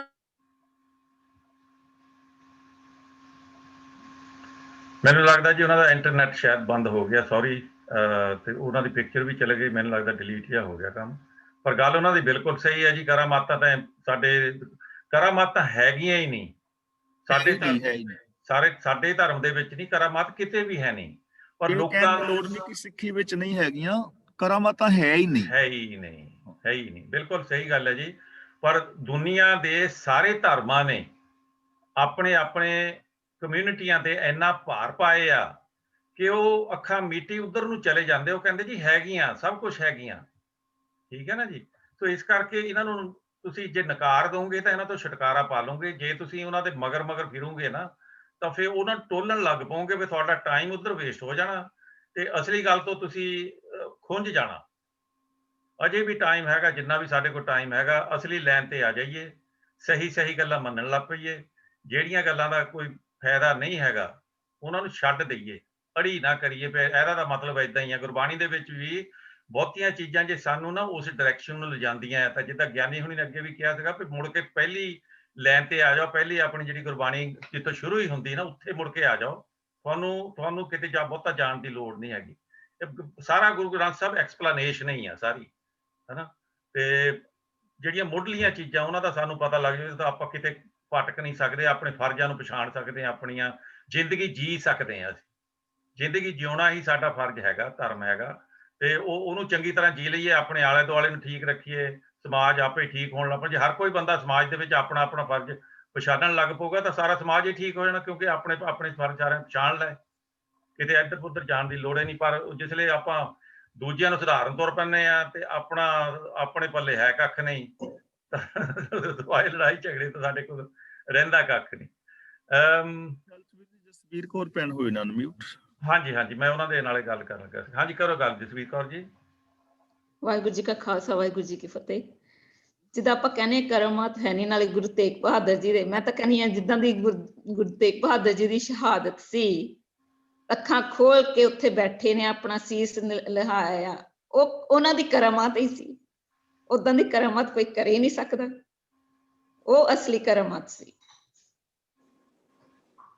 ਇਹਦੇ ਤੇ ਮੈਂ ਇਹ ਮੇਰਾ ਬਿਲੀਫ ਆ ਕਿ ਜੇ ਕਰਾਮਾਤ ਹੈਗੀ ਤਾਂ ਉਦਾਂ ਦੀ ਕੋਈ ਕਰਕੇ ਦਿਖਾ ਦੇਵੇ। ਹਾਂ ਭੈਣ ਜਸਵੀਰ, ਇਹ ਤਾਂ ਬਿਲਕੁਲ ਠੀਕ ਹੈ, ਲੇਕਿਨ ਜਿਹੜੇ ਨਾ ਆਮ ਜਿਹੜੇ ਕਰਾਮਾਤ ਸ਼ਬਦ ਵਰਤਿਆ ਜਾਂਦਾ ਨਾ, ਉਹ ਵਰਤਦੇ ਨੇ ਵੀ ਰੱਬ ਦਾ ਜਿਹੜਾ ਕੁਦਰਤ ਦੇ ਸਿਸਟਮ ਤੋਂ ਉਲਟ ਬੰਦਾ ਜਿਹੜਾ ਕਰਦਾ ਨਾ, ਉਹਨੂੰ ਕਰਾਮਾਤ ਕਹਿੰਦੇ ਨੇ। ਅੱਛਾ, ਤੇ ਉਹ ਨਹੀਂ ਹੈ, ਉਹ ਨਹੀਂ ਹੈਗੇ। ਸੱਚ ਵਾਸਤੇ ਕੁਰਬਾਨ ਹੋ ਜਾਣਾ ਜਾਂ ਸੱਚ ਵਾਸਤੇ ਡਟ ਜਾਣਾ, ਇਹ ਆਪਣੇ ਆਪ 'ਚ ਹੀ ਕਰਾਮਾਤ ਹੈ। ਪਰ ਜਿਹੜੀਆਂ ਕਰਾਮਾਤਾਂ ਦੀ ਗੱਲ ਲੋਕੀ ਕਰਦੇ ਨੇ ਨਾ, ਉਹ ਕਹਿੰਦੇ ਨੇ ਵੀ ਜੋ ਸਿਸਟਮ ਤੋਂ ਉਲਟ ਮਤਲਬ ਕੁਛ ਕਰ ਲੈਣਾ, ਜਿਵੇਂ ਕਿ ਪੈਟਰੋਲ ਦੀ ਜਗ੍ਹਾ ਪਾਣੀ ਪਾ ਕੇ ਕਾਰ ਚਲਾ ਲੈਣੀ, ਜਾਂ ਮਤਲਬ ਹੋਰ ਇਹੋ ਜਿਹੇ ਪੁੱਠੇ ਸਿੱਧੇ ਕੰਮ, ਉਹਨਾਂ ਨੂੰ। ਥੈਂਕ ਯੂ ਜੀ। ਸਤਨਾਮ ਕੌਰ ਜੀ, ਤੁਸੀਂ ਅਨਮਿਊਟ ਹੋਏ ਆ, ਤੇ ਉਹਦੇ ਬਾਅਦ ਚ ਹਰਦੀਪ ਸਿੰਘ ਭੋਗਲ ਸਾਹਿਬ, ਉਹਨਾਂ ਨਾਲ ਗੱਲ ਕਰਦੇ ਹਾਂ। ਸਤਨਾਮ ਕੌਰ ਜੀ। ਹਾਂਜੀ, ਵਾਹਿਗੁਰੂ ਜੀ ਕਾ ਖਾਲਸਾ, ਵਾਹਿਗੁਰੂ ਜੀ ਕੀ ਫਤਿਹ। ਸਾਡੀ ਕਰਾਮਾਤਾਂ ਦੇ ਜਾਗਦੇ ਨਮੂਨੇ ਆਪਣਾ ਪਾਕਿਸਤਾਨ, ਪੰਜਾ ਸਾਹਿਬ ਤੇ ਕਰਤਾਰਪੁਰ ਸਾਹਿਬ, ਇਹ ਕਰਾਮਾਤਾਂ ਵੀ ਸ਼ਾਮਿਲ ਨਹੀਂ ਹੁੰਦੇ। ਗੁਰਦੁਆਰੇ ਪੰਜਾ ਸਾਹਿਬ ਦਾ ਪੰਜਾ ਤੇ ਕਰਤਾਰਪੁਰ ਸਾਹਿਬ ਜਿਹੜੀਆਂ ਦੋ ਜਗ੍ਹਾ ਤੇ ਸਮਾਧੀਆਂ ਬਣੀਆਂ, ਸਿੱਖਾਂ ਦੀ ਅਲੱਗ, ਮੁਸਲਮਾਨਾਂ ਦੀ ਅਲੱਗ। ਅਸੀਂ 2 ਸਾਲ ਪਹਿਲੇ ਦਰਸ਼ਨ ਕਰਕੇ ਆਏ ਤੇ ਸਾਡੀ ਆਪਸ ਵਿੱਚ ਬੜੀ ਬਹਿਸ ਚੱਲਦੀ ਰਹੀ ਇਸ ਤੇ। ਤੁਹਾਡਾ ਕੀ ਮੰਨਣਾ ਜੀ ਇਹਦੇ ਬਾਰੇ ਆਪਣਾ? ਅਸੀਂ ਤਾਂ ਨਹੀਂ ਮੰਨਦੇ, ਤੇ ਮੇਰਾ ਭਰਾ ਕਹਿ ਰਿਹਾ ਸੀ ਕਿ ਪੰਜਾ ਲੱਗਿਆ ਹੋਇਆ ਹੈ। ਮੈਂ ਕਿਹਾ ਪਹਾੜ ਕਿੱਥੇ ਚਲਾ ਗਿਆ? ਸਾਡੀ ਦੋਨੋਂ ਦੀ ਬੜੀ ਬਹਿਸ ਹੁੰਦੀ ਹੈ। ਮੇਰਾ ਭਰਾ ਪੱਕਾ ਕਰਾਮਾਤੀ ਹੈ ਤੇ ਮੈਂ ਬਿਲਕੁਲ ਅਗੇਂਸਟ ਹਾਂ, ਤਾਂ ਸਾਡੇ ਪੂਰਾ ਰਸਤਾ ਝਗੜਾ ਹੀ ਚੱਲਦਾ ਰਹਿੰਦਾ। ਫਿਰ ਜਦੋਂ ਕਰਤਾਰਪੁਰ ਸਾਹਿਬ ਆਏ ਤਾਂ ਫਿਰ 2 ਸਮਾਧਾਂ ਦੇਖੀਆਂ। ਤੁਸੀਂ ਦੱਸੋ ਆਪਣਾ ਕੀ ਖਿਆਲ ਹੈ? ਅਸੀਂ ਤਾਂ ਨਹੀਂ ਮੰਨਦੇ ਕਿ ਪਾਲੋ ਕਰਾਮਾਤੀ ਗੁਰਦੁਆਰੇ ਤਾਂ ਬਣੇ ਹੋਏ ਨਾ, ਸੰਗਤ ਜਾਂਦੀ ਹੈ, ਸਭ ਪੰਜੇ ਤੇ ਹੱਥ ਲਗਾ ਕੇ ਆਉਂਦੇ ਆ, ਤੇ ਅਸੀਂ ਵੀ ਹੱਥ ਲਗਾਉਣੇ ਗਏ ਸੀ ਕਿ ਦੇਖਣ ਲਈ। ਪੰਜਾ ਸਾਹਿਬ ਦੀ ਗੱਲ ਤੇ ਸਾਰੇ ਹੀ ਜਾਣਦੇ ਨੇ, ਨਹੀਂ ਪਰ ਗੱਲ ਹੈ ਖਾਲੀ ਕਹਾਂ ਗੁਰੂ ਸਾਹਿਬ ਨੇ ਨਹੀਂ ਲਗਾਇਆ। ਅਸੀਂ ਨਹੀਂ ਮੰਨਦੇ ਗੁਰੂ ਸਾਹਿਬ। ਇਹਦੇ ਬਾਰੇ ਸਾਰੇ ਕਲਾਸ ਵਾਲੇ ਵੀਰ ਭੈਣਾਂ ਵਿਚਾਰ ਆਪਣੇ ਆਪਣੇ ਦੋ ਇਸ ਬਾਰੇ। ਸਾਰੇ ਜਣੇ ਇੱਕ ਟਾਈਮ ਤੇ ਨਾ ਜੀ ਬੋਲਿਓ, ਵਨ ਐਟ ਅ ਟਾਈਮ ਕਰਿਓ ਪਲੀਜ਼। ਕੁਲਦੀਪ ਕੌਰ ਜੀ, ਤੁਸੀਂ ਗੱਲ ਕਰ ਲਓ ਪਹਿਲਾਂ। ਮੈਂ ਇਹ ਕਹਿੰਨੀ ਆ ਕਿ ਇਹੋ ਜਿਹੀਆਂ ਕਰਾਮਾਤ ਬਣਾ ਕੇ ਤਾਂ ਉਹਨਾਂ ਨੇ ਸਾਡੇ ਵਰਗਿਆਂ ਦਾ ਬੇਵਕੂਫ ਬਣਾਇਆ। ਜੇ ਇਹੋ ਜਿਹੀਆਂ ਕਰਾਮਾਤਾਂ ਹੀ ਨਾ ਕਰਨ ਤਾਂ ਅਸੀਂ ਜਾਂਦੇ ਕਿੱਦਾਂ ਉੱਥੇ, ਉਹਨਾਂ ਦੇ ਮਗਰ ਕਿੱਦਾਂ ਲੱਗਦੇ? ਪਰ ਇਹ ਤਾਂ ਆਪਣੀ ਸੋਚ ਹੋਣੀ ਚਾਹੀਦੀ ਆ ਕਿ ਜਦ ਗੁਰੂ ਗ੍ਰੰਥ ਸਾਹਿਬ ਜੀ ਕਹਿ ਰਹੇ ਆ ਕਿ ਸ਼ਬਦ ਗੁਰੂ ਹੈ, ਅਸੀਂ ਫਿਰ ਉਹ ਪੰਜਿਆਂ ਵੱਲ ਦੌੜੀ ਭੱਜੀ ਫਿਰਦੇ ਹਾਂ, ਅਸੀਂ ਫਿਰ ਹੋਰ ਚੀਜ਼ਾਂ ਵੱਲ ਦੌੜੀ ਭੱਜੇ ਫਿਰਦੇ ਹਾਂ। ਜਾਂ ਤਾਂ ਤੁਹਾਡੇ ਭਰਾ ਡੇਰਿਆਂ ਤੇ ਜਾਣ ਵਾਲਾ ਆ, ਗੁਰੂ ਗ੍ਰੰਥ ਸਾਹਿਬ ਨਹੀਂ ਪੜ੍ਹਦਾ। ਨਹੀਂ ਜੀ, ਗੁਰੂ ਪੱਕਾ ਵਧੀਆ ਸਰਦਾਰ ਹੈ ਜੀ। ਉਹ ਸੋਚਦੇ ਪੰਜਾ। ਅਸੀਂ ਗਏ ਸੀ ਦਰਸ਼ਨ ਕਰਨ ਕਿ ਸਾਡੇ ਗੁਰੂ ਸਾਹਿਬ ਦੇ ਉੱਤੇ ਚਰਨ ਪਏ ਸੀ ਤੇ ਅਸੀਂ ਆਪਣੇ ਗੁਰੂ ਸਾਹਿਬ ਦੀ ਖੁਸ਼ਬੂ ਲੱਭਣ ਗਏ ਸੀ ਉੱਥੇ। ਸਾਡਾ ਜਾਣ ਦਾ ਦੂਸਰਾ ਮਕਸਦ ਸੀ। ਤੁਹਾਡੀ ਉਮਰ ਚਲੀ ਜਾਣੀ, ਤੁਹਾਨੂੰ ਕੁਛ ਬਹੁਤ ਲੱਭਣੀ ਨਹੀਂ। ਨਹੀਂ ਜੀ, ਗੁਰੂ ਸਾਹਿਬ ਦੇ ਹਲੇ ਪੈਰਾਂ ਦੇ ਨਿਸ਼ਾਨ ਉੱਥੇ ਹੈਗੇ। ਕਿਉਂ ਨਹੀਂ? ਗੁਰੂ ਸਾਹਿਬ ਨੇ ਕੀ ਕਿਹਾ, ਮੇਰੇ ਪੈਰਾਂ ਨੂੰ ਲੱਭੋ ਤੁਸੀਂ? ਨਾ, ਅਸੀਂ ਗੁਰੂ ਸਾਹਿਬ ਸਾਡੀ ਗੁਰੂ ਦੀ ਰਿਹਾਇਸ਼ ਲਈ ਹੈ, ਉਹਦੇ ਕੋਈ ਦਰਸ਼ਨ ਕਰਨਾ ਕੋਈ ਬੁਰੀ ਗੱਲ ਨਹੀਂ ਹੈ, ਪਰ ਤੁਸੀਂ ਕਰਾਮਾਤ ਨਹੀਂ ਮੰਨੋ। ਗੁਰੂ ਸਾਹਿਬ ਰੋਜ਼ ਤੇ ਪੜ੍ਹਦੇ ਆ ਆਪਾਂ ਕਿ ਗੁਰੂ ਸਾਹਿਬ ਸ਼ਬਦ ਲਿਖ ਕੇ ਗਏ ਕਿ ਸ਼ਬਦ ਨੂੰ ਫੋਲੋ ਕਰੋ। ਤੁਸੀਂ ਪੈਰਾਂ ਵੱਲੋਂ, ਉਹਨਾਂ ਦੇ ਤਾਂ ਹੱਥਾਂ ਵੱਲੋਂ ਤੁਰ ਪਏ। ਤਾਂ ਕੁਲਦੀਪ ਕੌਰ ਭੈਣ ਜੀ, ਗੱਲ ਨਾ ਲੱਭਣ ਦੀ ਨਹੀਂ ਹੈ, ਗੱਲ ਇਹ ਹੈਗੀ ਵੀ ਉਹ ਕਰਾਮਾਤ ਹੈ ਜਾਂ ਨਹੀਂ, ਸਿਰਫ ਇਹਦੇ ਬਾਰੇ ਵਿਚਾਰ। ਨਹੀਂ, ਸਾਨੂੰ ਪਤਾ ਕਿ ਕਰਾਮਾਤ ਨਹੀਂ ਹੈਗੀਆਂ, ਇੰਨੀ ਦੇਰ ਦੀ ਬਾਤ। ਠੀਕ ਹੈ ਜੀ, ਠੀਕ ਹੈ। ਅਸੀਂ ਹੋਰ ਨਾਲ ਵੀ ਗੱਲ ਪੁੱਛ ਲਈਏ ਜੀ, ਧੰਨਵਾਦ। ਤੇ ਸਾਡੇ ਨਾਲ ਬਲਜੀਤ ਕੌਰ ਭੈਣ ਜੀ ਤੁਸੀਂ ਕੁਝ ਕਹਿਣਾ ਸੀਗਾ, ਤੁਸੀਂ ਉਸ ਵੇਲੇ ਗੱਲ ਕਰ ਰਹੇ ਹਾਂਜੀ, ਅਸੀਂ ਕਿਹਾ ਅਸੀਂ ਇੰਨੇ ਚਿਰ ਦੇ ਕਰਮ ਕਾਂਡਾਂ ਵਿੱਚ ਪਏ ਹੋਏ ਸੀ। ਇੰਡੀਆ ਵਿੱਚ ਵੀ ਜਾਂਦੇ ਆ ਜੀ, ਪੰਜਾ ਸਾਹਿਬ ਜਾਓ, ਪੰਜਾ ਜਿਹੜਾ ਰੱਖੇ ਸੇਮ ਸਾਈਜ਼ ਦਾ ਹੋ ਜਾਂਦਾ, ਬੱਚਾ ਰੱਖੇ ਵੱਡਾ ਰੱਖੇ। ਜਿਉਂ ਇਸ ਚੀਜ਼ਾਂ ਦੀ ਸਮਝ ਆ ਰਹੀ ਹੈ ਹੁਣ ਕਿ ਇਹ ਕਰਮ ਕਾਂਡ ਐਵੇਂ ਹੀ ਨੇ, ਕਈਆਂ ਹੋਈਆਂ ਗੱਲਾਂ ਨੇ, ਤੇ ਸਾਨੂੰ ਗੁਰਦੁਆਰੇ ਵਿੱਚ ਵੀ ਨਹੀਂ ਕਲੀਅਰ ਸਮਝਾਉਂਦੇ। ਜਿੱਥੇ ਵੀ ਤੁਸੀਂ ਜਾਓ ਦਰਸ਼ਨ ਕਰਨ, ਤੇ ਅਸੀਂ ਆਪ ਇਹਨਾਂ ਚੀਜ਼ਾਂ ਵਿੱਚ ਕਰਮਾਂ ਕਾਂਡਾਂ ਵਿੱਚ ਹੀ ਪਏ ਹੋਏ ਸੀ। ਜਿਉਂ ਇਹਨਾਂ ਚੀਜ਼ਾਂ ਦੀ ਸਮਝ ਆਉਂਦੀ, ਜਦੋਂ ਗੁਰਮਤਿ ਦੇ ਹਿਸਾਬ ਨਾਲ ਅਸੀਂ ਪੜ੍ਹਦੇ ਹਾਂ, ਸੁਣਦੇ ਹਾਂ ਗਿਆਨੀ ਜੀ ਦੀ ਕਥਾ, ਤੇ ਹੁਣ ਇਹ ਚੀਜ਼ਾਂ ਤੋਂ ਮਨ ਪਰੇ ਹਟ ਰਿਹਾ ਕਿ ਕਰਮ ਕਾਂਡ ਸੀ, ਇਹਨੂੰ ਸਾਨੂੰ ਇਹਨਾਂ ਚੀਜ਼ਾਂ ਤੋਂ ਪਰੇ ਹਟਣਾ ਵੇ। ਅਸੀਂ ਸੁਣ ਕੇ ਹੀ ਆਪਣੇ ਆਪ ਨੂੰ ਸੁਧਾਰ ਸਕਦੇ ਹਾਂ। ਇੰਡੀਆ ਵਿੱਚ ਸਭ ਕੁਝ ਕਰਮ ਕਾਂਡ ਹੀ ਭਰਿਆ ਹੋਇਆ, ਇਹ ਵੇ ਬਾਬੇ ਨੇ, ਅਸੀਂ ਉਹਨਾਂ ਚੀਜ਼ਾਂ ਵਿੱਚ ਪਏ ਹੋਏ ਸੀ। ਹੁਣ ਸਾਨੂੰ ਇਸ ਚੀਜ਼ ਦੀ ਸਮਝ ਆ ਰਹੀ ਹੈ ਕਿ ਨਹੀਂ, ਸਾਨੂੰ ਸਿਰੇ ਗੁਰੂ ਦੇ ਸ਼ਬਦ ਦੇ ਨਾਲ ਹੀ ਲੱਗਣਾ ਹੈ, ਤਾਂ ਹੀ ਕਰਮ ਕਾਂਡ ਤੋਂ ਦੂਰ ਹੋ ਸਕਦੇ ਹਾਂ। ਠੀਕ ਹੈ ਜੀ, ਧੰਨਵਾਦ। ਤੇ ਅਵਤਾਰ ਸਿੰਘ ਜੀ ਤੁਸੀਂ ਵੀ ਅਨਮਿਊਟ ਹੈ, ਹਾਂਜੀ ਕਰੋ ਗੱਲ। ਠੀਕ ਹੈ ਜੀ, ਜਿਹੜਾ ਹੇਮਕੁੰਟ ਸਾਹਿਬ ਜਾਂਦੇ ਆ, ਕਹਿੰਦੇ 10ਵੇਂ ਪਾਤਸ਼ਾਹ ਪਹਿਲਾਂ ਉੱਥੇ ਰਹੇ ਨੇ, ਭਗਤੀ ਕਰਦੇ ਰਹੇ, ਕਿ ਉਹ ਠੀਕ ਹੋਊਗਾ ਜੀ? ਉਹ ਵੀ ਤੁਸੀਂ ਕੀ ਮੰਨਦੇ ਆ ਜੀ? ਮੈਨੂੰ ਤਾਂ ਨਹੀਂ ਲੱਗਦਾ ਜੀ, ਪਰ ਹੁਣ ਕੀ ਪਤਾ। ਚਲੋ ਇੱਥੇ ਆਪਾਂ ਸਾਰਿਆਂ ਦੇ ਵਿਚਾਰ ਜਾਣਨਾ ਚਾਹੁੰਦੇ ਆ ਨਾ, ਵੀ ਤੁਹਾਡੀ ਆਪਣੀਆਂ ਪਹਿਲਾਂ ਪੰਜਾ ਸਾਹਿਬ ਵਾਲੀ ਕਰ ਲਓ ਪਹਿਲਾਂ। ਹਾਂਜੀ ਤੇ ਓਕੇ ਜੀ। ਪੰਜਾ ਸਾਹਿਬ ਤਾਂ ਜੀ ਨੀਵੇਂ ਥਾਂ ਹੀ ਆ, ਉਹ ਤਾਂ ਕਿੱਥੇ ਜਾਂਦੇ ਆ ਪਹਾੜਾਂ 'ਚ, ਉਦੋਂ ਕਿੱਦਾਂ ਦਾ ਹਾਲਤ ਹੋਊਗੀ ਉਸ ਟਾਈਮ ਤੇ, ਹੁਣ ਨਹੀਂ ਲੰਘਿਆ ਜਾਂਦਾ। ਸਵਾਲ ਇਹ ਹੈ ਕਿ ਤੁਸੀਂ ਉਸ ਚੀਜ਼ ਨੂੰ ਮੰਨਦੇ ਆ ਜਾਂ ਨਹੀਂ ਮੰਨਦੇ? ਮੈਂ ਨਹੀਂ ਅਸੀਂ ਮੰਨਦਾ ਪਿਆ, ਉਹ ਐਡੀ ਦੂਰ ਕਾਹਦੇ ਜਾ ਕੇ ਬਹਿ ਗਏ ਉੱਥੇ ਭਗਤੀ ਕਰ ਰਹੇ। ਇੱਥੇ ਜਿੱਦਾਂ ਇਹ ਕਹਿੰਦੇ ਹੁਣ ਕਹਿੰਦੇ ਹੀ ਆ ਵੀ ਬਾਹਰ ਜਾਣ ਦੀ ਲੋੜ ਨਹੀਂ, ਤੇ ਪੰਜਾਬ ਥਾਂ ਥੋੜਾ ਸੀ ਇੱਥੇ ਭਗਤੀ ਕਰਨੇ ਨੂੰ ਜਾਂ। ਠੀਕ ਹੈ ਜੀ, ਸੁਰਿੰਦਰ ਕੌਰ ਟੂ। ਹਾਂਜੀ ਹਾਂਜੀ, ਮੈਂ ਤਾਂ ਨਹੀਂ ਇਹ ਕਰਾਮਾਤਾਂ ਦੇ ਵਿੱਚ ਬਲੀਵ ਕਰਦੀ, ਤੇ ਮੈਨੂੰ ਕੋਈ ਇਹ ਚਾਂਸ ਵੀ ਨਹੀਂ ਮਿਲਿਆ ਵੀ ਮੈਂ ਪੰਜਾ ਸਾਹਿਬ ਦੇ ਦਰਸ਼ਨ ਕੀਤੇ ਹੋਣ ਜਾਂ ਹੇਮਕੁੰਟ ਸਾਹਿਬ ਦੇ ਦਰਸ਼ਨ ਕੀਤੇ ਹੋਣ। ਮੈਂ ਨਹੀਂ ਮੰਨਦੀ ਇਹਨਾਂ ਨੂੰ, ਕਰਾਮਾਤਾਂ ਨੂੰ, ਕਿਉਂਕਿ ਮੈਨੂੰ ਸ਼ੁਰੂ ਤੋਂ ਹੀ ਸਾਨੂੰ ਬਚਪਨ ਦੇ ਵਿੱਚ ਹੀ ਏਦਾਂ ਸਮਝਾਇਆ ਗਿਆ ਸੀ ਕਿ ਕੋਈ ਕਰਾਮਾਤਾਂ ਦਾ ਆਪਣੇ ਸਿੱਖੀ ਦੇ ਵਿੱਚ ਕੋਈ ਲਿੰਕ ਨਹੀਂ। ਪਰ ਸਵਾਲ ਇੱਥੇ ਖੜਾ ਹੁੰਦਾ ਕਿ ਗੁਰਦੁਆਰੇ ਵਾਲੇ ਟ੍ਰਿਪ ਅਰੇਂਜ ਕਰਦੇ ਆ ਏਦਾਂ ਦੀਆਂ ਥਾਵਾਂ ਤੇ ਜਾਣ ਲਈ, ਤੇ ਇਹਦੇ ਮਤਲਬ ਉਹ ਸਾਨੂੰ ਗਲਤ ਪਾਸੇ ਲੈ ਜਾ ਰਹੇ ਆ। ਠੀਕ ਹੈ ਜੀ, ਧੰਨਵਾਦ। ਤੇ ਮੇਰੀ ਘਰ ਵਾਲੀ ਵੀ ਕੁਝ ਕਹਿਣਾ ਚਾਹੁੰਦੀ ਹੈ ਜੀ। ਦਵਿੰਦਰ ਕੌਰ। ਭਾਈ ਭੋਗਲ ਸਿੰਘ ਉਹਨਾਂ ਦੇ ਨਹੀਂ, ਉਹ ਹੁਣ ਮਿਊਟਡ ਆ, ਉਹ ਮੈਂ ਉਹਨਾਂ ਨਾਲ ਫੇਰ ਕਰ ਲੈਣਾ, ਕਰੋ ਗੱਲ। ਓਕੇ, ਮੇਰਾ ਵੀ ਇਹੀ ਵਿਚਾਰ ਹੈ ਕਿ ਮੈਂ ਇਹਨਾਂ ਚੀਜ਼ਾਂ ਵਿੱਚ ਬਿਲਕੁਲ ਬਲੀਵ ਨਹੀਂ ਕਰਦੀ। ਈਵਨ ਦੋ ਮੈਂ ਹੇਮਕੁੰਟ ਵੀ ਜਾਈ ਹਾਂ, ਪਰ ਮੈਂ ਪਾਕਿਸਤਾਨ ਨਹੀਂ ਗਈ, ਦੇਸ਼ ਸੀਗੀ, ਪਰ ਹੁਣ ਸਾਰੇ ਭਰਮ ਭੁਲੇਖੇ ਦੂਰ ਹੋ ਗਏ ਆ। ਬਾਕੀ ਦੂਸਰੀ ਚੀਜ਼ ਜਿਹੜੀ ਅਸੀਂ ਇਹ ਕਹਿੰਦੇ ਆ ਕਿ ਸਾਨੂੰ ਉੱਥੇ ਗੁਰੂ ਦੀ ਚਾਰਨ ਛੋਹ ਆ, ਤੇ ਫਿਰ ਇਹਦੇ ਵਿੱਚ ਇਹ ਕਿਉਂ ਨਹੀਂ ਹੋਇਆ ਕਿ ਗੁਰੂ ਅੰਗਦ ਦੇਵ ਜੀ ਕਰਤਾਰਪੁਰ ਮੁੜ ਕੇ ਕਿਉਂ ਨਹੀਂ ਗਏ? ਕਿਉਂਕਿ ਮਹਾਰਾਜ ਨੇ ਪਹਿਲੇ ਪਾਤਸ਼ਾਹ ਨੇ ਆਪਣੀ ਅਖੀਰਲੀ ਉਮਰ ਦੇ ਵਿੱਚ ਉੱਥੇ ਉਹ ਕਰਤਾਰਪੁਰ ਵਸਾਇਆ, ਉੱਥੇ ਰਹੇ, ਉਹ ਉੱਥੇ ਮੁੜ ਕੇ ਉਹਦੇ ਦਰਸ਼ਨ ਨਹੀਂ ਕਰਨ ਗਏ। ਗੁਰੂ ਅਮਰਦਾਸ ਜੀ ਉਹ ਮਤਲਬ ਆਪਣੇ ਦੂਜੇ ਪਾਤਸ਼ਾਹ ਨੂੰ ਨਹੀਂ ਦੇਖਣ ਗਏ, ਉਹਦੇ ਵਿੱਚ ਮਤਲਬ ਉਹਨਾਂ ਨੇ ਕਿਹੜਾ ਉਹ ਨਗਰ ਖਡੂਰ ਸਾਹਿਬ ਵਸਾਇਆ ਸੀ। ਹਾਂਜੀ, ਤੇ ਤੀਜੇ ਪਾਤਸ਼ਾਹ ਨੇ ਗੋਬਿੰਦਵਾਲ ਵਸਾਇਆ, ਤੇ ਉਹ ਗੁਰੂ ਨੇ ਤਾਂ ਸਾਨੂੰ ਅਸਥਾਨਾਂ ਨਾਲ ਜੋੜਿਆ ਹੀ ਨਹੀਂ। ਗੁਰੂ ਨੇ ਤਾਂ ਕਿਹਾ ਹੀ ਨਹੀਂ ਕਿ ਤੁਸੀਂ ਗੁਰਦੁਆਰੇ ਬਣਾਵੋ। ਗੁਰਦੁਆਰੇ ਤਾਂ ਬਣਾਏ ਨਾ ਪੁਜਾਰੀਆਂ ਨੇ, ਤਾਂ ਕਿ ਇਹਨਾਂ ਦੀ ਜਿਹੜੀ ਇਨਕਮ ਸੀਗੀ, ਇਹ ਇੱਕ ਇਨਕਮ ਦਾ ਸਾਧਨ ਬਣਾਇਆ ਗਿਆ। ਗੁਰੂ ਨੇ ਕਿਤੇ ਸਾਨੂੰ ਨਹੀਂ ਕਿਹਾ ਕਿ ਮੇਰੇ ਜਨਮ ਸਥਾਨਾਂ ਦੇ ਨਾਲ ਜੁੜੋ। ਤੁਸੀਂ ਸਾਰੇ ਜਣੇ ਆਪ ਸੋਚ ਕੇ ਦੇਖ ਲਓ ਕਿ ਗੁਰੂ ਗੋਬਿੰਦ ਸਿੰਘ ਜੀ ਹਰਿਮੰਦਰ ਸਾਹਿਬ ਨਹੀਂ ਗਏ, ਕਦੇ ਗਏ ਉਹਨਾਂ ਦੀ ਹਿਸਟਰੀ ਦੇ ਵਿੱਚ ਕਦੇ ਆਉਂਦਾ ਜਿਹੜੀ ਸਾਨੂੰ ਹਿਸਟਰੀ ਦੱਸੀ ਗਈ ਆ, ਉਹਦੇ ਵਿੱਚ ਗਏ ਹੁਣ? ਇਹਦਾ ਮਤਲਬ ਆ ਗੁਰੂ ਨੇ ਥਾਂ ਦੇ ਨਾਲ ਸਾਨੂੰ ਜੋੜਿਆ ਹੀ ਨਹੀਂ, ਪਰ ਅਸੀਂ ਜੁੜ ਗਏ ਆ ਥਾਂ ਦੇ ਨਾਲ, ਕਿਉਂਕਿ ਸਾਨੂੰ ਪੁਜਾਰੀ ਨੇ ਜੋੜਿਆ, ਜਿਨ੍ਹਾਂ ਨੇ ਕਮਾਈ ਖਾਣੀ ਸੀ। ਜੇ ਅਸੀਂ ਜਾਵਾਂਗੇ, ਚੜਾਵਾ ਚੜਾਵਾਂਗੇ, ਤਾਂ ਫਿਰ ਉਹਨਾਂ ਦੇ ਫਿਰ ਬਿਜ਼ਨਸ ਚੱਲੂਗੇ। ਹੁਣ ਤੁਸੀਂ ਆਪੇ ਦੇਖ ਲਓ ਕਿ ਉੱਥੇ ਜਿਹੜੇ ਕਸ਼ਹਿਰੇ ਵੇਚਦੇ ਸੀਗੇ, ਉਹਨਾਂ ਦੇ 5-5 7-7 ਸਟਾਰ ਵਾਲੇ ਹੋਟਲ ਬਣੇ ਹੋ ਆ, ਤੇ ਬਾਦਲ ਪਰਿਵਾਰ ਦਾ ਤਾਂ ਪਤਾ ਹੀ ਨਹੀਂ ਹੈਗਾ ਨਾ, ਜਿਹੜਾ ਹੋਟਲ ਹੈ ਉਹਦੇ ਤੇ ਤਾਂ 5 ਕੇ 7 ਲੱਖ ਦੀ ਇੱਕ ਨਾਈਟ ਆ। ਹਾਂਜੀ, ਇਹ ਸਾਰੇ ਚੜਾਵੇ ਸਾਡੇ ਜਾਂਦੇ ਕਿੱਥੇ? ਅਸਥਾਨਾਂ ਦੇ ਨਾਲ ਜੁੜ ਕੇ ਜੀ। ਤੇ ਇਹਦੇ ਵਿੱਚ ਅਸੀਂ ਵੀ ਉਨੇ ਦੇਣਦਾਰ ਆ ਜਿੰਨੇ ਬਣਾਉਣ ਵਾਲੇ ਆ। ਸੋ ਮੈਂ ਬਿਲਕੁਲ ਪੰਜਾ ਸਾਹਿਬ, ਹੇਮਕੁੰਟ, ਜਾਂ ਜਿਹੜਾ ਈਵਨ ਹਜੂਰ ਸਾਹਿਬ ਵੀ ਆ, ਸਾਡੇ ਪਾਤਸ਼ਾਹ ਨੂੰ ਤੰਗ ਕਰਕੇ ਉੱਧਰ ਕੱਢਿਆ ਗਿਆ 10ਵੇਂ ਪਾਤਸ਼ਾਹ ਨੂੰ, ਤੰਗ ਕਰਕੇ ਪੰਜਾਬ ਦੇ ਵਿੱਚੋਂ ਉਹਨਾਂ ਨੂੰ ਕੱਢਿਆ ਗਿਆ। ਉਹਨਾਂ ਨੇ ਇੱਕ ਵਾਰੀ ਵੀ ਮੁੜ ਕੇ ਪਿੱਛੇ ਨਹੀਂ ਦੇਖਿਆ ਕਿ ਮੇਰੇ ਪਿਤਾ ਨੇ ਆਪ ਜ਼ਮੀਨ ਲੈ ਕੇ ਗੁਰੂ ਤੇਗ ਬਹਾਦਰ ਜੀ ਨੇ ਆਨੰਦਪੁਰ ਵਸਾਇਆ ਸੀ ਪਰ ਸਾਨੂੰ ਸਾਡੇ ਦਿਲਾਂ ਵਿੱਚ ਹਜੇ ਵੀ ਇਹੀ ਆਉਂਦਾ, ਨਹੀਂ ਉੱਥੇ ਦਰਸ਼ਨ ਕਰਨ ਜਾਓ। ਦਰਸ਼ਨ ਨਹੀਂ, ਅਸੀਂ ਉਹਨਾਂ ਦੀ ਕਮਾਈ ਦੇ ਸਾਧਨ ਬਣਾਉਣ ਜਾਂਦੇ ਆ। ਮੈਂ ਇਹ ਬਲੀਵ ਕਰਦੀ ਹਾਂ ਜੀ, ਮੇਰਾ ਇਹੀ ਹੈ। Thank you. ਬਿਲਕੁਲ ਠੀਕ ਹੈ ਜੀ, ਧੰਨਵਾਦ। ਹਾਂਜੀ, ਹੋਰ ਕਿਸੇ ਨੇ? ਕੁਲਦੀਪ ਤੁਸੀਂ ਅਨਮਿਊਟ ਹੋਏ, ਜਲਦੀ ਕਰ ਲਿਓ ਜੀ। ਜਲਦੀ ਕਰਦੀ ਹੈ ਗਿਆਨੀ ਜੀ। ਮੈਂ ਇਹ ਕਹਿਣਾ ਸੀਗਾ, ਹਜੂਰ ਸਾਹਿਬ ਉਹ ਇੰਨਾ ਪਛੜਿਆ ਹੋਇਆ ਏਰੀਆ ਆ। ਉੱਥੋਂ ਦਾ ਜਿਹੜਾ DGP ਹੈ ਉਹ ਮੇਰੇ ਸਨ ਲੋ ਦਾ ਦੋਸਤ ਸੀਗਾ, ਹੁਣ ਰਿਟਾਇਰ ਹੋ ਗਿਆ। ਉਹਨੂੰ ਮਹਾਰਾਸ਼ਟਰ ਦੀ ਗਵਰਨਮੈਂਟ ਨੇ ਕਿਹਾ ਸੀ ਕਿ ਇਸ ਏਰੀਏ ਨੂੰ ਡਿਵੈਲਪ ਕਰਨਾ ਕਿੱਦਾਂ ਕਰੀਏ, ਕਿ ਉੱਥੇ ਇੱਕ ਗੁਰਦੁਆਰਾ ਛੋਟਾ ਜਿਹਾ ਹੈਗਾ, ਤੁਸੀਂ ਉਹਨੂੰ ਉੱਥੇ 에ਅਰਪੋਰਟ ਬਣਾਓ, ਉਸ ਜਗ੍ਹਾ ਨੂੰ ਡਿਵੈਲਪ ਕਰੋ ਤਾਂ ਕਿ ਲੋਕਾਂ ਦੀ ਰੋਜ਼ੀ ਰੋਟੀ ਚੱਲੇ ਉੱਥੇ। ਇਸੇ ਤਰ੍ਹਾਂ ਹਿਮਕੁੰਡ ਸਾਹਿਬ ਉਹਨਾਂ ਨੇ ਵਸਾਇਆ।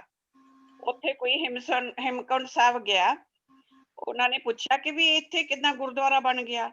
ਉਹ ਕਹਿੰਦਾ ਜੀ ਏਦਾਂ ਨਾ ਪੁੱਛੋ, ਇਹ ਸਿਰਫ ਸਾਡੇ ਆਮਦਨ ਦੇ ਸਾਧਨ ਹੈਗੇ ਆ ਕਿ ਲੋਕ ਆਉਂਦੇ ਆ, ਮੱਥਾ ਉੱਥੇ ਆ ਕੇ ਰੋਟੀ ਪਾਣੀ ਖਾਂਦੇ ਆ, ਰਾਤ ਰਹਿੰਦੇ ਆ, ਚੜਾਵਾ ਚੜ੍ਹਦੇ ਆ ਤੇ ਸਾਡਾ ਕੰਮ ਚੱਲਦਾ, ਤੇ ਇਹ ਏਰੀਆ ਡਿਵੈਲਪ ਹੋਇਆ।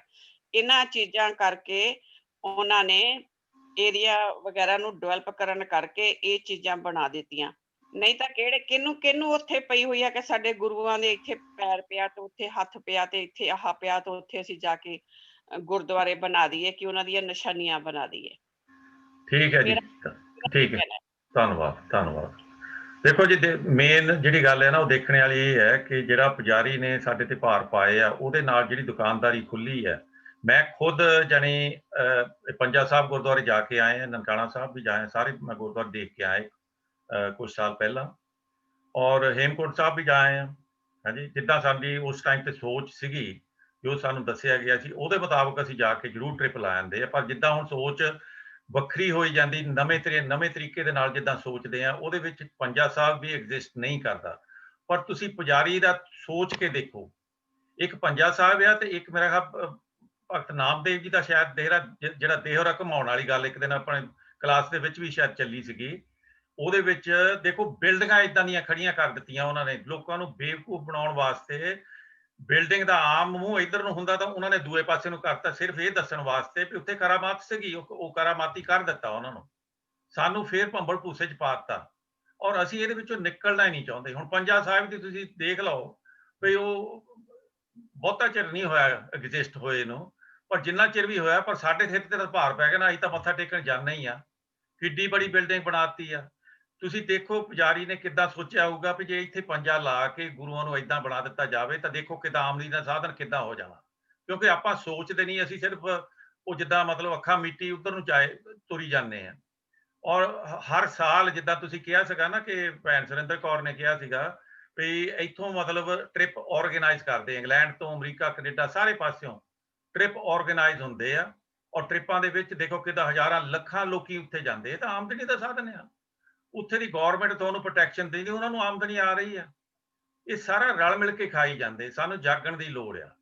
ਮੇਰਾ ਤਾਂ ਇਹ ਖਿਆਲ ਆ ਵੀ ਇਹ ਚੀਜ਼ਾਂ ਐਗਜ਼ਿਸਟ ਨਹੀਂ ਕਰਦੀਆਂ। ਖਿਆਲ ਨਹੀਂ, ਮੈਂ ਪੱਕਾ ਹਾਂ ਜੀ ਇਹਦੇ ਵਿੱਚ, ਇਹ ਚੀਜ਼ਾਂ ਐਗਜ਼ਿਸਟ ਨਹੀਂ ਕਰਦੀਆਂ। ਸਾਨੂੰ ਇਹਨਾਂ ਚੀਜ਼ਾਂ ਤੋਂ ਨਹੀਂ ਸਾਨੂੰ ਮਗਰ ਫਿਰਨਾ ਚਾਹੀਦਾ। ਸਾਨੂੰ ਮਤਲਬ ਜਿਹੜੀ ਸਾਨੂੰ ਗੱਲ ਹੁਣ ਸਮਝ ਆਉਂਦੀ ਹੈ ਨਾ, ਉਹਨੂੰ ਮੋਹਰੇ ਲੈ ਕੇ ਆਪਣੇ ਜ਼ਿੰਦਗੀ ਉਹਦੇ ਨਾਲ ਜੀਣੀ ਚਾਹੀਦੀ, ਨਾ ਕਿ ਅਗਲੀਆਂ ਪਿਛਲੀਆਂ ਜਿਹੜੀਆਂ ਸਾਡੇ ਤੇ ਮਨਾਤਾਂ ਪਾਈਆਂ ਉਹਨਾਂ ਨੂੰ ਚੱਕ ਕੇ ਪਰੇ ਸਿੱਟੋ।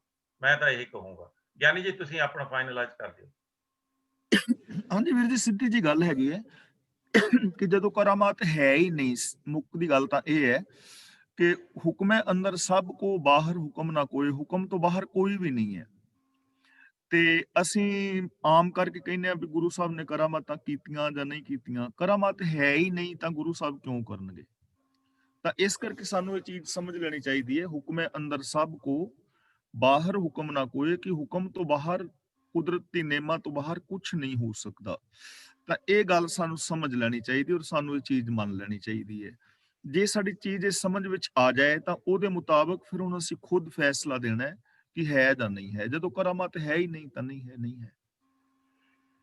ਠੀਕ ਹੈ ਜੀ, ਧੰਨਵਾਦ। ਸਤਵੰਤ ਕੌਰ ਜੀ ਤੁਸੀਂ ਅਨਮਿਊਟ ਹੋ ਕੇ ਗੱਲ ਕਰੋ, ਤੁਸੀਂ ਮਿਊਟਡ ਆ। ਹਾਂਜੀ ਕਰੋ ਗੱਲ। ਮੈਨੂੰ ਉਹ ਤੁਕ ਭੁੱਲ ਗਈ, ਉਹ ਕੀ ਆ ਤੁਕ, ਸਾ ਸਿੱਧੀ ਸਾ ਕਰਮਾਤ ਸਾ ਸਿੱਧ ਸਾ ਕਰਮਾਤ ਹੈ, ਅਚਿੰਤ ਕਰੇ ਜਿਸ ਦਾਤ। ਕਰੇ ਜਿਸ ਦਾਤ। ਤਾਂ ਕਰਮਾਤ ਤਾਂ ਉਹ ਹੈ ਕਿ ਜਦੋਂ ਤੁਹਾਡੇ ਅੰਦਰ ਪਰਮਾਤਮਾ ਵਸ ਜਾਏ ਤੇ ਤੁਸੀਂ ਇਹ ਸਤਵੰਤ ਕੌਰ ਸਾਰੇ ਕਹਿੰਦੀ ਬੰਧਨਾਂ ਤੋਂ ਛੁੱਟ। ਹਾਂਜੀ ਉੱਥੇ ਨਾ ਕਰਮਾਤ ਦਾ ਅਰਥ ਹੈਗਾ ਬਖਸ਼ਿਸ਼। ਹਾਂਜੀ ਹਾਂਜੀ ਬਿਲਕੁਲ, ਕਿ ਮੈਂ ਉਹੀ ਤੇ ਕਹਿਣੀ, ਜਦੋਂ ਉਹਦੀ ਬਖਸ਼ਿਸ਼ ਹੋਏਗੀ, ਉਹ ਅਸਲੀ ਕਰਮਾਤ ਤੋਂ ਤੁਸੀਂ ਉਹਨੂੰ ਗਿਣ ਨਹੀਂ ਸਕਦੇ ਹੋ। ਕਿ ਬਾਣੀ ਵਿੱਚ ਜਗ੍ਹਾ ਜਗ੍ਹਾ ਲਿਖਿਆ ਹੋਇਆ ਹੈ ਗੱਲ, ਅਸੀਂ ਤਾਂ ਵੀ ਬਸ ਇਹਨਾਂ ਦੇ ਪਿੱਛੇ, ਉਹ ਕਹਿੰਦੇ ਜੀ ਅਰੇਂਜ ਹੋ ਰਿਹਾ, ਟ੍ਰਿਪ ਅਰੇਂਜ ਹੋ ਰਿਹਾ, ਸਾਰੇ ਨਾਲ ਖਾ ਦਿਓ, ਅਸੀਂ ਕਰੀ ਜਾਂਦੇ ਆ। ਜਦੋਂ ਤੋਂ ਮੈਂ ਇਤਿਹਾਸ ਸੁਣਿਆ ਹੇਮਕੁੰਟ ਦਾ, ਅਸੀਂ ਤਾਂ ਸਾਹਬ ਕਹਿਣਾ ਛੱਡ ਦਿੱਤਾ ਬਿਲਕੁਲ, ਤੇ ਬਿਲਕੁਲ ਸਮਝ ਆ ਗਈ ਕਿਸ ਤਰ੍ਹਾਂ ਬਣਾਇਆ। ਹਰਜਿੰਦਰ ਸਿੰਘ ਸਬਰਾ ਹੋਰਾਂ ਦਾ ਮੈਂ ਲੈਕਚਰ ਸੁਣਿਆ, ਤੇ ਉਹ ਕਹਿੰਦੇ ਜਦੋਂ ਉਹ ਕੀ ਉਹ ਮਾਧੋ ਦਾਸ ਜਦੋਂ ਉੱਥੇ ਤਪ ਕੀਤਾ ਉਹਨੇ, ਉਦੋਂ ਤੁਹਾਡਾ ਗੁਰੂ ਸੀ। ਸਟ੍ਰੇਟ ਫੋਰਵਰਡ ਇੰਨਾ ਸਿੰਪਲ ਕੁਐਸਚਨ ਹੈ, ਨਾ ਤੁਸੀਂ ਸੀ ਉੱਥੇ ਤੇ ਨਾ ਤੁਹਾਡਾ ਗੁਰੂ ਸੀ ਉੱਥੇ, ਕਿਉਂਕਿ ਉਦੋਂ ਖਾਲਸਾ ਹੀ ਹੈ ਨਹੀਂ ਸੀ। ਤੇ ਉਹਨਾਂ ਦੇ ਤਪ ਨਾਲ ਸਾਨੂੰ ਕੀ ਲੱਗੇ, ਉਸ ਬੰਦੇ ਦੇ ਤਪ ਨਾਲ ਸਾਨੂੰ ਕੀ ਲੱਗੇ। ਸਾਡਾ ਤਾਂ ਖਾਲਸਾ ਉਦੋਂ ਪ੍ਰਗਟ ਹੋਇਆ ਜਦੋਂ ਗੁਰੂ ਗੋਬਿੰਦ ਸਿੰਘ ਜੀ ਨੇ 1699 ਵਿੱਚ ਪ੍ਰਗਟ ਕੀਤਾ, ਤੇ ਅਸੀਂ ਉਸ ਸ਼ਖਸੀਅਤ ਨੂੰ ਮੰਨਦੇ ਹਾਂ, ਗੁਰੂ ਗੋਬਿੰਦ ਸਿੰਘ ਜੀ ਨੂੰ, ਨਾਟ ਮਾਧੋ ਦਾਸ ਨੂੰ। ਤੇ ਜਦੋਂ ਤੁਸੀਂ ਇੱਕ ਲੈਕਚਰ ਏਦਾਂ ਦਾ ਸੁਣ ਲਓ ਤੇ ਉਹਨੂੰ ਮੰਨਣਾ ਸ਼ੁਰੂ ਕਰੋ, ਇਹ ਵੀ ਬਖਸ਼ਿਸ਼ ਹੈ ਕਿ ਕਈ ਲੋਕ ਤਾਂ ਸੁਣ ਕੇ ਵੀ ਮੰਨਦੇ ਨਹੀਂ ਨੇ। ਸੋ ਉਹ ਮੇਰੇ ਵਰਗਿਆਂ ਨਾਲ ਫਿਰ ਉਹ ਵਰਤਣਾ ਬੰਦ ਕਰ ਦਿੰਦੇ ਨੇ ਕਿ ਇਹ ਆਪਣੀਆਂ ਬਹੁਤ ਮਾਰਦੀ ਹੈ, ਤੇ ਚਲੋ ਗੱਲ ਖਤਮ। ਪਰ ਮੈਂ ਉਹ ਕਹਿੰਦੀ ਹਾਂ ਨਾ, ਹੁਣ ਅਸੀਂ ਤੁਹਾਡੇ ਨਾਲ, ਅਸੀਂ ਹੁਣ ਇਹ ਕਰਦੇ ਪਏ, ਇਤਿਹਾਸ ਸੁਣਦੇ ਪਏ ਹਾਂ ਤੇ ਗੁਰਬਾਣੀ ਦੇ ਅਰਥ ਸੁਣਦੇ ਪਏ ਹਾਂ, ਤੇ ਕੁਛ ਅਸਰ ਹੋਣਾ ਚਾਹੀਦਾ ਨਾ ਕਿ ਬਾਣੀ ਕੀ ਕਹਿ ਰਹੀ ਹੈ। ਸੱਚ ਦੇ ਰਾਹਾਂ ਤੇ ਤੁਰਨ ਵਾਸਤੇ ਤਾਂ ਫਿਰ ਤੁਹਾਨੂੰ ਕੱਲਿਆਂ ਹੀ ਤੁਰਨਾ ਪੈਣਾ। ਸੱਚ ਦੇ ਰਾਹਾਂ ਤੇ ਭੀੜ ਨਹੀਂ ਹੁੰਦੀ, ਭੀੜ ਨਹੀਂ ਹੁੰਦੀ। ਇਹ ਤੁਹਾਨੂੰ ਜੀਤ ਭੀੜ ਭੈਣ ਜੀ ਦੇ ਵਿੱਚ ਦੱਸ ਕਦੀ ਸੱਚ ਨਹੀਂ ਦੇਣਗੇ। ਹੁੰਦਾ। ਜੀਤ ਭੈਣ ਜੀ ਗਵਾਹ ਨੇ, ਜਦੋਂ ਕੋਈ ਮੈਂ ਏਦਾਂ ਦੀ ਗੱਲ ਕਰਦੀ ਆ ਤੇ ਮੈਨੂੰ ਬਹੁਤ ਰੈਜ਼ਿਸਟੈਂਸ ਮਿਲਦੀ ਹੈ, ਅਸੀਂ ਚੁੱਪ ਕਰ ਜਾਂਦੇ ਹਾਂ। ਅਸੀਂ ਕਹਿੰਦੇ ਤੁਹਾਡੀ ਮਰਜ਼ੀ, ਮੰਨੋ ਚਾਹੇ ਨਾ ਮੰਨੋ, ਮੈਂ ਤਾਂ ਕਹਿ ਨਹੀਂ ਰਹੀ, ਇਹ ਤਾਂ ਗੁਰਬਾਣੀ ਕਹਿ ਰਹੀ, ਗੱਲ ਹੀ ਖਤਮ। ਠੀਕ ਹੈ ਜੀ, ਠੀਕ ਹੈ, ਧੰਨਵਾਦ ਜੀ। ਸੁਰਿੰਦਰ ਕੌਰ ਜੀ ਤੁਸੀਂ ਫਿਰ ਅਨਮਿਊਟ ਹੋਏ ਇੱਕ ਵਾਰੀ। ਹਾਂਜੀ, ਮੈਂ ਇਹ ਕਹਿਣਾ ਸੀ ਕਿ ਤੁਹਾਨੂੰ ਰੈਸਿਸਟੈਂਸ ਤਾਂ ਬਹੁਤ ਮਿਲਦੀ ਆ। ਤੁਹਾਨੂੰ ਇੱਕ ਆਪਣੇ ਪਰਿਵਾਰ ਦੇ ਵਿੱਚੋਂ ਹੀ ਕਈ ਮੈਂਬਰ ਐਸੇ ਹੁੰਦੇ ਆ ਜਿਹੜੇ ਤੁਹਾਡੇ ਨਾਲ ਨਹੀਂ ਸਹਿਮਤ ਹੁੰਦੇ। ਹਾਂਜੀ ਹਾਂਜੀ ਕਈ ਵਾਰੀ ਤੁਹਾਨੂੰ ਝੁਕਣਾ ਵੀ ਪੈ ਜਾਂਦਾ ਹੈ ਗਲਤ ਰਾਸਤੇ ਵੱਲ, ਬਹੁਤ ਜ਼ਿਆਦਾ। ਪਰ ਜਦੋਂ ਤੁਹਾਨੂੰ ਕਲੈਰਿਟੀ ਹੋ ਜਾਂਦੀ ਹੈ ਨਾ ਜੀ, ਫਿਰ ਤੁਹਾਨੂੰ ਝੁਕਣ ਦੀ ਲੋੜ ਨਹੀਂ। ਫਿਰ ਇਦਾਂ ਆ ਵੀ ਅਗਲਾ ਆਪਣੀ ਗੱਲ ਮੰਨੀ ਜਾਵੇ, ਤੁਸੀਂ ਆਪਣੀ ਗੱਲ ਮੰਨੀ ਚਲੋ, ਇੰਨਾ ਕਲੈਰਿਟੀ ਹੋ ਜਾਂਦੀ। ਜਿਹੜੇ ਤੁਹਾਨੂੰ 100% ਸ਼ੋਰ ਹੋ ਜਾਂਦਾ ਨਾ ਵੀ ਆਹ ਗੱਲ ਏਦਾਂ ਹੀ ਹੈ, ਫਿਰ ਤੁਹਾਨੂੰ ਝੁਕਣ ਦਾ ਏਦਾਂ, ਜੇ ਅਗਲੇ ਦਾ ਪ੍ਰੈਸ਼ਰ ਜ਼ਿਆਦਾ ਹੋਊਗਾ ਫਿਰ ਤੁਸੀਂ ਇਦਾਂ ਕਹੋਗੇ ਵੀ ਚੱਲ ਮੈਂ ਤੇਰੇ ਕਰਕੇ ਕਹਿ ਦਿੰਦਾ। ਇਦਾਂ ਜਿੱਦਾਂ ਗੈਲੀਲੀਓ ਦੇ ਨਾਲ ਹੋਇਆ ਸੀਗਾ ਜੀ, ਉਹ ਕਹਿੰਦੇ ਸੀ ਨਾ ਧਰਤੀ ਜਦੋਂ ਕਹਿੰਦੇ ਸੀਗੇ ਵੀ ਚਪਟੀ, ਉਸ ਟਾਈਮ ਤੇ ਵੀ ਤਾਂ ਧਰਮ ਦਾ ਹੀ ਰਾਜ ਸੀਗਾ ਨਾ, ਕਰਕੇ ਉਹਨਾਂ ਦੇ ਧਰਮ ਵਾਲਿਆਂ ਨੇ ਉਹਨੂੰ ਇਦਾਂ ਕਿਹਾ ਸੀਗਾ ਨਾ ਵੀ ਤੂੰ ਸਾਡੀ ਬੁੱਕ 'ਚ ਇਦਾਂ ਲਿਖਿਆ ਹੈਗੀ ਇਦਾਂ ਆ। ਅਗਲਾ ਕਹਿੰਦਾ ਨਹੀਂ ਮੈਨੂੰ ਤਾਂ ਸ਼ੋਰ ਹੈ। ਅਗਲਾ ਕਹਿੰਦਾ ਚੰਗਾ ਤੈਨੂੰ ਚਾੜ ਦਿਆਂਗੇ। ਫਿਰ ਉਹਨੇ ਫਿਰ ਆਪਣੀ ਜਾਨ ਬਚਾਉਣ ਵਾਸਤੇ ਇਦਾਂ ਕਹਿ ਦਿੱਤਾ, ਠੀਕ ਹੈ ਜਿੱਦਾਂ ਤੁਸੀਂ ਕਹਿੰਦੇ ਆ, ਮੈਂ ਤੁਹਾਡੇ ਕਰਕੇ ਕਹਿ ਦਿੰਦਾ, ਪਰ ਹੈਗੀ ਅਸਲੀ ਇਹੀ ਹੈ। ਹਾਂ, ਮਰਨ ਤੱਕ ਉਹਨੇ ਇਹੀ ਲਫ਼ਜ਼ ਕਹੇ, ਲਫ਼ਜ਼ ਵਰਤੇ। ਹਾਂਜੀ, nevertheless it still moves। ਉਹਨੇ ਇਹ ਕਿਹਾ ਸੀ ਵੀ ਧਰਤੀ ਘੁੰਮਦੀ ਹੈ, ਤਾਂ ਉਹ ਕਹਿੰਦੇ ਨਹੀਂ ਤੂੰ ਸਾਡੇ ਧਰਮ ਦੇ ਅਗੇਂਸਟ ਬੋਲਦਾ ਪਿਆ, ਧਰਤੀ ਨਹੀਂ ਘੁੰਮਦੀ, ਸਨ ਘੁੰਮਦਾ ਹੈ, ਸੂਰਜ ਘੁੰਮਦਾ ਜੀ। ਫਿਰ ਇਹ ਮੁਲਕ ਫਿਰ ਵੀ ਚੰਗੇ ਆ। ਮੇਰਾ ਖਿਆਲ 1992 ਦੇ ਵਿੱਚ ਪੋਪ ਨੇ ਇਹ ਮਾਫੀ ਮੰਗੀ ਸੀਗੀ। ਉਹਦੇ ਜਾ ਕੇ ਨਾ, ਉਹਦੀ ਕਬਰ ਤੇ ਜਾ ਕੇ, ਜਾਂ ਜਿੱਦਾਂ ਵੀ ਤੁਸੀਂ ਕਹਿ ਲਓ, ਫਿਰ ਵੀ ਮੈਂ ਕਹਿੰਦਾ ਇਹ ਬੰਦੇ ਚੰਗੇ ਆ। ਕਿਸੇ ਟਾਈਮ ਤੇ ਜਾ ਕੇ ਰੀਅਲਾਈਜ਼ ਕਰ ਲੈਂਦੇ ਆ, ਜਿੱਥੇ ਬਣਦੀ ਡਿਊ ਰਿਸਪੈਕਟ ਆ ਉਹ ਦਿੰਦੇ ਆ। ਹਾਂਜੀ, ਅਸੀਂ ਕਹਿੰਦੇ 500 ਸਾਲ ਪਹਿਲਾਂ ਹੀ ਚਲੇ ਜਾਓ, ਉੱਥੋਂ ਤੁਸੀਂ ਅੱਗੇ ਨਹੀਂ ਜਾ ਸਕਦੇ। ਇਹਨਾਂ ਨੇ ਆਪਣੇ ਸਾਰੇ ਜਾਣੀ ਉਹ ਗਲਬੇ ਲਾ ਕੇ ਪਰੇ ਸਿੱਟ ਦਿੱਤੇ। ਉਹ ਇਹ ਤਰੱਕੀਆਂ 'ਚ ਆ ਇਹ ਮੁਲਕ, ਤਾਂ ਹੀ ਅਸੀਂ ਇਹਨਾਂ ਮੁਲਕਾਂ ਦੇ ਵਿੱਚ ਭੱਜੇ ਹੀ ਆਉਣੇ ਬਿਨਾਂ ਵੀਜ਼ੇ ਤੇ, ਵੀਜ਼ੇ ਦੇ ਨਾਲ ਜਾਂ ਜਿੱਦਾਂ ਵੀ ਲੀਗਲ ਜਾਂ ਇਲੀਗਲ ਤੌਰ ਤੇ ਆਪਾਂ ਇਹ ਮੁਲਕ ਛੱਡਦੇ ਨਹੀਂ। ਕਿਉਂ? ਜੇ ਸਾਨੂੰ ਇੰਨਾ ਹੀ ਪਿਆਰ ਆ ਉੱਥੇ ਦੇ ਗੁਰਦੁਆਰਿਆਂ ਦੇ ਨਾਲ, ਉੱਥੇ ਦੀਆਂ ਸਾਰੀਆਂ ਚੀਜ਼ਾਂ ਦੇ ਨਾਲ, ਪਰ ਕਾਰਨ ਕੀ ਆਉਣੇ ਇੱਥੇ? ਇਹਨਾਂ ਦੇ ਘਰਾਂ ਦੇ ਵਿੱਚ ਆ ਕੇ, ਦੂਜੇ ਧਰਮਾਂ ਦੇ ਵਿੱਚ ਆ ਕੇ ਸਾਰਾ ਅਸੀਂ ਫੇਰ ਕਹਿੰਦੇ ਆ ਵੀ ਸਾਨੂੰ ਇੱਥੇ ਹੀ ਰਹਿਣ ਦਿਓ, ਕਿਉਂਕਿ ਇੱਥੇ ਸਹੂਲਤਾਂ ਬਹੁਤ ਹੈ, ਇੱਥੇ ਜ਼ਿੰਦਗੀ ਜੀਉਣ ਦਾ ਚਾਅ ਆਉਂਦਾ ਬੰਦੇ ਨੂੰ, ਹੈਨਾ। ਅਸਲ 'ਚ ਨਾ ਪ੍ਰੋਬਲਮ ਇਹ ਆ ਰਹੀ ਹੈ ਕਿ ਅਸੀਂ ਗੁਰੂ ਸਾਹਿਬਾਨ ਨੂੰ ਕਰਾਮਾਤਾਂ ਰਾਹੀਂ ਵੱਡਾ ਸਾਬਤ ਕਰਨਾ ਚਾਹੁੰਦੇ ਹਾਂ, ਪਰ ਗੁਰੂ ਨਾਨਕ ਦੇਵ ਜੀ ਜਾਂ ਗੁਰੂ ਸਾਹਿਬਾਨ ਕਰਾਮਾਤਾਂ ਕਰਕੇ ਵੱਡੇ ਨਹੀਂ, ਉਹ ਸੋਚ ਕਰਕੇ ਵੱਡੇ ਨੇ। ਸਭ ਤੇ ਵੱਡਾ ਸਤਿਗੁਰੂ ਨਾਨਕ ਉਹ ਇਸ ਕਰਕੇ ਵੱਡੇ ਨੇ ਕਿ ਉਹਨਾਂ ਨੇ ਦੁਨੀਆ ਦੇ ਅੰਦਰ ਸਭ ਤੋਂ ਵੱਡੀ ਉੱਚੀ ਸੋਚ ਦਿੱਤੀ ਹੈ, ਰਾਜਨੀਤਿਕ, ਧਾਰਮਿਕ, ਆਰਥਿਕ, ਸਮਾਜਿਕ ਸਾਰੇ ਤੌਰ ਤੇ ਸੋਚ ਉੱਚੀ ਦਿੱਤੀ ਹੈ। ਕਰਾਮਾਤਾਂ ਤੇ ਪਹਿਲੋਂ ਭਰੀਆਂ ਪਈਆਂ ਸੀ। ਹੁਣ ਹਨੂਮਾਨ ਪਹਾੜ ਚੱਕੀ ਫਿਰਦਾ ਹੈ, ਉਹ ਲੰਕਾ ਸਮੁੰਦਰ ਟੱਪ ਜਾਂਦਾ ਹੈ, ਔਰ ਮਤਲਬ ਉਸ ਸੂਰਜ ਨੂੰ ਹੀ ਮੂੰਹ ਚ ਪਾ ਲੈਂਦਾ ਪੂਰੇ ਦੇ ਪੂਰੇ ਨੂੰ। ਵਿਸ਼ਕਰਮਾ ਜਿਹੜਾ ਉਹ ਸੂਰਜ ਨੂੰ ਖਰਾਦ ਦੇ ਉੱਤੇ ਲਾ ਕੇ ਛਾਂਗਦਾ ਪਿਆ। ਹੁਣ ਪਤਾ ਨਹੀਂ ਵਿਸ਼ਕਰਮਾ ਦਾ ਖਰਾਦ ਏਡਾ ਉੱਚਾ ਸੀ ਕਿ ਸੂਰਜ ਥੱਲੇ ਆਇਆ ਸੀ। ਦੇਖੋ ਕਰਾਮਾਤਾਂ ਤੇ ਪਹਿਲੇ ਬੜੀਆਂ ਭਰੀਆਂ ਪਈਆਂ ਨੇ, ਇਸ ਕਰਕੇ ਉਹ ਹੈ ਨਹੀਂ, ਜੋੜੀਆਂ ਨੇ। ਉਸ ਢੰਗ ਨਾਲ ਅਸੀਂ ਵੀ ਜੋੜ ਬੈਠੇ ਹਾਂ। ਕਰਾਮਾਤ ਨਾਮ ਦੀ ਕੋਈ ਚੀਜ਼ ਹੈ ਨਹੀਂ। ਕੁਦਰਤ ਤੋਂ ਉਲਟ ਜਿਹੜਾ ਉਹ ਕੁਝ ਨਹੀਂ ਕੀਤਾ ਜਾ ਸਕਦਾ, ਕੁਦਰਤ ਦੇ ਨਿਯਮਾਂ ਦੇ ਵਿੱਚ ਰਹਿ ਕੇ ਕੀਤਾ ਜਾ ਸਕਦਾ ਹੈ। ਔਰ ਇਹ ਗੱਲ ਸਾਨੂੰ ਮੰਨ ਲੈਣੀ ਚਾਹੀਦੀ ਹੈ ਔਰ ਦ੍ਰਿੜਤਾ ਦੇ ਨਾਲ ਕਹਿਣੀ ਚਾਹੀਦੀ ਹੈ। ਹਾਂ, ਬੈਸਣ ਦੀ ਲੋੜ ਨਹੀਂ। ਜੇ ਕੋਈ ਮੰਨਦਾ ਤੁਹਾਨੂੰ ਕਹੋ ਵੀ ਠੀਕ ਹੈ, ਤੂੰ ਮੰਨਦਾ ਮੰਨੀ ਜਾ, ਪਰ ਹੈ ਨਹੀਂ। ਜਿਵੇਂ ਭਾਈ ਸਾਹਿਬ ਕਹਿੰਦੇ ਸਨ ਜਾਂ ਜਿਵੇਂ ਭੈਣ ਕਹਿੰਦੀ ਸੁਰਿੰਦਰ ਕੌਰ ਵੀ ਹੈ ਨਹੀਂ, ਤੁਸੀਂ ਮੰਨਦੇ ਹੋ ਮੰਨੀ ਜਾਓ, ਨੋ ਪ੍ਰੋਬਲਮ। ਠੀਕ ਹੈ ਜੀ। ਅਵਤਾਰ ਸਿੰਘ ਜੀ ਤੁਸੀਂ ਫਿਰ ਅਨਮਿਊਟ ਹੋਏ ਜੀ, ਕਰ ਲਿਓ, ਸ਼ਾਰਟ ਹੀ ਰੱਖਿਓ। ਮੈਂ ਕਹਿਣ ਲੱਗਾ ਸਰ ਜੀ ਵੀ ਆਪਣੇ ਅਕਾਲ ਤਖਤ ਦੀ ਜਿਹੜੀ ਮਰਜ਼ਾਦਾ ਹੈ ਉਹ ਦੂਜੇ ਹਜ਼ੂਰ ਸਾਹਿਬ ਨਹੀਂ ਮੰਨਦੇ, ਨਾਲੇ ਉਹ ਅਕਾਲ ਤਖਤ ਤੇ ਆ, ਤਾਂ ਫਿਰ ਉਹਨਾਂ ਦੀ ਉਹੀ ਨਹੀਂ ਮੰਨ ਰਹੇ, ਬਾਕੀ ਜਨਤਾ ਕੀ ਕਰੇਗੀ? ਇਹ ਗੁੰਝਲਦਾਰ ਆ ਜੀ ਚੀਜ਼ਾਂ, ਇਹ ਸਾਡੇ ਸਮਝ ਚ ਨਹੀਂ ਆਉਣੀਆਂ। ਥੈਂਕ ਯੂ ਤੁਹਾਡਾ। ਆਪਾਂ ਇਹਦੇ ਬਾਰੇ ਅੱਗੇ ਵੀ ਗੱਲ ਕਰ ਚੁੱਕੇ ਹਾਂ। ਹਾਂ ਨਹੀਂ ਮੈਂ ਉਹੀ ਗੱਲ ਕਰਦਾ ਨਾ। ਹਾਂਜੀ ਬਿਲਕੁਲ ਤੁਹਾਡੀ ਗੱਲ ਜੀ। ਸੁਰਿੰਦਰ ਕੌਰ ਤੁਸੀਂ ਤਾਂ ਨਹੀਂ ਕਹਿਣਾ ਸੀਗਾ ਕੁਝ ਹੋਰ? ਤੁਸੀਂ ਅਨਮਿਊਟਡ ਆ।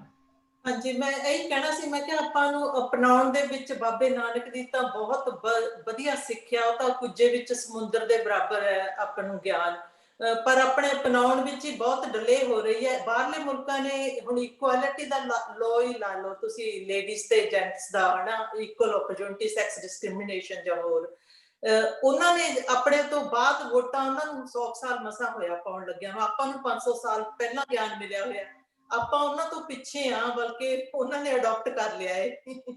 ਬਿਲਕੁਲ, ਇਹ ਨੰਬਰ ਲੈ ਗਿਆ ਜੀ, ਇਹ ਨੰਬਰ ਲੈ ਗਿਆ ਆ। ਆਪਾਂ ਪਿੱਛੇ ਰਹਿ ਗਏ, ਪਰ ਅਸੀਂ ਕਿਉਂਕਿ ਉਸ ਗੱਲ ਨੂੰ ਮੰਨਿਆ ਨਹੀਂ, ਜਿਹੜੀ ਗੱਲ ਲਿਖ ਕੇ ਕਹਿ ਗਏ ਸੀਗੇ ਨਾ ਵੀ ਲੇਡੀਜ਼ ਐਂਡ ਜੈਂਟਲਮੈਨ ਸਾਰੇ ਇੱਕੋ ਜਿਹੇ ਹੀ ਆ, ਠੀਕ ਹੈ ਨਾ। ਹਾਂਜੀ, ਗੱਲ ਤਾਂ ਮੰਨਣ ਤੇ ਅਖੀਰ ਦੇ ਵਿੱਚ ਹੋ ਜਾਂਦੀ, ਵੀ ਜੇ ਤੁਸੀਂ ਮੰਨ ਲਿਆ ਤਾਂ ਉਹ ਲਾਗੂ ਹੋ ਗਈ ਗੱਲ, ਜੇ ਨਹੀਂ ਮੰਨਿਆ ਤਾਂ ਫਿਰ ਤੁਸੀਂ ਜਿੱਦਾਂ ਅਸੀਂ ਮਤਲਬ ਘੁੰਮਣ ਘੇਰੀਆਂ 'ਚ ਫਿਰਦੇ ਆ ਤੇ ਉਸੇ ਤਰ੍ਹਾਂ ਫਿਰੀ ਜਾਂਦੇ ਆ। ਆਪਾਂ ਉਹਨੂੰ ਐਕਚੁਅਲੀ ਗੁਰੂ ਗ੍ਰੰਥ ਸਾਹਿਬ ਦੇ ਵਿੱਚ ਜੇ ਕਦੀ ਉਹਨਾਂ ਨੇ ਲਿਖਿਆ ਵੀ ਨਾ, ਗੁਰੂਆਂ ਨੇ ਵੀ ਆਹ ਗੱਲ ਦਾ ਕੋਈ ਮੈਂਸ਼ਨ ਕੀਤੀ, ਕਰਾਮਾਤ ਦੀ ਗੱਲ ਮੈਂਸ਼ਨ ਕੀਤੀ, ਜਾਂ ਰਾਮ ਜੋ ਵੀ ਉਹਨਾਂ ਦੀ ਉਸ ਟਾਈਮ ਤੇ ਜੋ ਮਨੌਤਾਂ ਚੱਲ ਰਹੀਆਂ ਸੀ ਉਹਨਾਂ ਨੂੰ ਮੈਂਸ਼ਨ ਕਰਕੇ ਤਾਂ ਤੁਹਾਨੂੰ ਉੱਤੋਂ ਆਪਣੀ ਸਟੇਟਮੈਂਟ ਦੇ ਕੇ ਕੱਢਣ ਦੀ ਕੋਸ਼ਿਸ਼ ਕੀਤੀ ਹੈ। ਪਰ ਉਹ ਕੱਢਣ ਦੀ ਬਜਾਏ ਆਪਾਂ ਮੁੜ ਕੇ ਫੇਰ ਉੱਥੇ ਹੀ ਕਹਿੰਦੇ ਆ ਵੀ ਆਹ ਲਿਖਿਆ ਹੈ ਦੇਖੋ ਭਾਈ, ਇਹ ਤਾਂ ਗੁਰੂ ਨਾਨਕ ਦੇਵ ਜੀ ਲਿਖ ਗਏ, ਫਲਾਣੇ ਇਹਨੇ ਜਿੰਨੇ ਭਗਤ ਵੀ ਲਿਖ ਗਏ ਆ, ਤੇ ਉਹਦੇ ਵਿੱਚ ਆਪਾਂ ਫੇਰ ਉਹ ਲਪੇਟ ਦੇ ਵਿੱਚ ਆ ਗਏ। ਪਰ ਜਿਹੜੀ ਅਸਲੀ ਗੱਲ ਆ, ਅਸਲੀ ਗੱਲ ਨੂੰ ਸਮਝਣ ਵਾਸਤੇ ਸਾਨੂੰ ਜਿੱਦਾਂ ਗਿਆਨੀ ਮੋਹਰ ਸਿੰਘ ਜੀ ਦੱਸਦੇ ਆ, ਜਾਂ ਹੋਰ ਜਿਹੜੇ ਪ੍ਰਚਾਰਕ ਵੀ ਤੁਹਾਨੂੰ ਇੱਧਰੋਂ ਕੱਢਣ ਦੀ ਕੋਸ਼ਿਸ਼ ਕਰ, ਉਹਨਾਂ ਨੂੰ ਸੁਣੋ ਪਲੀਜ਼। ਸੁਣ ਕੇ ਤਾਂ ਉਹਨੂੰ ਮੰਨ ਕੇ ਤਾਂ ਆਪਣੀ ਜਿੰਨੀ ਸਾਡੀ ਰਹਿੰਦੀ ਜ਼ਿੰਦਗੀ ਆ ਨਾ, ਉਹਨੂੰ ਆਪਣੀ ਵੀ ਵਧੀਆ ਬਣਾ ਲਈਏ, ਤੇ ਆਪਣੇ ਜਿੰਨਾ ਵੀ ਸਾਡਾ ਬੱਸ ਚੱਲਦਾ ਆ, ਜਿੱਦਾਂ ਨੀਨਾ ਭੈਣ ਜੀ ਨੇ ਕਿਹਾ ਸੀਗਾ ਵੀ ਆਪਾਂ ਚ ਆਪਣੇ ਜਿਹੜੇ ਬੱਚੇ ਆ, ਪੋਤੇ ਆ, ਦੋਤੇ ਦੋਤੀਆਂ, ਉਹਨਾਂ ਸਾਰਿਆਂ ਨੂੰ ਉਹੋ ਹੀ ਸੋਚ ਦੇ ਕੇ ਚੱਲੀਏ, ਤਾਂ ਕਿ ਉਹ ਵੀ ਕੁਛ ਘੱਟੋ ਘੱਟ ਤੁਸੀਂ ਵੀ ਕੁਛ ਕਰ ਗਏ। ਇੱਕ ਆਪਣਾ ਸਵਾਰਗ ਹੈ, ਇੱਕ ਗਾਹਾਂ ਦਾ ਮਾੜਾ ਮੋਟਾ ਬੀਜ ਗਏ, ਤਾਂ ਕਿ ਉਹ ਭਟਕਣਾ ਦੇ ਵਿੱਚ ਨਾ ਪੈਣ। ਠੀਕ ਹੈ ਜੀ, ਆਪਾਂ ਇੱਥੇ ਬੰਦ ਕਰਦੇ ਹਾਂ ਜੀ ਹੁਣ, ਕਿਉਂਕਿ ਕਾਫੀ ਟਾਈਮ ਹੋ ਗਿਆ, 3 ਵੱਜਣ ਲੱਗ ਪਿਆ, ਕਾਫੀ ਲੰਮਾ ਟਾਈਮ ਹੋ ਗਿਆ। ਧੰਨਵਾਦ ਸਾਰਿਆਂ ਦਾ ਬਹੁਤ ਬਹੁਤ, ਜਿਨ੍ਹਾਂ ਨੇ ਵੀ ਹਿੱਸਾ ਲਿਆ, ਤੇ ਉਹਦੇ ਵਿੱਚ ਜਿਹੜੀ ਵੀ ਡਿਸਕਸ਼ਨ ਹੋਈ ਆ, ਉਮੀਦ ਹੈ ਕਿ ਸਾਰਿਆਂ ਦੇ ਸਮਝ ਆ ਗਈ ਹੋਊਗੀ, ਤੇ ਨਾਲੇ ਐਗਰੀ ਡਿਸਐਗਰੀ ਚੱਲਦਾ ਹੀ ਰਹਿੰਦਾ। ਤੇ ਆਪਾਂ ਮੁੜ ਕੇ ਕੱਲ ਨੂੰ ਫੇਰ ਆਵਾਂਗੇ ਜੀ, ਤੇ ਇਸੇ ਟਾਈਮ ਤੇ 1 ਵਜੇ, ਤੇ ਉਤਾਂ ਹੀ ਛੁੱਟੀਆਂ ਲਈਏ ਜੀ। ਪਲਾਓ ਫਤਿਹ। ਵਾਹਿਗੁਰੂ ਜੀ ਕਾ ਖਾਲਸਾ, ਵਾਹਿਗੁਰੂ ਜੀ ਕੀ ਫਤਿਹ।